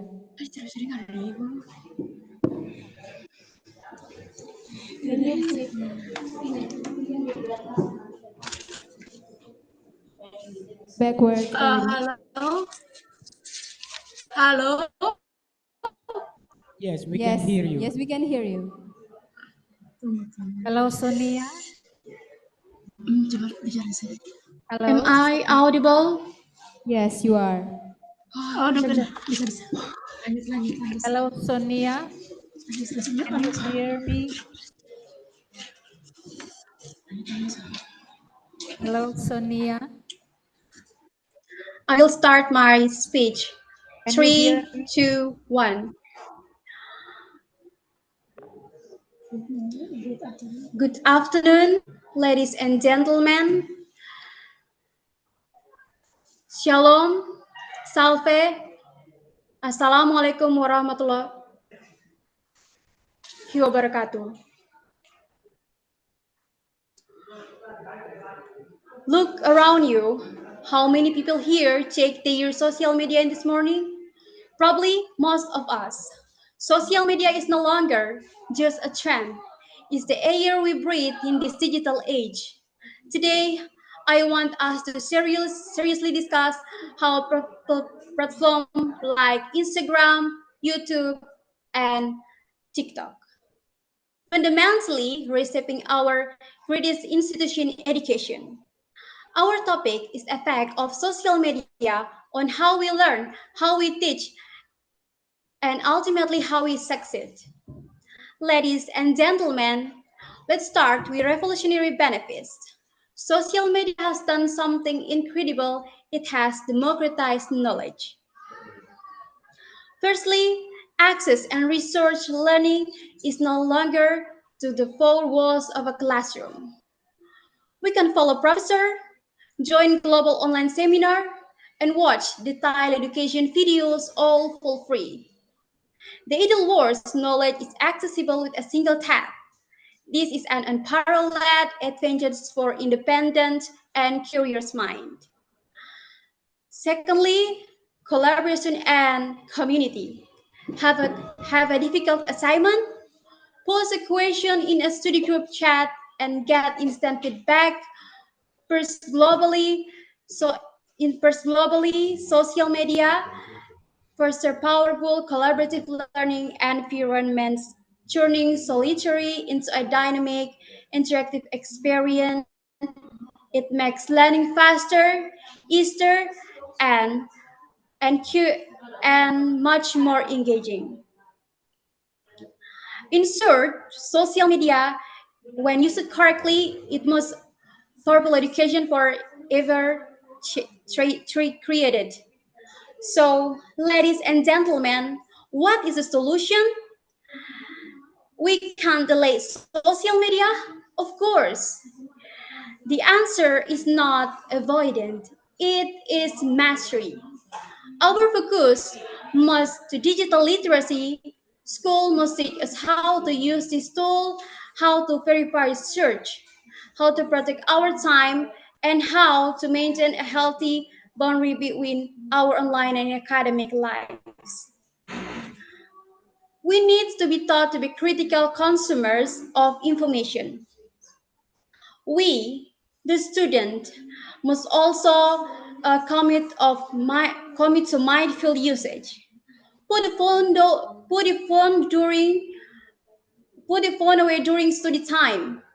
Use it to follow account that enrich your mind, not just entertain it. Be the curious of your own digital space. Social media is a mirror. It's reflect of the choice we make. It has the potential to be either the greatest study or aid or the greatest liability of our time. So, ladies and gentlemen, let's choose to wield this tool with wisdom, purpose, and balance. Let us to ensure in this digital age, technology serves our educational rather than sabotaging it. Thank you very much.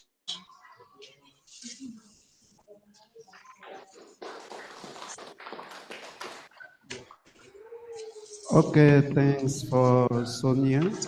And now I give the time to Ibu Febron just to keep you with questions to improve your speech.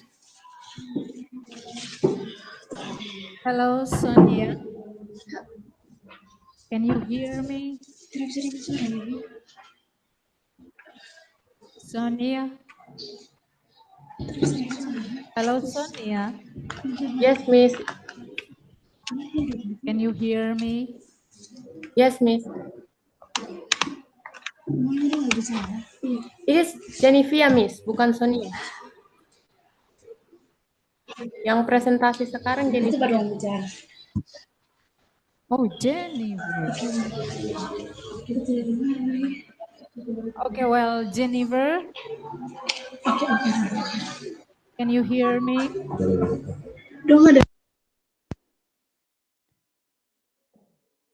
Hello? Can you hear me, Jennifer? Is it not Sonia from Alor? Yes, Miss. So please repeat, please tell me about your title.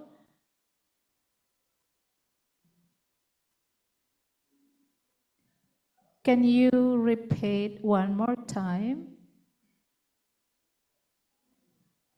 It is Jennifer.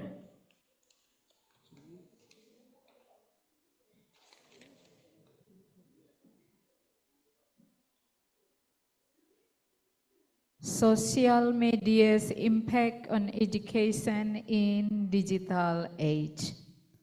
Okay, well, Jennifer, can you hear me clearly?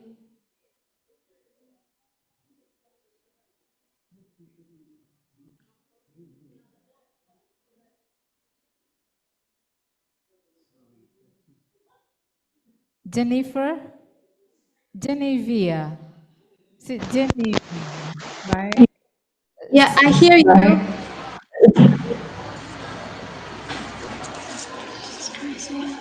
Sorry. I hear you. Well, thank you for hearing my voice. But your title is Social Media's Impact on Education in Digital Age.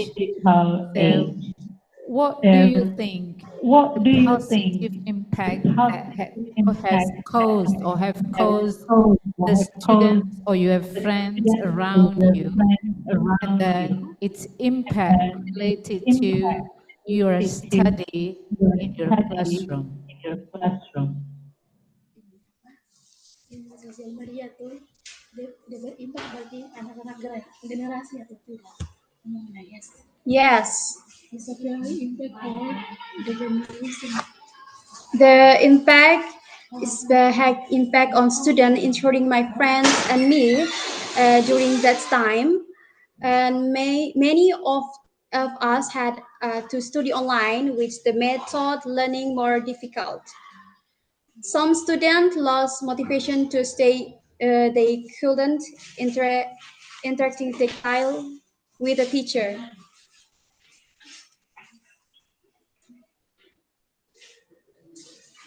Okay, finish? Well, Yes. thank you so much for the answer. Please give a big applause to Genevieve.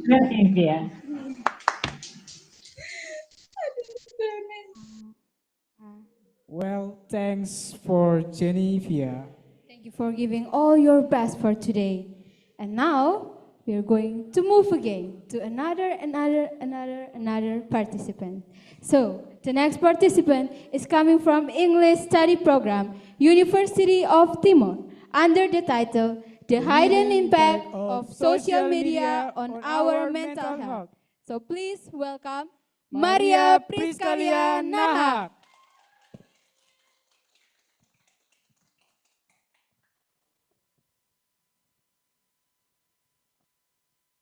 Good afternoon and greetings to all of us. First of all, I would like to thank you for the opportunity to speak here today. I am Maria Priskalia Nahak, and today I will deliver a speech about the hidden impact of social media on our mental health.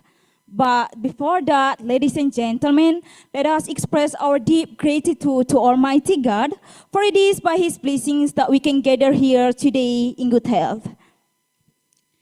Distinguished audience, have you ever felt anxious after scrolling through social media? Well, to answer this question, let me share you an interesting experience I had this morning. So, this morning, when I woke up, the first thing I did was grab my phone.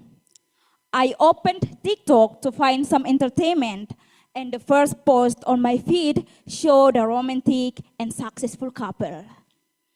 Then I opened my Instagram, and the first reel I saw was from a friend my age who was already earning scholarship abroad, able to buy a car and a house, and even helping to support his parents financially. After watching those videos, at first I felt motivated. But soon, frustration appeared. Many questions began to haunt me. Why at my age am I not productive yet? Why at my age am I still here in the same place while my friends have achieved so much? Ladies and gentlemen, why do the videos that we watch for motivation sometimes make us feel even more down? This is because without realizing it, we compare our lives with the seemingly perfect lives of others, or because we read the negative comments that disturb our peace of mind. In this digital era, social media is no longer just a tool of communication. It has quietly become a factor that influences our mental health, unfortunately, not always in a positive way. First, let us admit that social media indeed brings many benefits. It provides entertainment, expands our knowledge, and even connects us with new people. However, behind all that lies another side often forgotten: the rise of anxiety, loneliness, and even depression. But how many young people actually feel this way? Ladies and gentlemen, a Good State survey in 2023 revealed that 81% of young Indonesians aged 15 to 26 admitted that social media content affects their mental health, and 85% of them felt that excessive use of social media made them stressed and anxious. These numbers show how serious the impact of social media is on our generation. Second, the threat of cyberbullying and hate speech is becoming more real. A single hurtful comment, or even worse, degrading remarks such as body shaming or mocking someone's appearance, can leave scars for days, months, or even years. Imagine a talented teenager posting their achievements online. Instead of receiving appreciation, many comments are focused on bodies or their body shape or appearance. What makes it worse is that such comments are often disguised as jokes. And when the victim feels hurt, people simply say, "Don't be too sensitive, it's just a joke." In fact, ladies and gentlemen, UNICEF Youth Report survey in 2021 revealed that 45% of young Indonesians aged 14 to 24 had experienced cyberbullying. Social media, which should be a space of freedom to express oneself with confidence, often turns into a space of fear. However, ladies and gentlemen, this story does not have to end in despair. We still have the power to make social media a healthier space. It starts with ourselves, limiting screen time, filtering the information we consume, and always remembering that what we see online is not the full reality. On the other hand, governments, educational institutions, and even technology companies must strengthen digital literacy and create a friendlier online ecosystem. For example, schools can teach social media ethics, government can provide online counseling services, and social media platforms can tighten their filters against the negative content. So in this way, young people can better protect their mental health amidst the flood of information. So finally, ladies and gentlemen, don't let social media control your worth. Your value is far greater than likes, comments, or shares. As Buddha once wisely said, the mind is everything. What you think, you become. So ladies and gentlemen, let's take care of our mind, for a healthy mind leads to a healthier future. Thank you.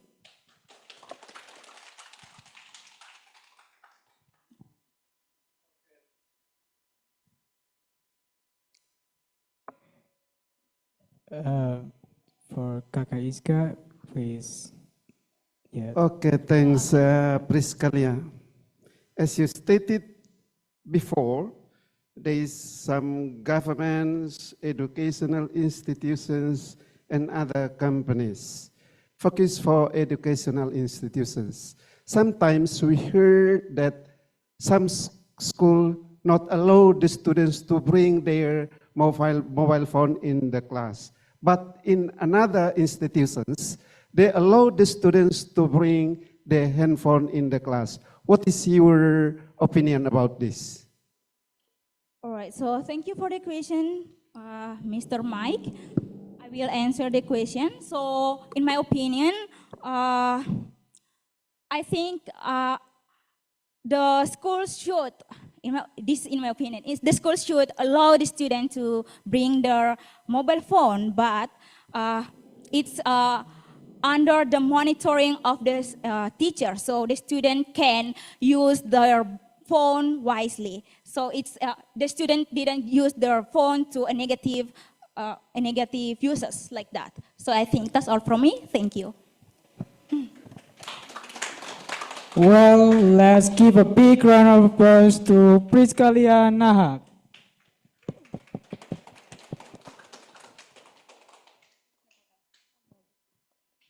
The next participant is representing from Agnia Mutiara Rahmi.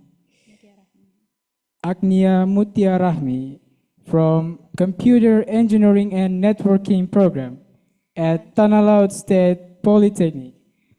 Untitled, The Influence of Western Culture on the Young Generation. Time is yours.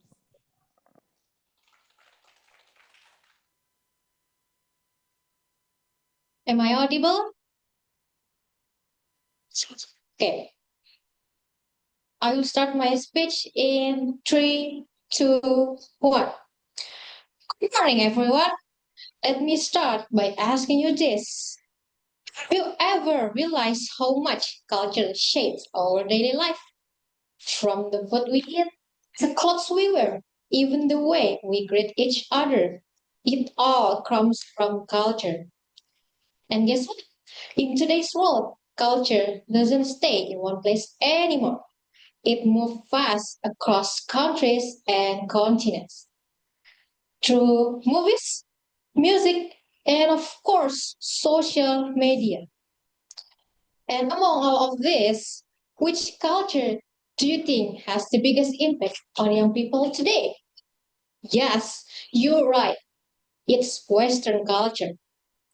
That's exactly what I'm going to talk about, the influence of Western culture on the young generation, ladies and gentlemen. But before I continue, let me introduce myself. I am Agnia Mutiarahmi from Tanah Laut State Polytechnic. Ladies and gentlemen, culture can be really fun. It gives us new ideas, inspires us, and even changes the way we think. But at the same time, it can also bring challenges. Sometimes we compare ourselves too much or even forget about our own traditions. So today, I want to share with you the positive sides, the challenges, and how we can enjoy Western culture wisely. Let's begin, ladies and gentlemen. First, fashion and lifestyle. Western style has become a big part of how young people dress, like jeans, sneakers, hoodies, and t-shirts. These are everywhere. For many, it's not just about comfort. It's about looking modern and confident.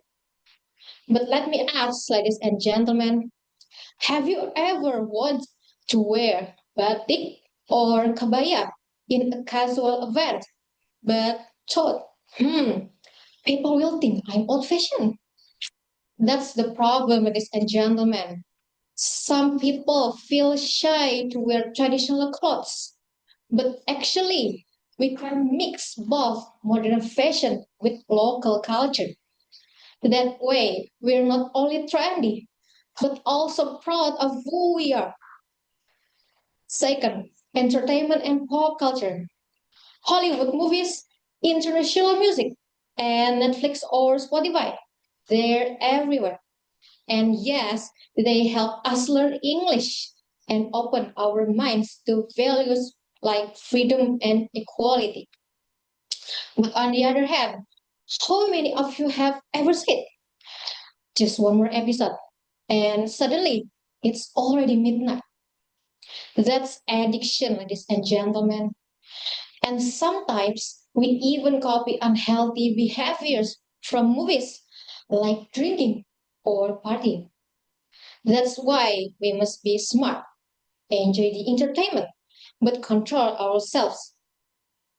Third, education and mindset. Ladies and gentlemen, Western culture teaches independence and confidence. In class, students are encouraged to speak up, give opinions, and even debate with their teachers. Sounds great, right? But imagine if we only copy everything without thinking. We might forget our own values, like respecting parents, teachers, and living in harmony. The best solution: take the good parts, confidence, and creativity, while still keeping our own culture of respect and togetherness. Finally, social media. Ladies and gentlemen, this is the fastest way Western culture spreads. TikTok, YouTube, and Instagram, you name it. Trends come and go so quickly. Ladies and gentlemen, dance challenges, fashion style, even slang words, most of them come from Western culture. But here's the danger: comparison. Who here has ever compared their life to an influencer's? Be honest. How does it feel? It often makes us insecure or even stressed out. But remember, ladies and gentlemen, social media can also be powerful. Many Indonesian creators have gone viral worldwide, not by copying, but by showing our traditions, food, dances, or even local humor. That's proof that we can join global culture while still being proud of our identity. And let me add this, ladies and gentlemen. In the end, social media is just a tool. It's not about the app. It's about us, how we use it. We can choose: do we want to lose ourselves in comparison? Or do we want to use it to inspire others? Ladies and gentlemen, that's all about the influence of Western culture on the young people today. Enjoy the positive side, be careful with the challenges, and most importantly, always stay proud of your own culture. Thank you very much for your attention. Have a wonderful day and goodbye.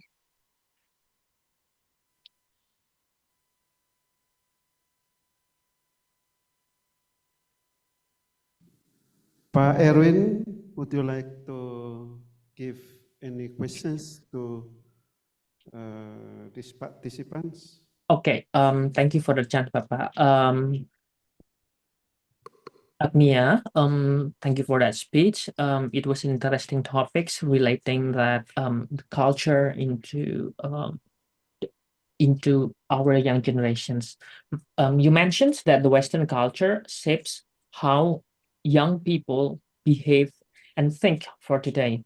In your own opinions, how can we adopt the positive sides of that Western culture without losing our own cultural identity? Okay, thanks for the question. In my opinion, we can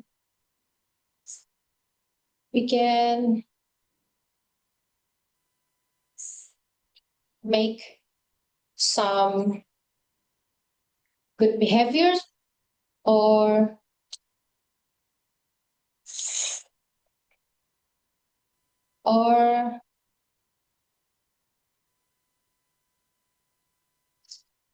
to do something like good values and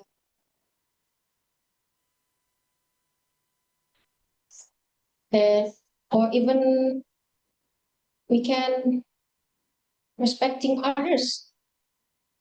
Okay, thank you. Well, thank you for the effort to answer the questions. Good luck, Agnia. Thank you.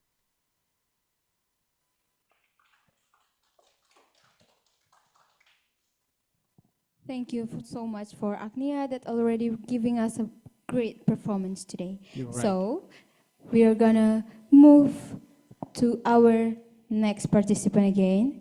It is coming from Makassar State University, Geography Education Program Study, under the title From local to global, redefining culture in the social media era.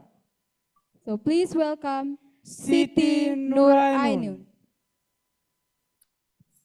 Okay, thank you. I am audible? Yes. Sorry, I am audible? Yes, you are. Okay. I will start my speech in 3, 2, 1, go. Assalamualaikum warahmatullahi wabarakatuh. Good afternoon. Peace be upon us all.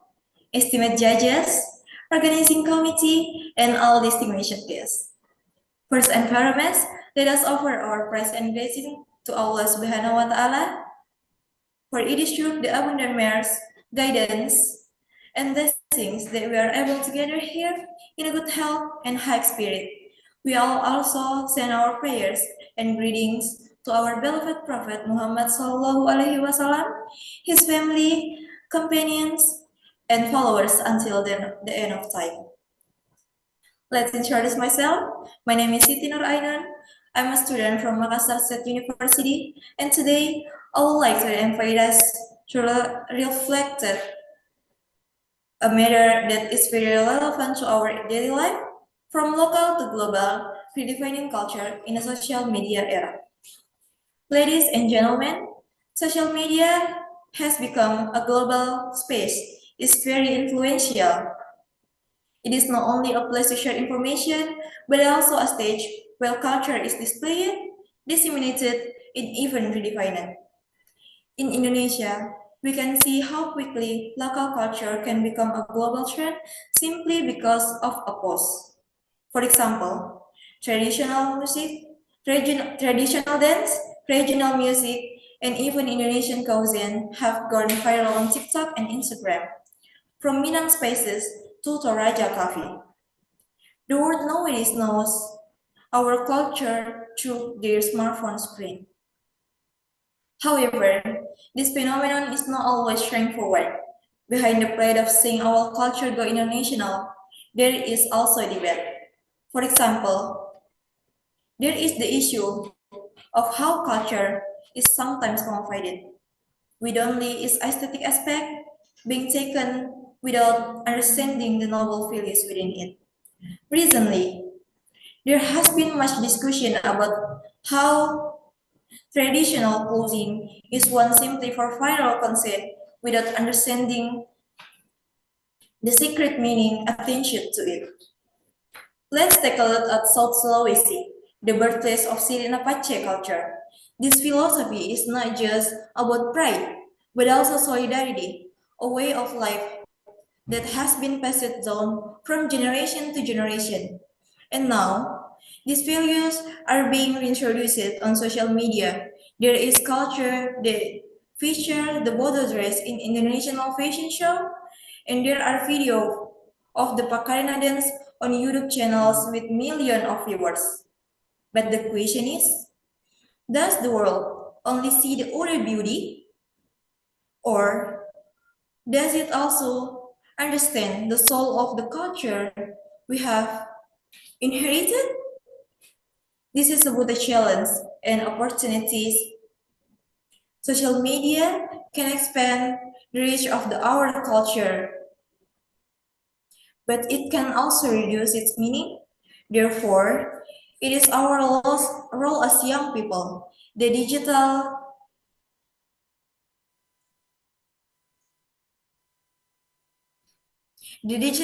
generation, to ensure that we can local culture goes global. It does not lose its spirit. Ladies and gentlemen, culture is our identity, our roots, and our pride. And social media is only a tool. Think of it as the wind, then can carry it to roots. It's to all corner of the world. But remember, strong roots will not be uprooted, even the wind blows hard. Let us make social media not just a place for trend, but a stage for civilization. Not to dilute our identity, but to strengthen it. Not just to go viral today, but to be internal throughout the ages. That way, we are not only spreading culture, but also teaching the world about our values, wisdom, and pride. If our local culture can stand tall on the global stage without losing its spirit, then that we can truly say, from local to global, this is Indonesia, this is us. Thank you. Wassalamualaikum warahmatullahi wabarakatuh.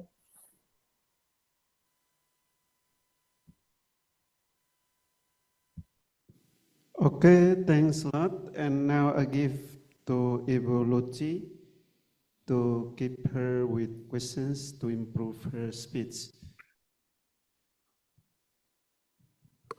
Well, thank you, Bapak. Okay. I'm sorry, your name is Siti, yeah? Okay, yeah. So Siti, yeah.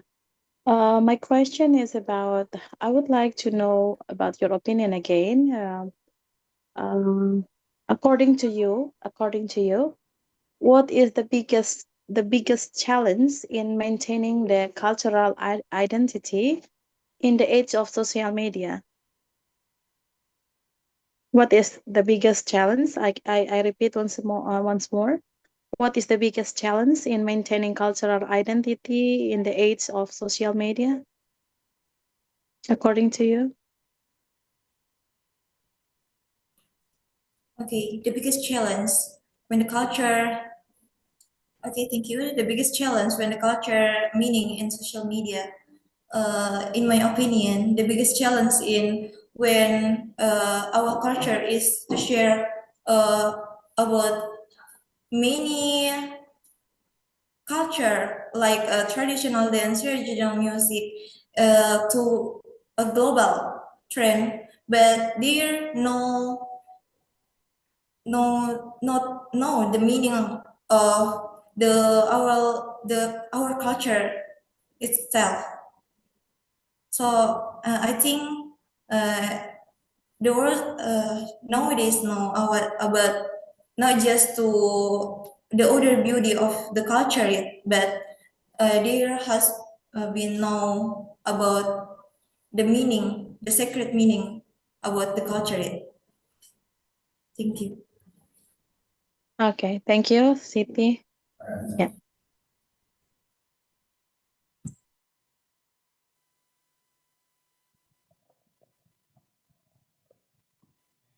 So please let's give big applause for Siti Nurainun. The next participants are coming from English Study Program, University of Timor. The influence of social media in digital era on education. Please welcome Aprilia Hoar Baria.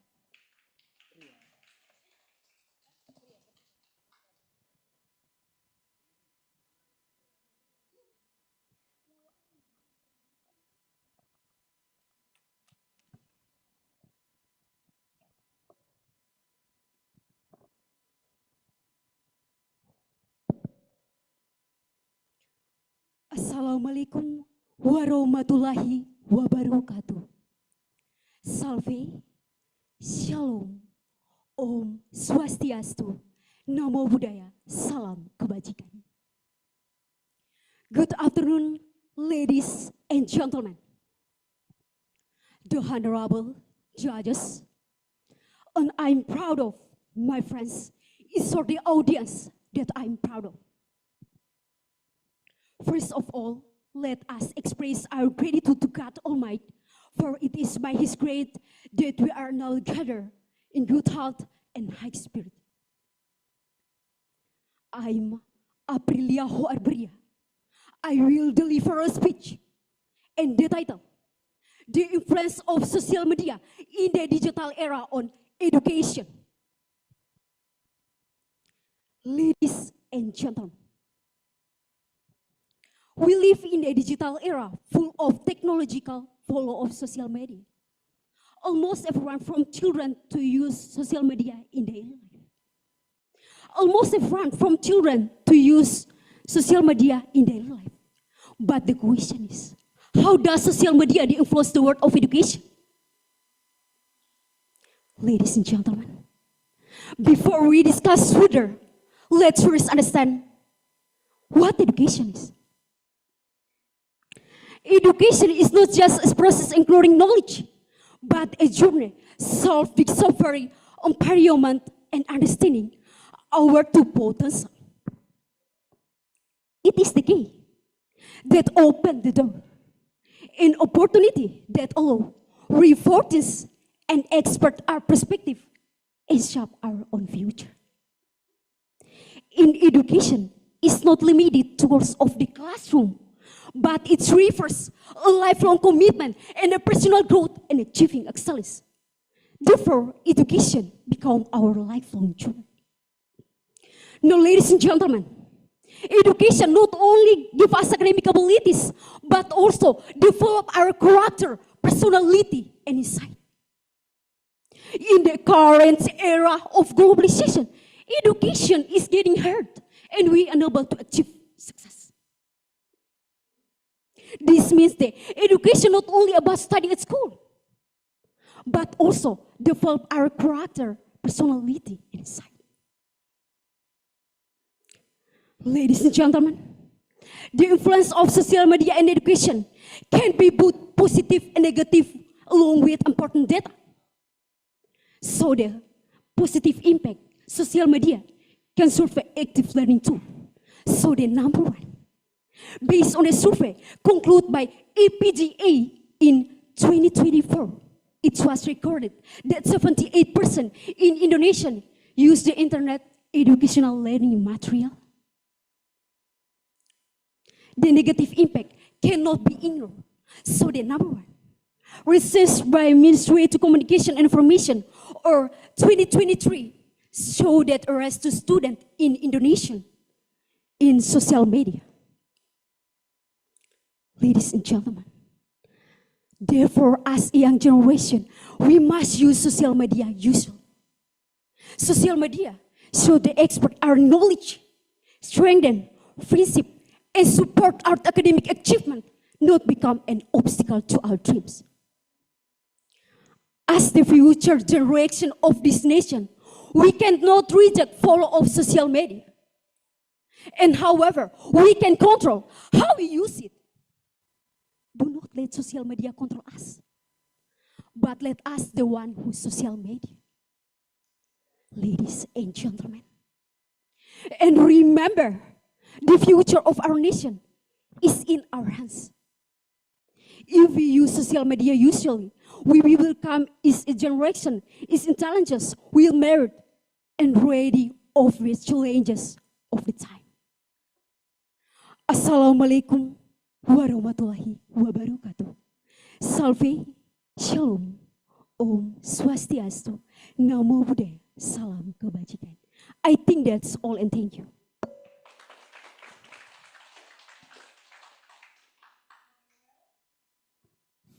Okay, well, give a big round of applause to Aprilia Hoar Brias. Well, thank you for the great performance. Here I have one simple question. We are talking a lot about social media, daily uses of social media. My question is, how many hours per day that you use social media and for what? Time is yours. Okay, thanks. I think social media is platform is used to communication and information increase to without according to online. So the example is YouTube, TikTok, WhatsApp, and Twitter, and so on. I think that's all, and thank you. Well, based on your experience, how many hours per day that you use social media and for what? I learn Okay, how many hours? That number one, my question number one. How many hours every day? Approximately how many hours? Kira-kira berapa jam sehari you use social media and for what? For me, I think 5 to 7. 5 to 7 Yes. hours. And you scrolling the social media for what? Instagram, TikTok, YouTube, and WhatsApp. For what? What do you want to find in those social media? Social media, I think Google. Google, the friends, the material. Yes. Oh, okay. Well, thank you so much. Give a big applause again to Let's give a big Aprilia round of applause to Aprilia Hoar Bria. Thank you so much for Aprilia Horbaria. And now we move to the next participant. Comes from Ricky Noor Azizi from Computer Engineering and Networking Program from Tanah Laut State Polytechnic under the title The Effect of Social Media on Education in the Digital Age. Time is yours. Excuse me, am I audible? Yes. Yes. Perfect. I will start my speech in 3, 2, 1. All right. Social media. Instagram, TikTok, Facebook, and many more. What can you do with this social media platform? Become famous? Plan a business? Join a community? Or get someone? Go ahead. Don't forget to share with me. Just kidding. Indeed, we can do anything with social media in this increasingly advanced era. However, are you aware of the effect of social media that we often overlook? However, what? I am Rizky Noor Azizi from Tanah Laut State Polytechnic, and here I will discuss about the effect of social media on education in digital age. The honorable judges, thank you for giving me the opportunity to stand here.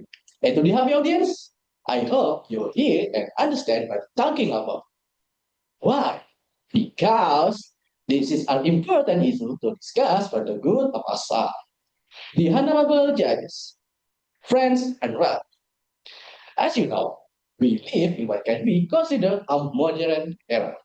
And hopefully, our country can prosper from developing country into developed one. But are you aware if why it's so difficult for us to progress? The honorable judges, please forgive me, I'm open. But the most influential and often overlooked factor is social media.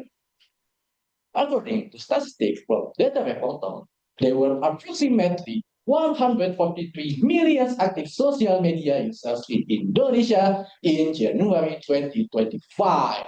Wow, that's a huge number, is it? Let's give our country a round of applause.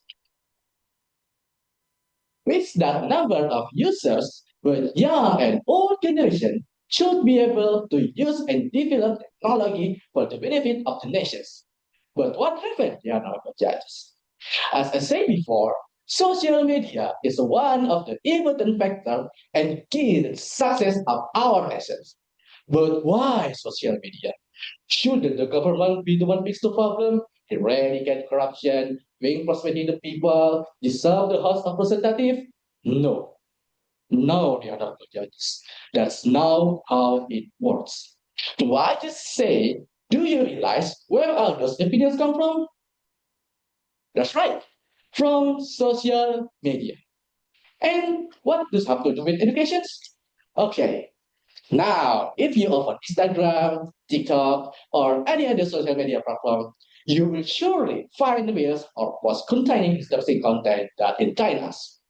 However, as users, We must also realize that social media can be used for learning and expanding our knowledge.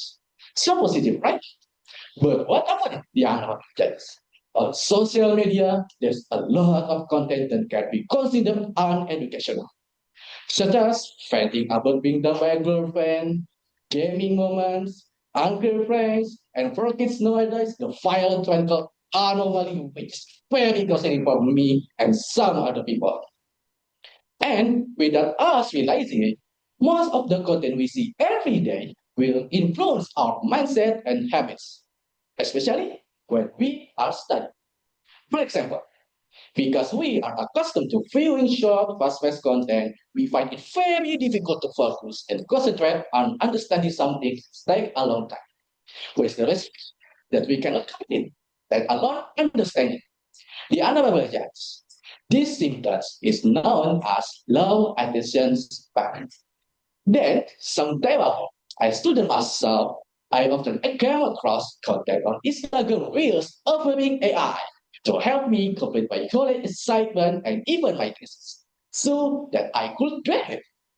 At first, I thought it was a good thing, but then I realized that the content seemed to be manipulating my mind by saying, with AI, everything is easy. Why make it difficult when it is easy way?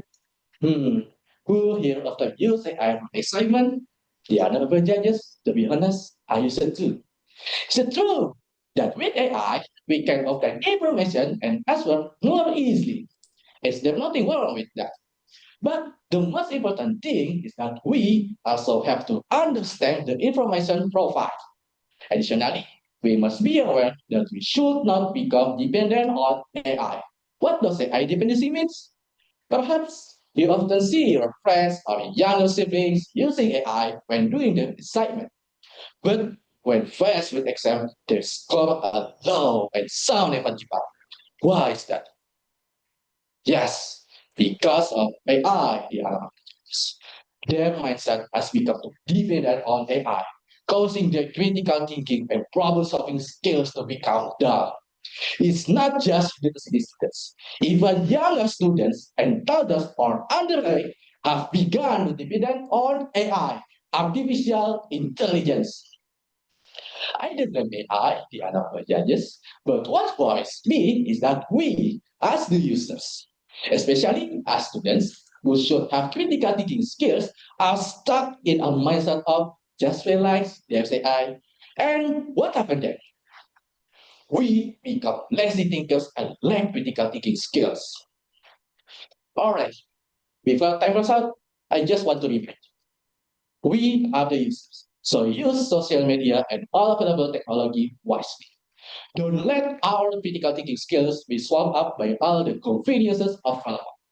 Let's develop our computer, improve our digital skills, so that we can have a positive impact on our surroundings and realize Indonesia March 2045 the other judges.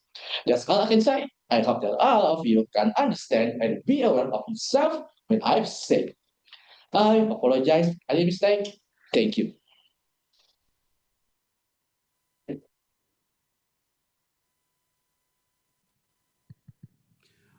Okay, thanks for Rizky Nor Asisi. As we know, the development of technology and also there is a crowd of people, maybe educational people. They are also said that by using media, as you mentioned, that AI, it will make the people lazy thinker and also will be lack of critical skills. There will be lack in a critical thinking skills. What is your opinion about by using AI, but based on the crowd of people saying about what I said before? Okay, thank you for the question, the honorable judges. But I just said in my speech, AI can be used for easily or doing our works. But in some time case, AI we use for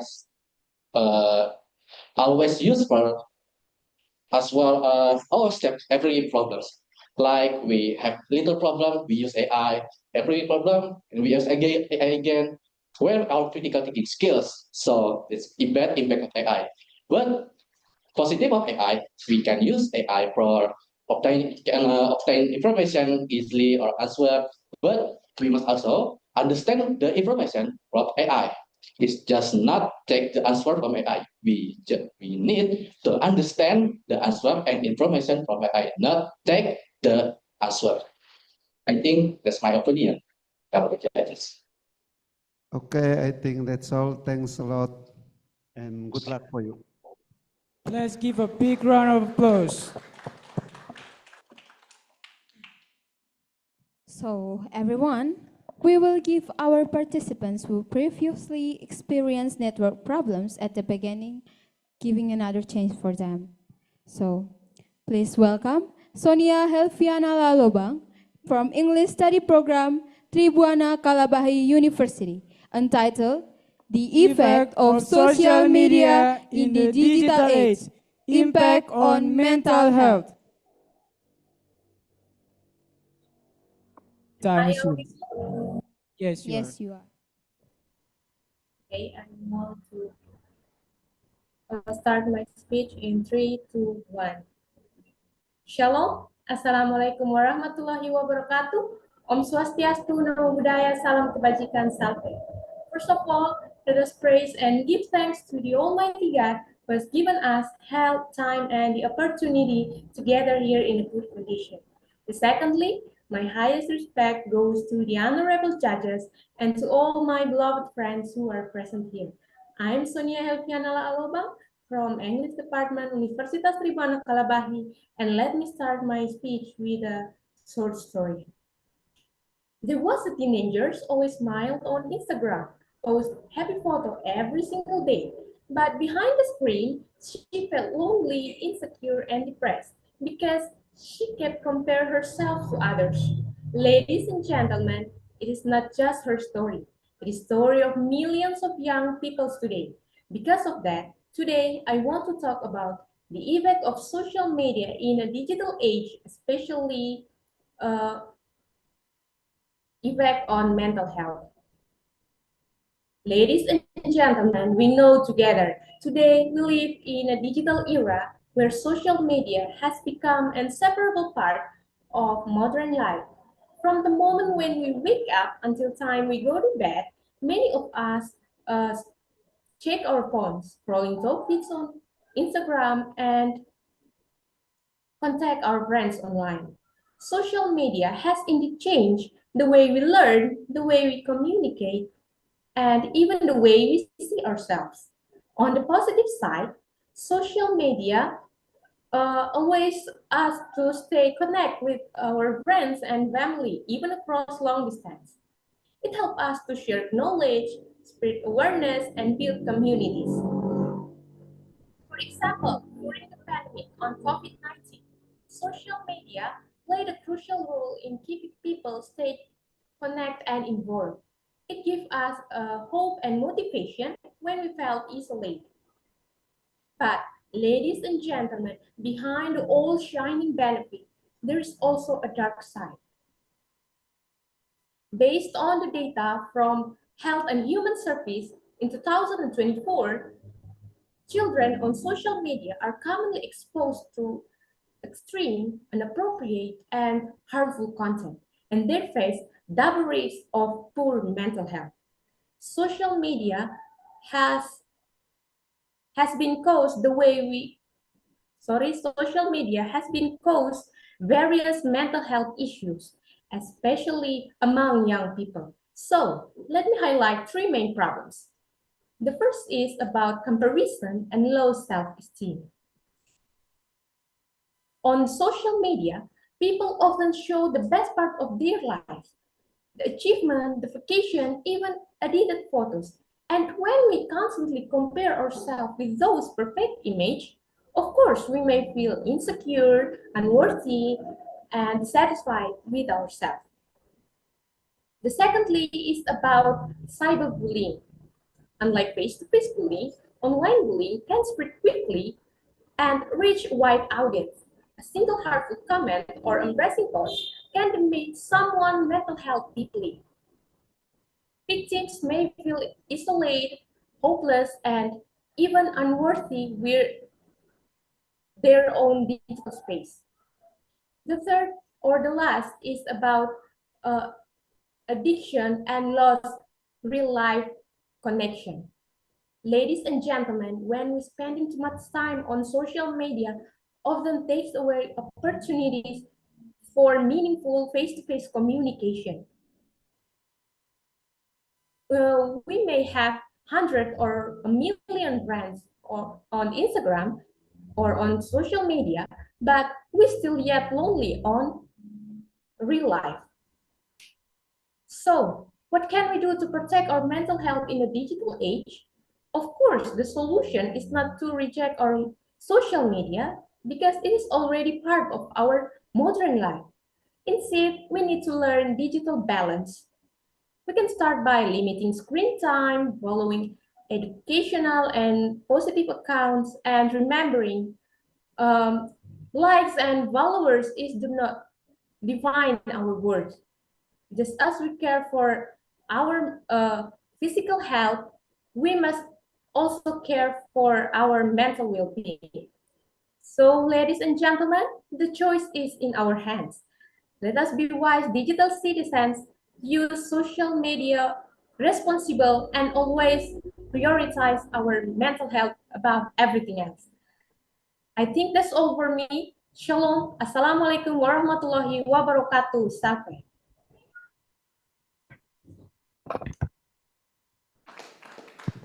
Okay, thanks a lot for Sonia. Sonia. Yes. I give the chance to Ibu Lucy to keep her, to keep questions with her to improve her speech. Well, thank you, Bapak. Okay, so Sonia, I have one questions. I just would like to ask you yourself. So, what can you do to protect your mental health while using social media? Do you understand my questions? What can you do to protect your mental health while you're using your social media? Okay, thank you very much for your question. I will answer. What can I do to protect my mental health? I think I can limiting screen time and take a breaks for my online or for my online accounts. I think that's all for me. Well, thank you.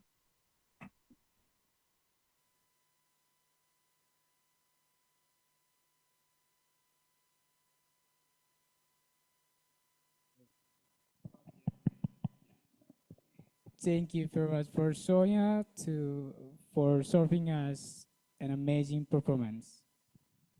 So guys, let's welcoming our last participant, Johannes Gabriel Pratama Liliweri from English Study Program at University of Nusa Cendana, entitled Tweets, Hashtags, and Democracy, the Impact of Social Media on Politics. Okay. Please welcome.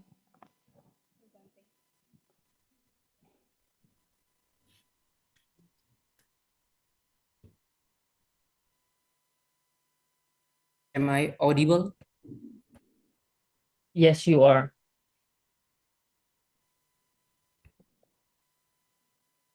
Okay, I will just. Gabriel. I will start my speech in 3, 2, 1. Hi, hello everyone, honorable judges, respected teachers, and my fellow contestants. Wise word says that the pen is mightier than the sword. But today, I dare to say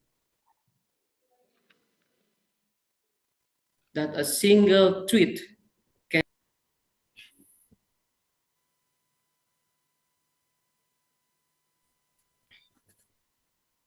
Now, have you ever seen how a tweet or hashtag can change the political climate of an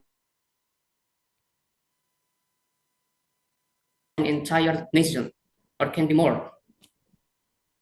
Now, I will talk about how this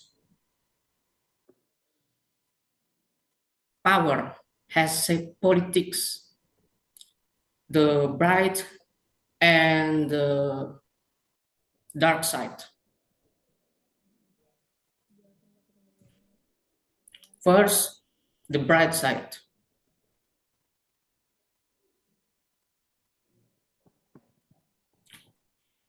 The social media opened the doors to politic participations. It like never before happened. And then all people who voiceless by government can now give their voice, give their opinions, and even give their voice to make decision. One post, one video, or one hashtag can inspire millions people. Second, transparency. Politicians are no longer hidden behind closed doors. A study from the Oxford Internet Institute 2009 stated that politicians who are active on social media are more easily monitored by the public because of their posts are permanently documented.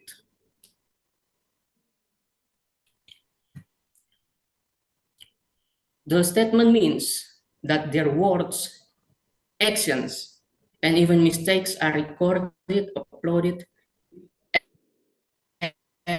and can judge by public all the time, wherever they are.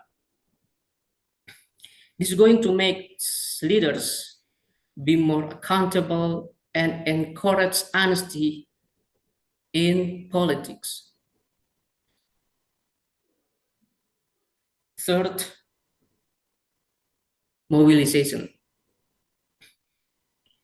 Remember how information quickly spread in online. From awareness campaigns, massive protest.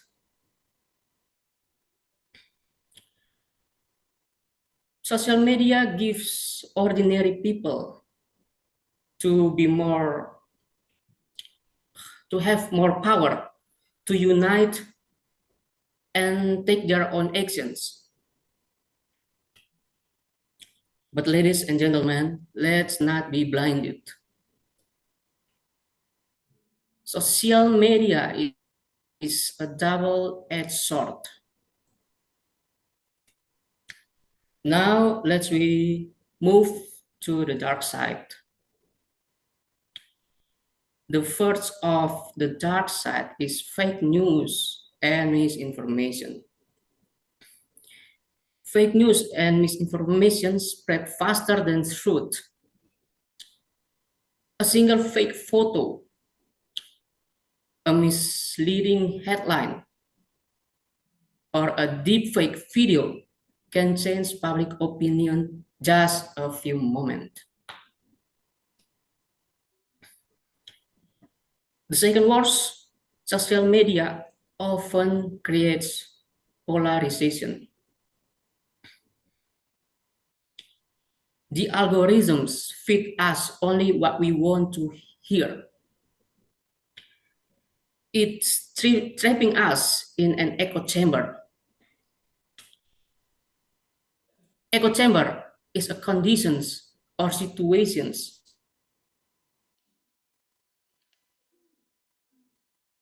exposed to opinions that are the same. Instead of uniting, politics can become a battlefield of anger, even division. And last of the dark side is cyber manipulations. Both are used to influence elections and mislead voters. Sometimes what we see online is not democracy, but digital warfare.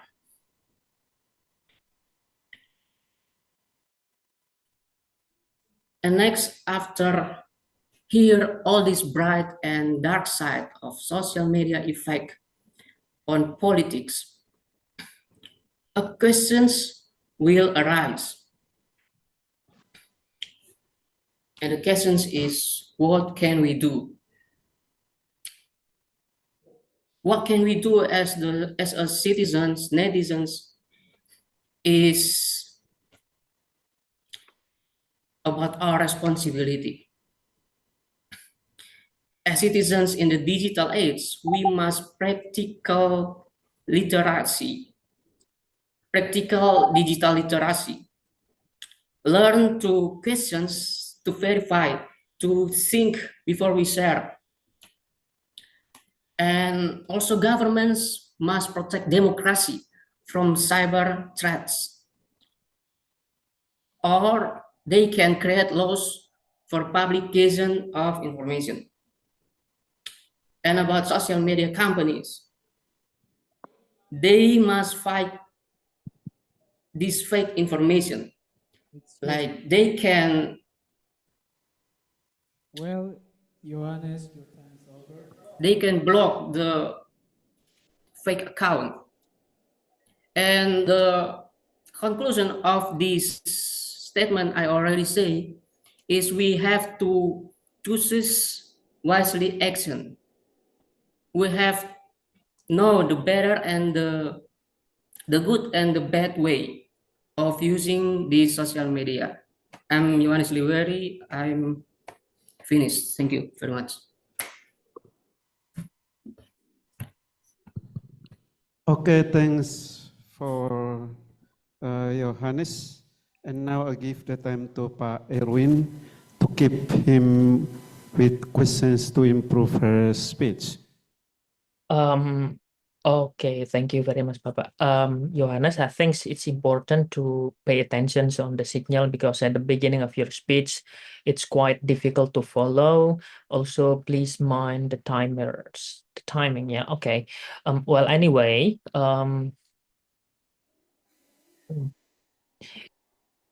well, at first, I was interested on your idea that how that the social media will relate into a democracy.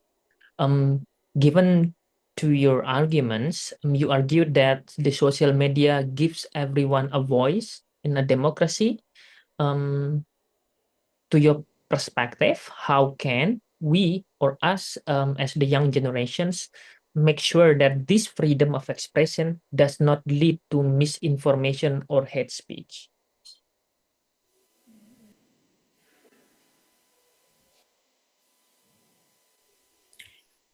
All right, I will give the fact that by using the social media, we can change the leader. It happens in Sri Lanka country. Look how the younger people change the prime ministry or something like that. I don't know, but they can change their leader just by their voters by some website or applications. That prove that social media have have something can change the governments. Okay, thank you. Right, thank you for the response, and good luck.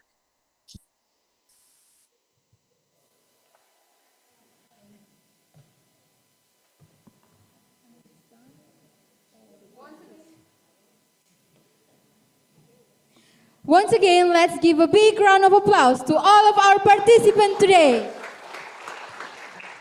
So, what we have after this performance, Lino? Of course, we have to wait for our talented judges to do the hard part, deciding on the winner. Everyone, we're going to take a short break. Feel free to sit back, chat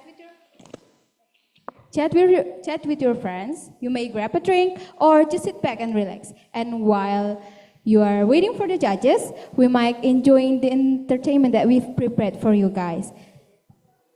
To all the judges, please take your time.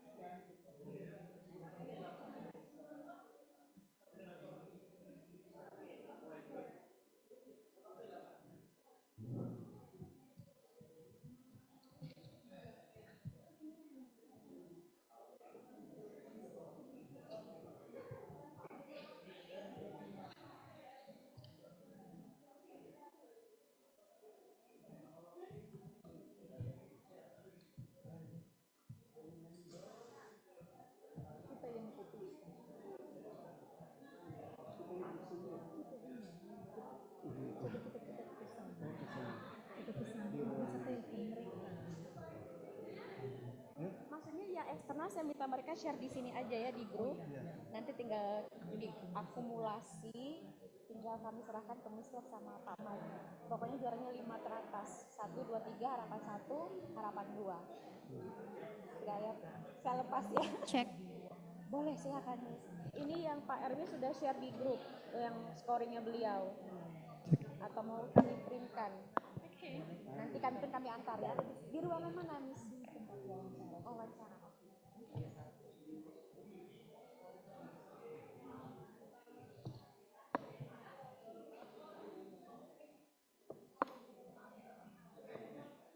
Cek. Cek.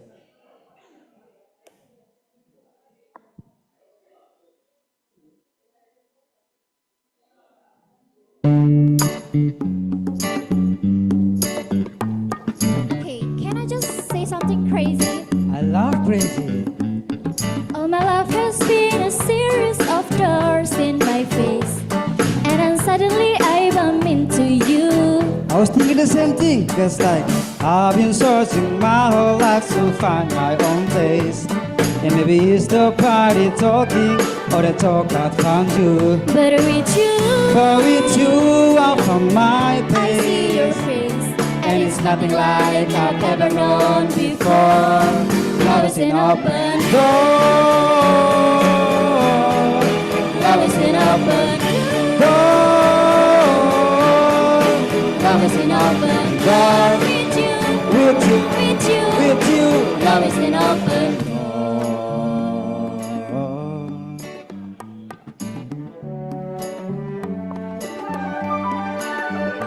I mean it's crazy.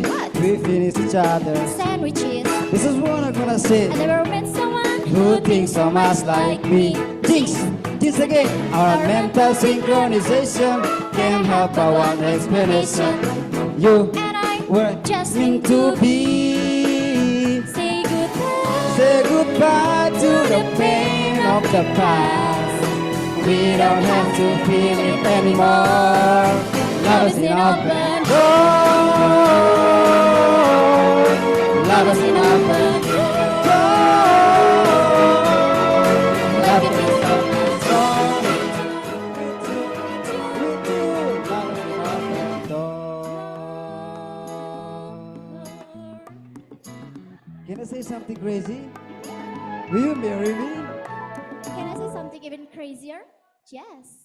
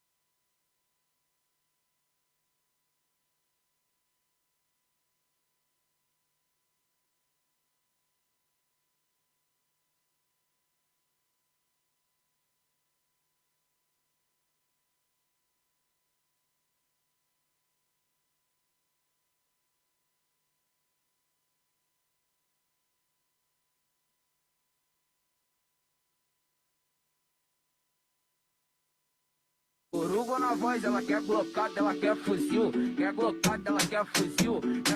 Ela quer fuzil. Puta que pariu, ela se sente atraída pelo bico do.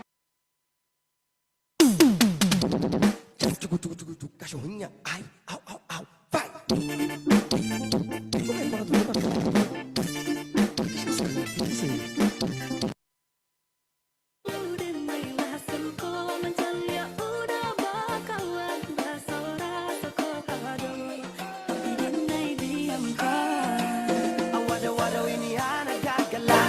Jawa tambah pening aja gaya semakin beda bibir merah-merah aduh mama mama ini siapa punya anak dulu masih kicik-kicik sekarang balik Jawa makin cantik kau perfect sekali asli bidadari jatuh dari langit lo jadi dengar kekas tu pemal bodoh sepastikan dia dipujodoh sumpan ni jasok dah ibang bodoh lihat dia nona makin gagal bikin kakak jadi suka.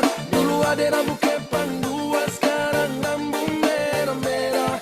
Kagak lihat ada tambah.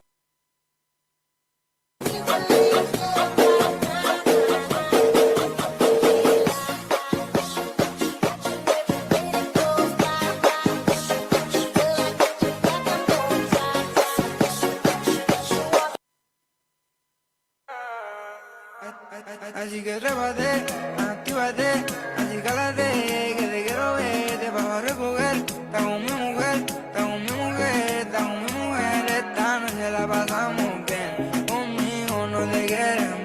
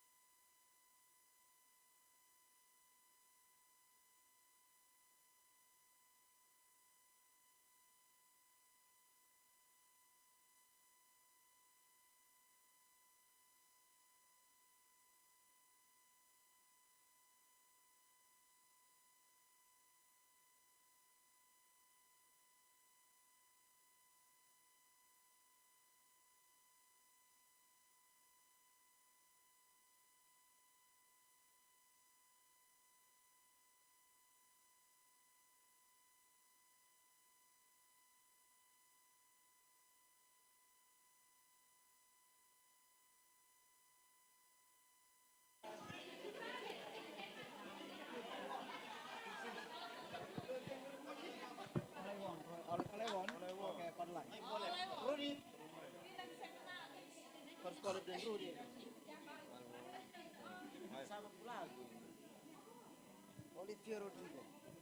kah? Ini kah? Di sini kah? Bukan, bukan itu. Satu lagi. Yang ini. Ini kah? Piano nih kah?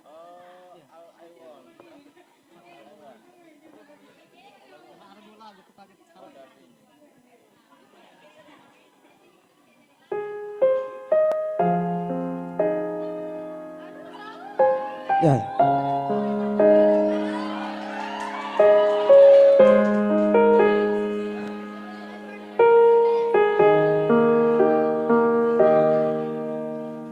All I want is nothing more to hear you knocking at my door. 'Cause if I could see your face once more, I could die a happy man, I'm sure. When you said the last goodbye, I died a little bit inside. I lay in tears on bed all night, alone without you by my side. But if you love me, why don't you leave me? Take my body, take my body. All I want is, and all I need is to find somebody. I'll find somebody like you.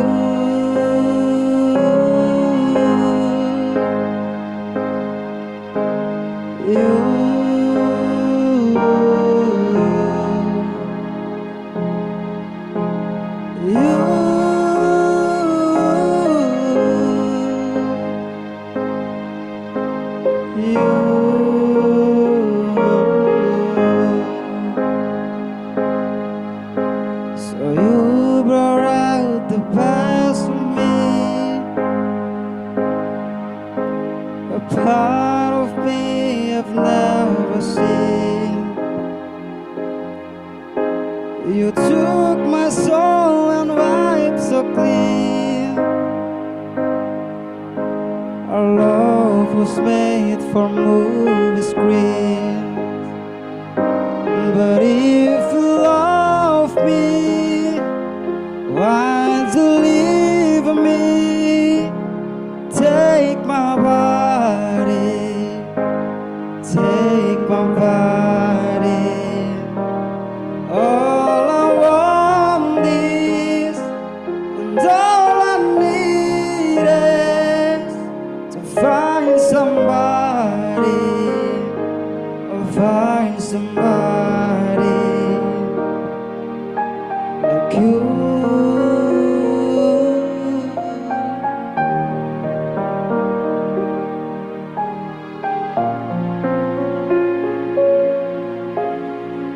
Okay, thank you very much.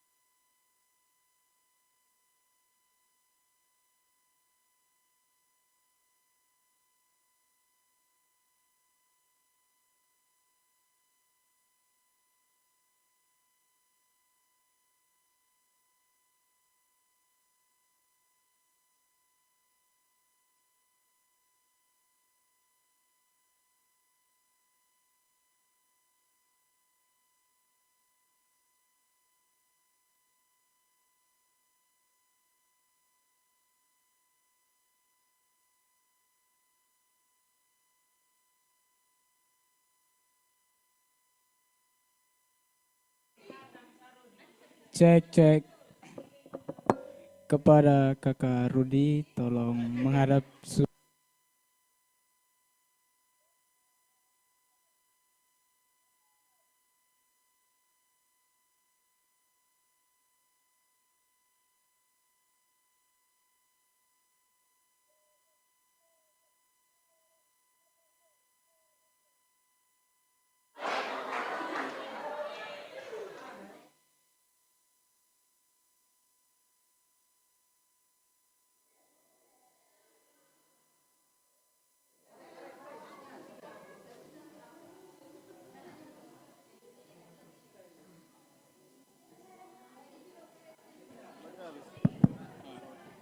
sekali lagi panggilan kepada Kakak Rudi untuk menghadap sumber suara. Ini sekaligus permintaan khusus dari committee member atau panitia. Silakan menghadap ke sumber suara. Mana sorakannya untuk Kakak Rudi?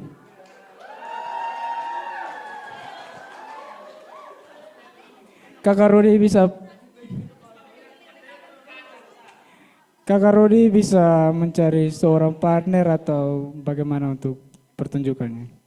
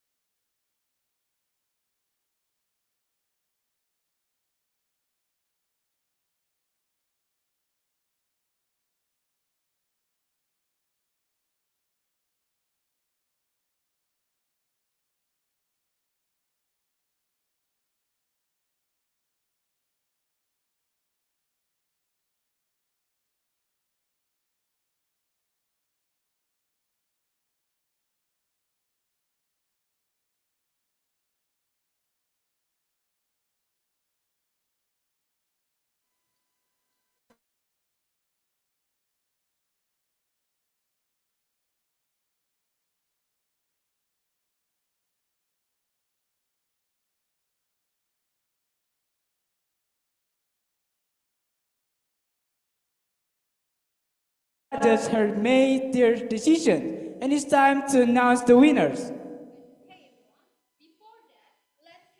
From our judges, if they've got any thoughts of, I'm sorry, once again, but before we move on, let's hear it from our judges. If they've got any thoughts, reaction, or maybe any comments, we'd really love to hear it from them. So, the mic is yours.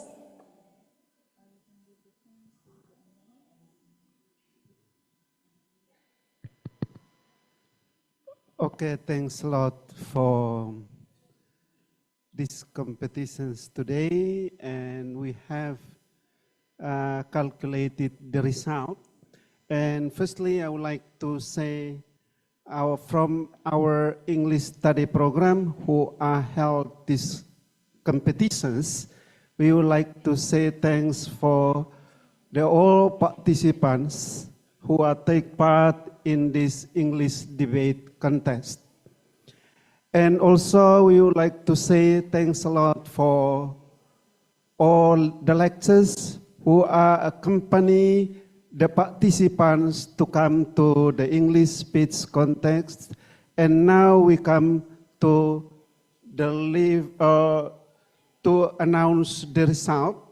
But before we like to announce the result, we would like to say that in each of the competition, some of the participants will be the winner and some of the participants will be not have the winner.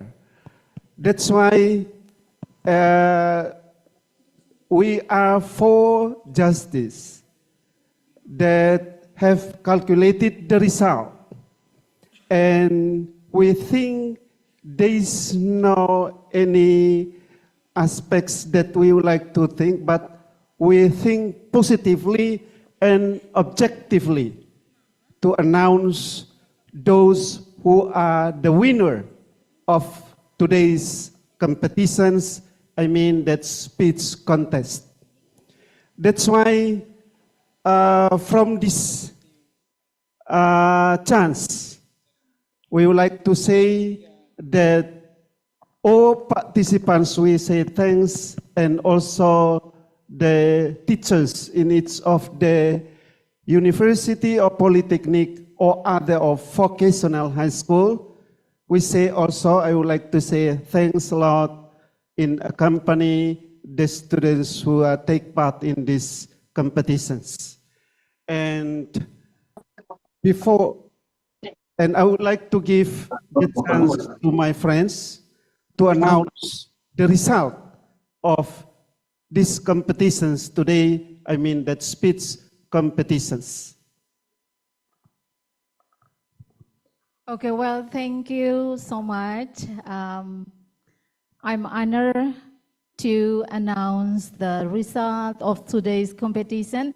And this part, that's a difficult part for us. But guys, you will hear the result soon. So thank you for the chance. And I might need to stand over there. Yes.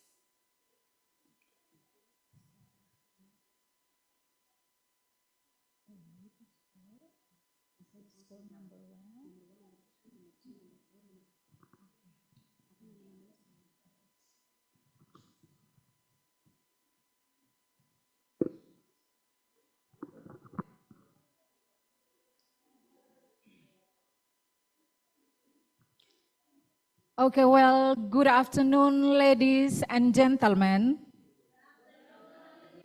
respected faculty members, committee members, beloved teachers, and all beloved participants, both virtually and offline.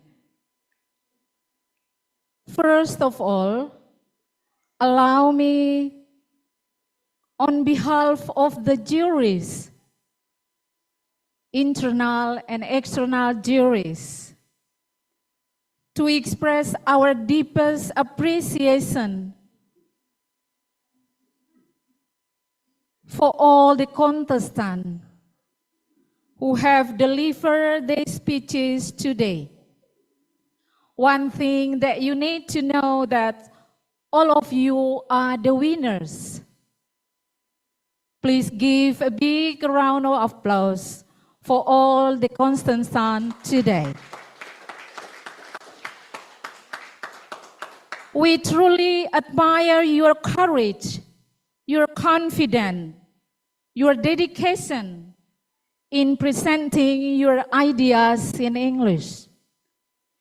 Each participant has shown their strength, their unique, and some of you have impressed us with your powerful delivery, some with clear pronunciation and fluency, and others with inspiring content and creativity. Of course, every competition must have winners. So now it's the time. Are you ready, guys? Ready. One more time, are you ready for the announcement? Ready. I'm having the goosebumps all over my body to know who are the winners later. So,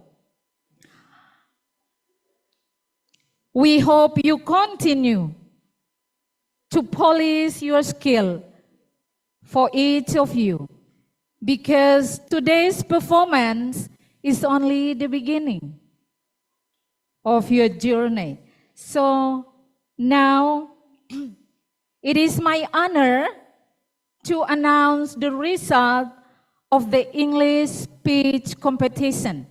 Now I cannot announce from the fifth winner of this competition. The second honorable mention of most promising speaker runner-up goes to... Is there any music?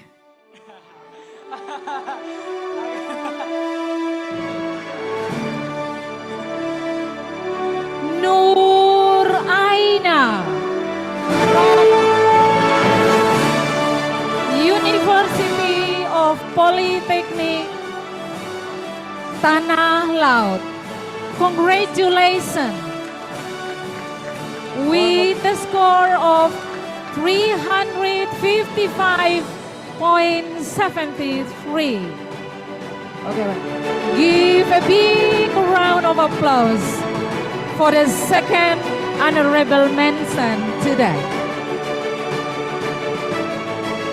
Well, now we move to the first honorable mention, or the most promising speaker,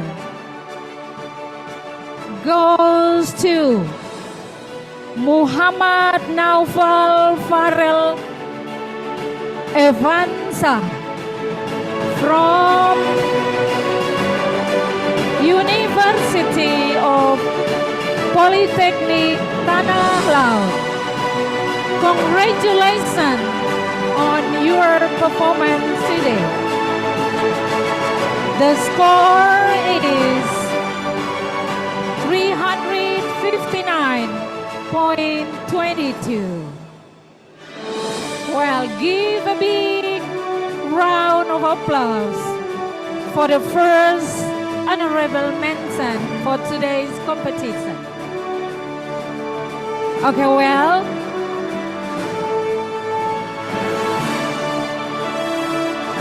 now we move to the third place.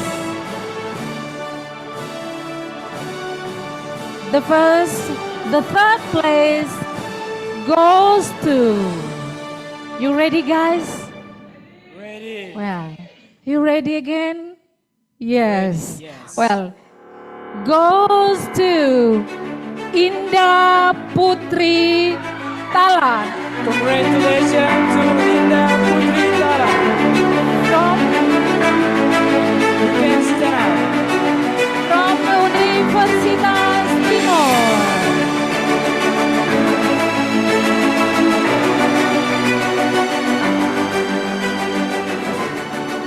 Congratulations for your expressive and outstanding delivery.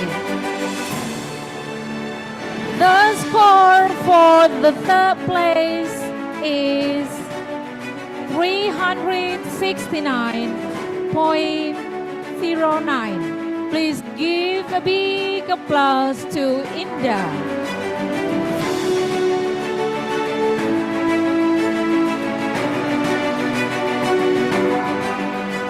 Okay, well guys, you ready for the second place? Ready? Yes? Okay.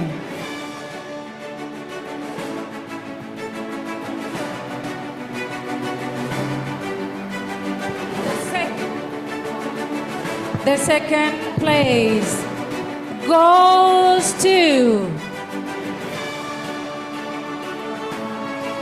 Rizky Nur Azizi from Polytechnic Tanah Laut. Congratulations to Rizky Nur Azizi.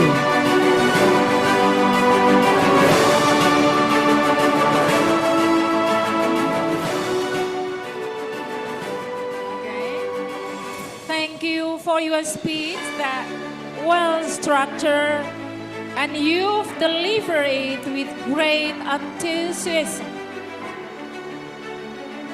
The score for the second place is 372.28. Please give a big round of applause to Rizky Nur Azizi.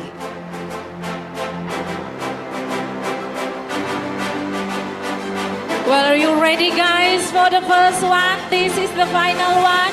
Yeah, we are ready, Miss. Who is that? We didn't know, Miss. Are you guys still excited? One more time, are you guys excited? This gonna be me. No, of course not.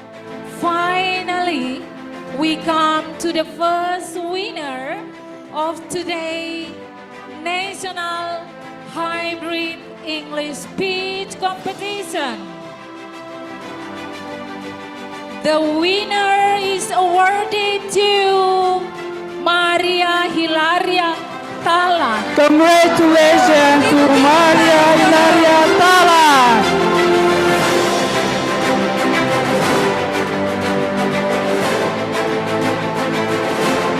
Yeah, Maria, you can take your time.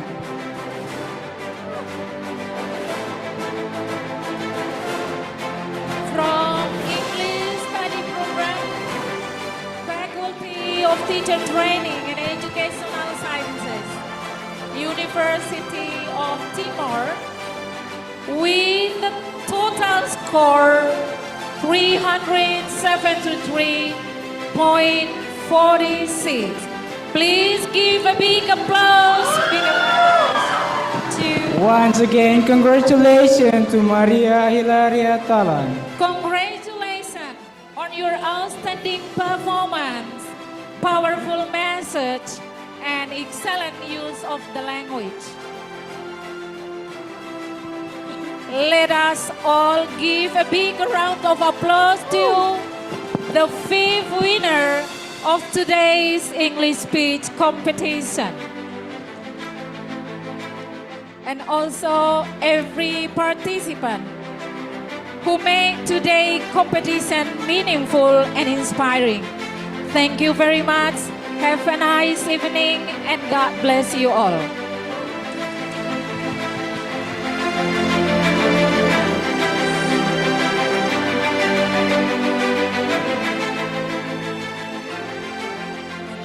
Well, thank you very much for Miss Febronia Lassi MED. Let's give a big round of applause to all the audience and to all the participants. So let's give it up for our third place winner, representing Indah Putri Talan from Pendidikan Bahasa Inggris. University of Timor, please come on up to the stage.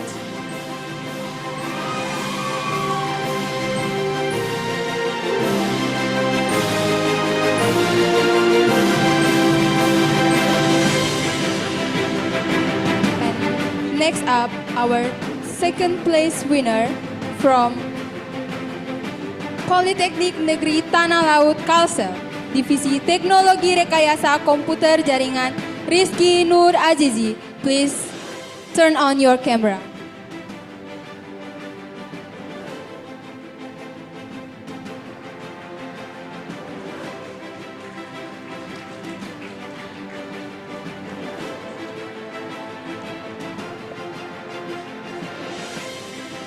And finally, the last but not least, our first place champion from English Study Program, University of Timor, Maria Hilaria Talan. Please come forward.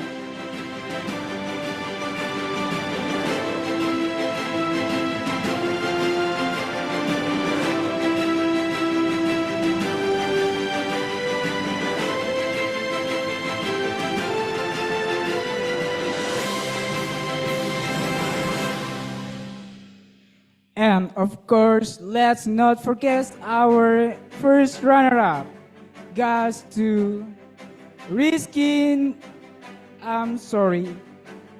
goes to Muhammad Naufal Farer Evansia, coming from Politeknik Negeri Tanah Laut Kalsel, Divisi Teknologi Rekayasa Komputer Jaringan.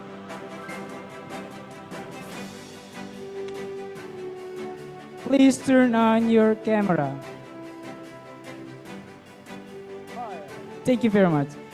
Next up, our second runner-up goes to Nur Alia, coming from Politeknik Negeri Tanah Laut Kalsel.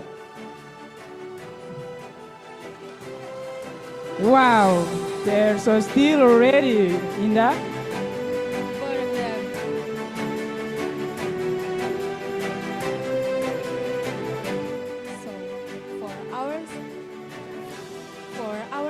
Virtual winners, don't worry, your trophies and prizes are on the way.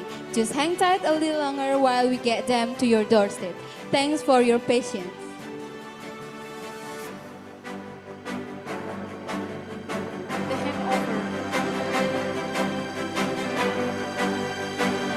So we invite Dr. Michael Misa, SPD MPD, to come forward and give up the first trophy to the first winner.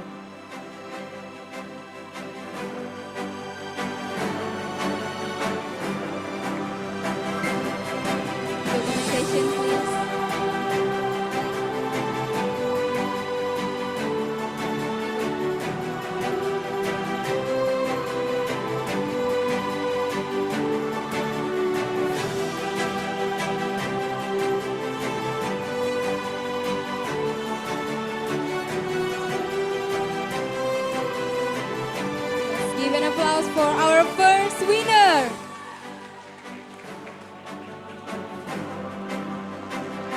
The first winner.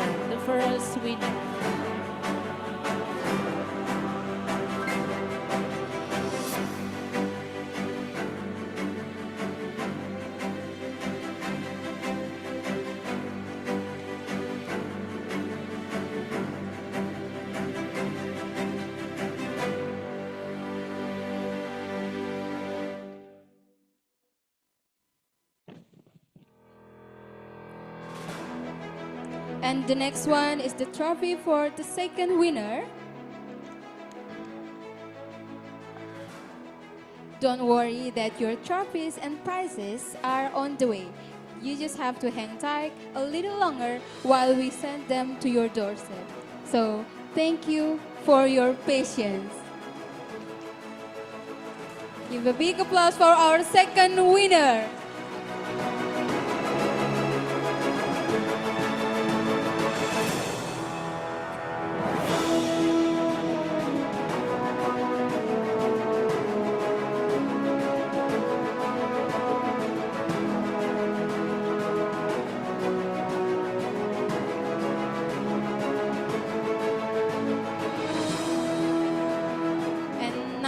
invite Miss Febronia Lassi, SPD MED, to giving the prize to the third place winner.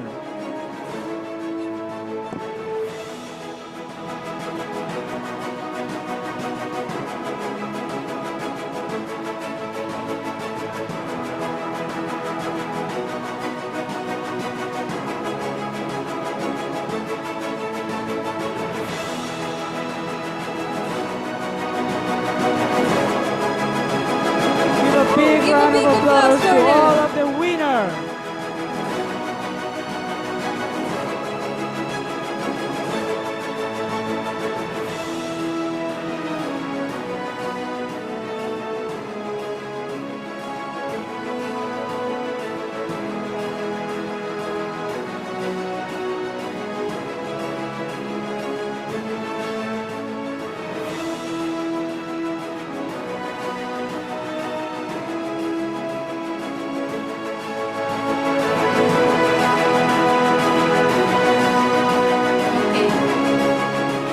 and the next for our first runner-up and the second runner-up.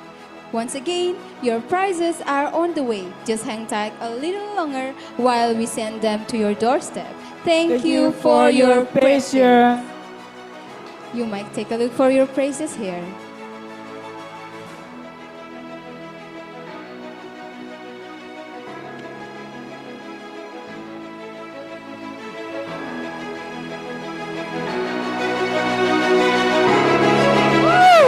Once again, give a big applause for all of them.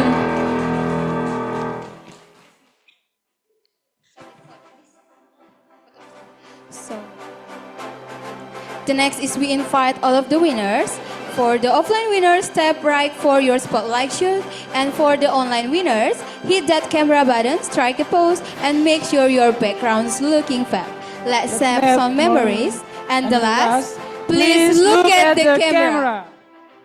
For all of the judges and all of the winners. For the online winners, please turn on your camera.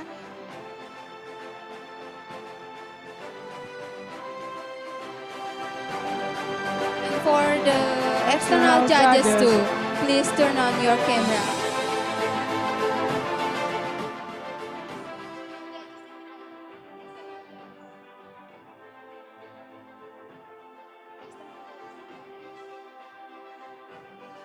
Wait, sir. Once again, sir, with our external judges. You're still not joining us.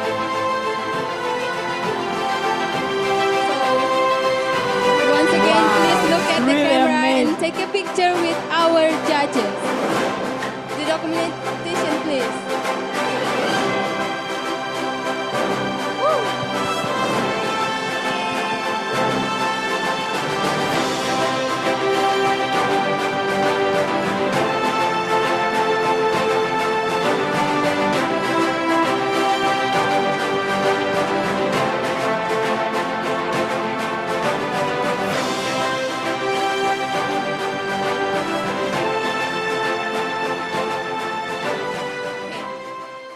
As a note for everyone and all of the participants that the certificates will be awarded to all the participants by online.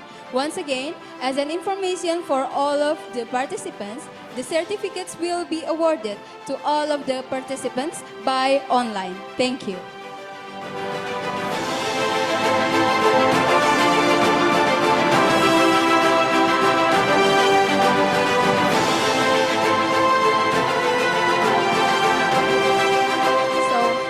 For the last time. Dan untuk yang terakhir, dimohon untuk semua partisipan, yang online maupun yang offline, dan terkhusus untuk yang online, please hidupkan kameramu dan tentukan pose terbaikmu. Mari kita ambil satu memori bersama.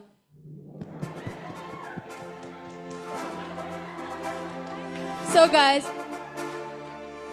Oke, yang offline silakan tunjukkan mengambil gambar. wajahmu. Tunjukkan wajahmu, tunjukkan pesonamu, dan berikan kami senyum terbaikmu untuk seluruh partisipan. Turn on all of your camera, guys. Untuk yang And offline for all silakan the mengambil offline tempat di participants, tengah. you can join the judges and the first and the second runner-up, second winner in front.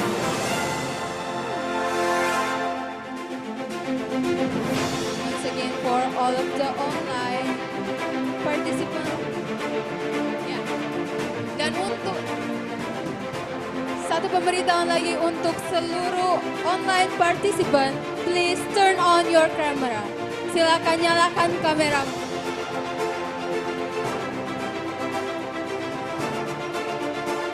Untuk seluruh partisipan online, tolong hidupkan kameramu.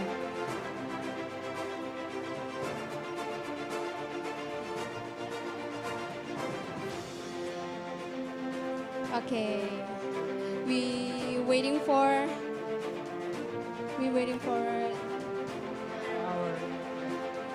All right, we're waiting for another participant who will become from online. Please turn on your camera. Untuk seluruh partisipan online, tolong nyalakan kameramu.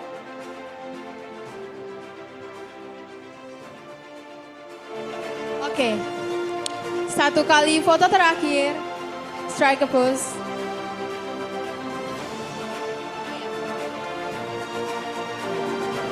Satu kali lagi, beri pose bebas. Oke, 1, 2, 3. Let's give a big applause for them. Let's give a big applause for all of the participants today.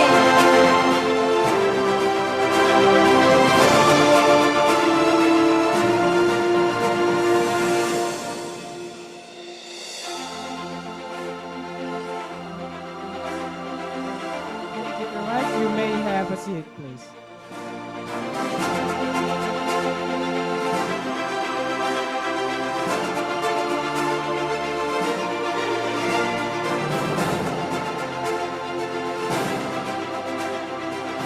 As a note again, that all of the certificates and all of the trophies and prizes will be sent later. So the certificates will be awarded to all the participants by online.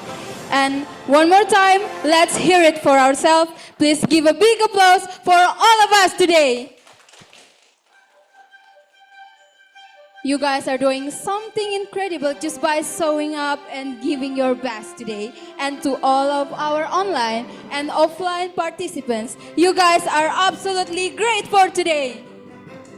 You're so right, Inda. Getting this point wasn't easy. Come on, everyone. Let's give a massive round of applause for all of you today. Woo.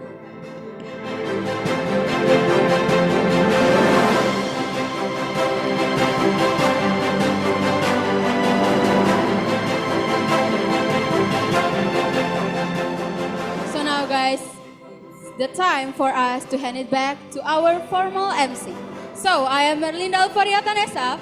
And I'm Franciscus Adenana Coelho. That's all from us, and Thank you, guys.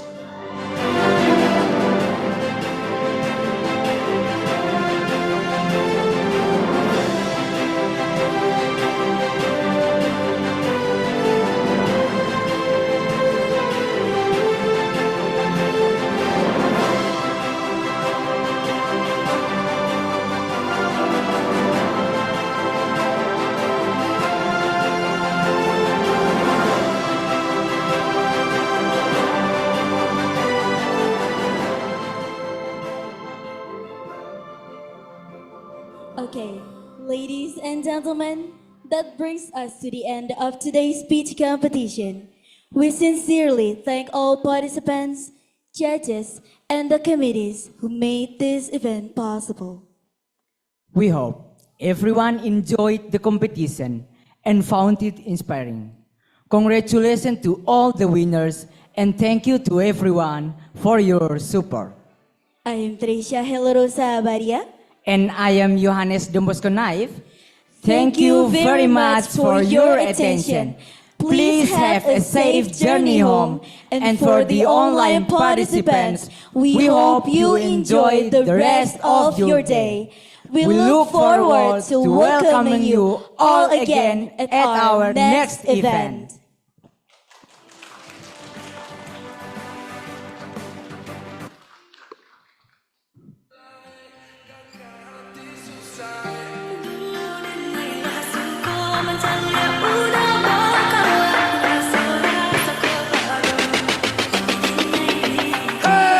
Liarin udah makin gagal bikin kakak jadi suka. Dulu ada lampu kepan dua, sekarang lampu merah-merah. Kakak lihat tambah manis, pulang rantau dari mana? Aduh ada nona jantan lalu pasang gaya depan kakak. Kakak jadi jatuh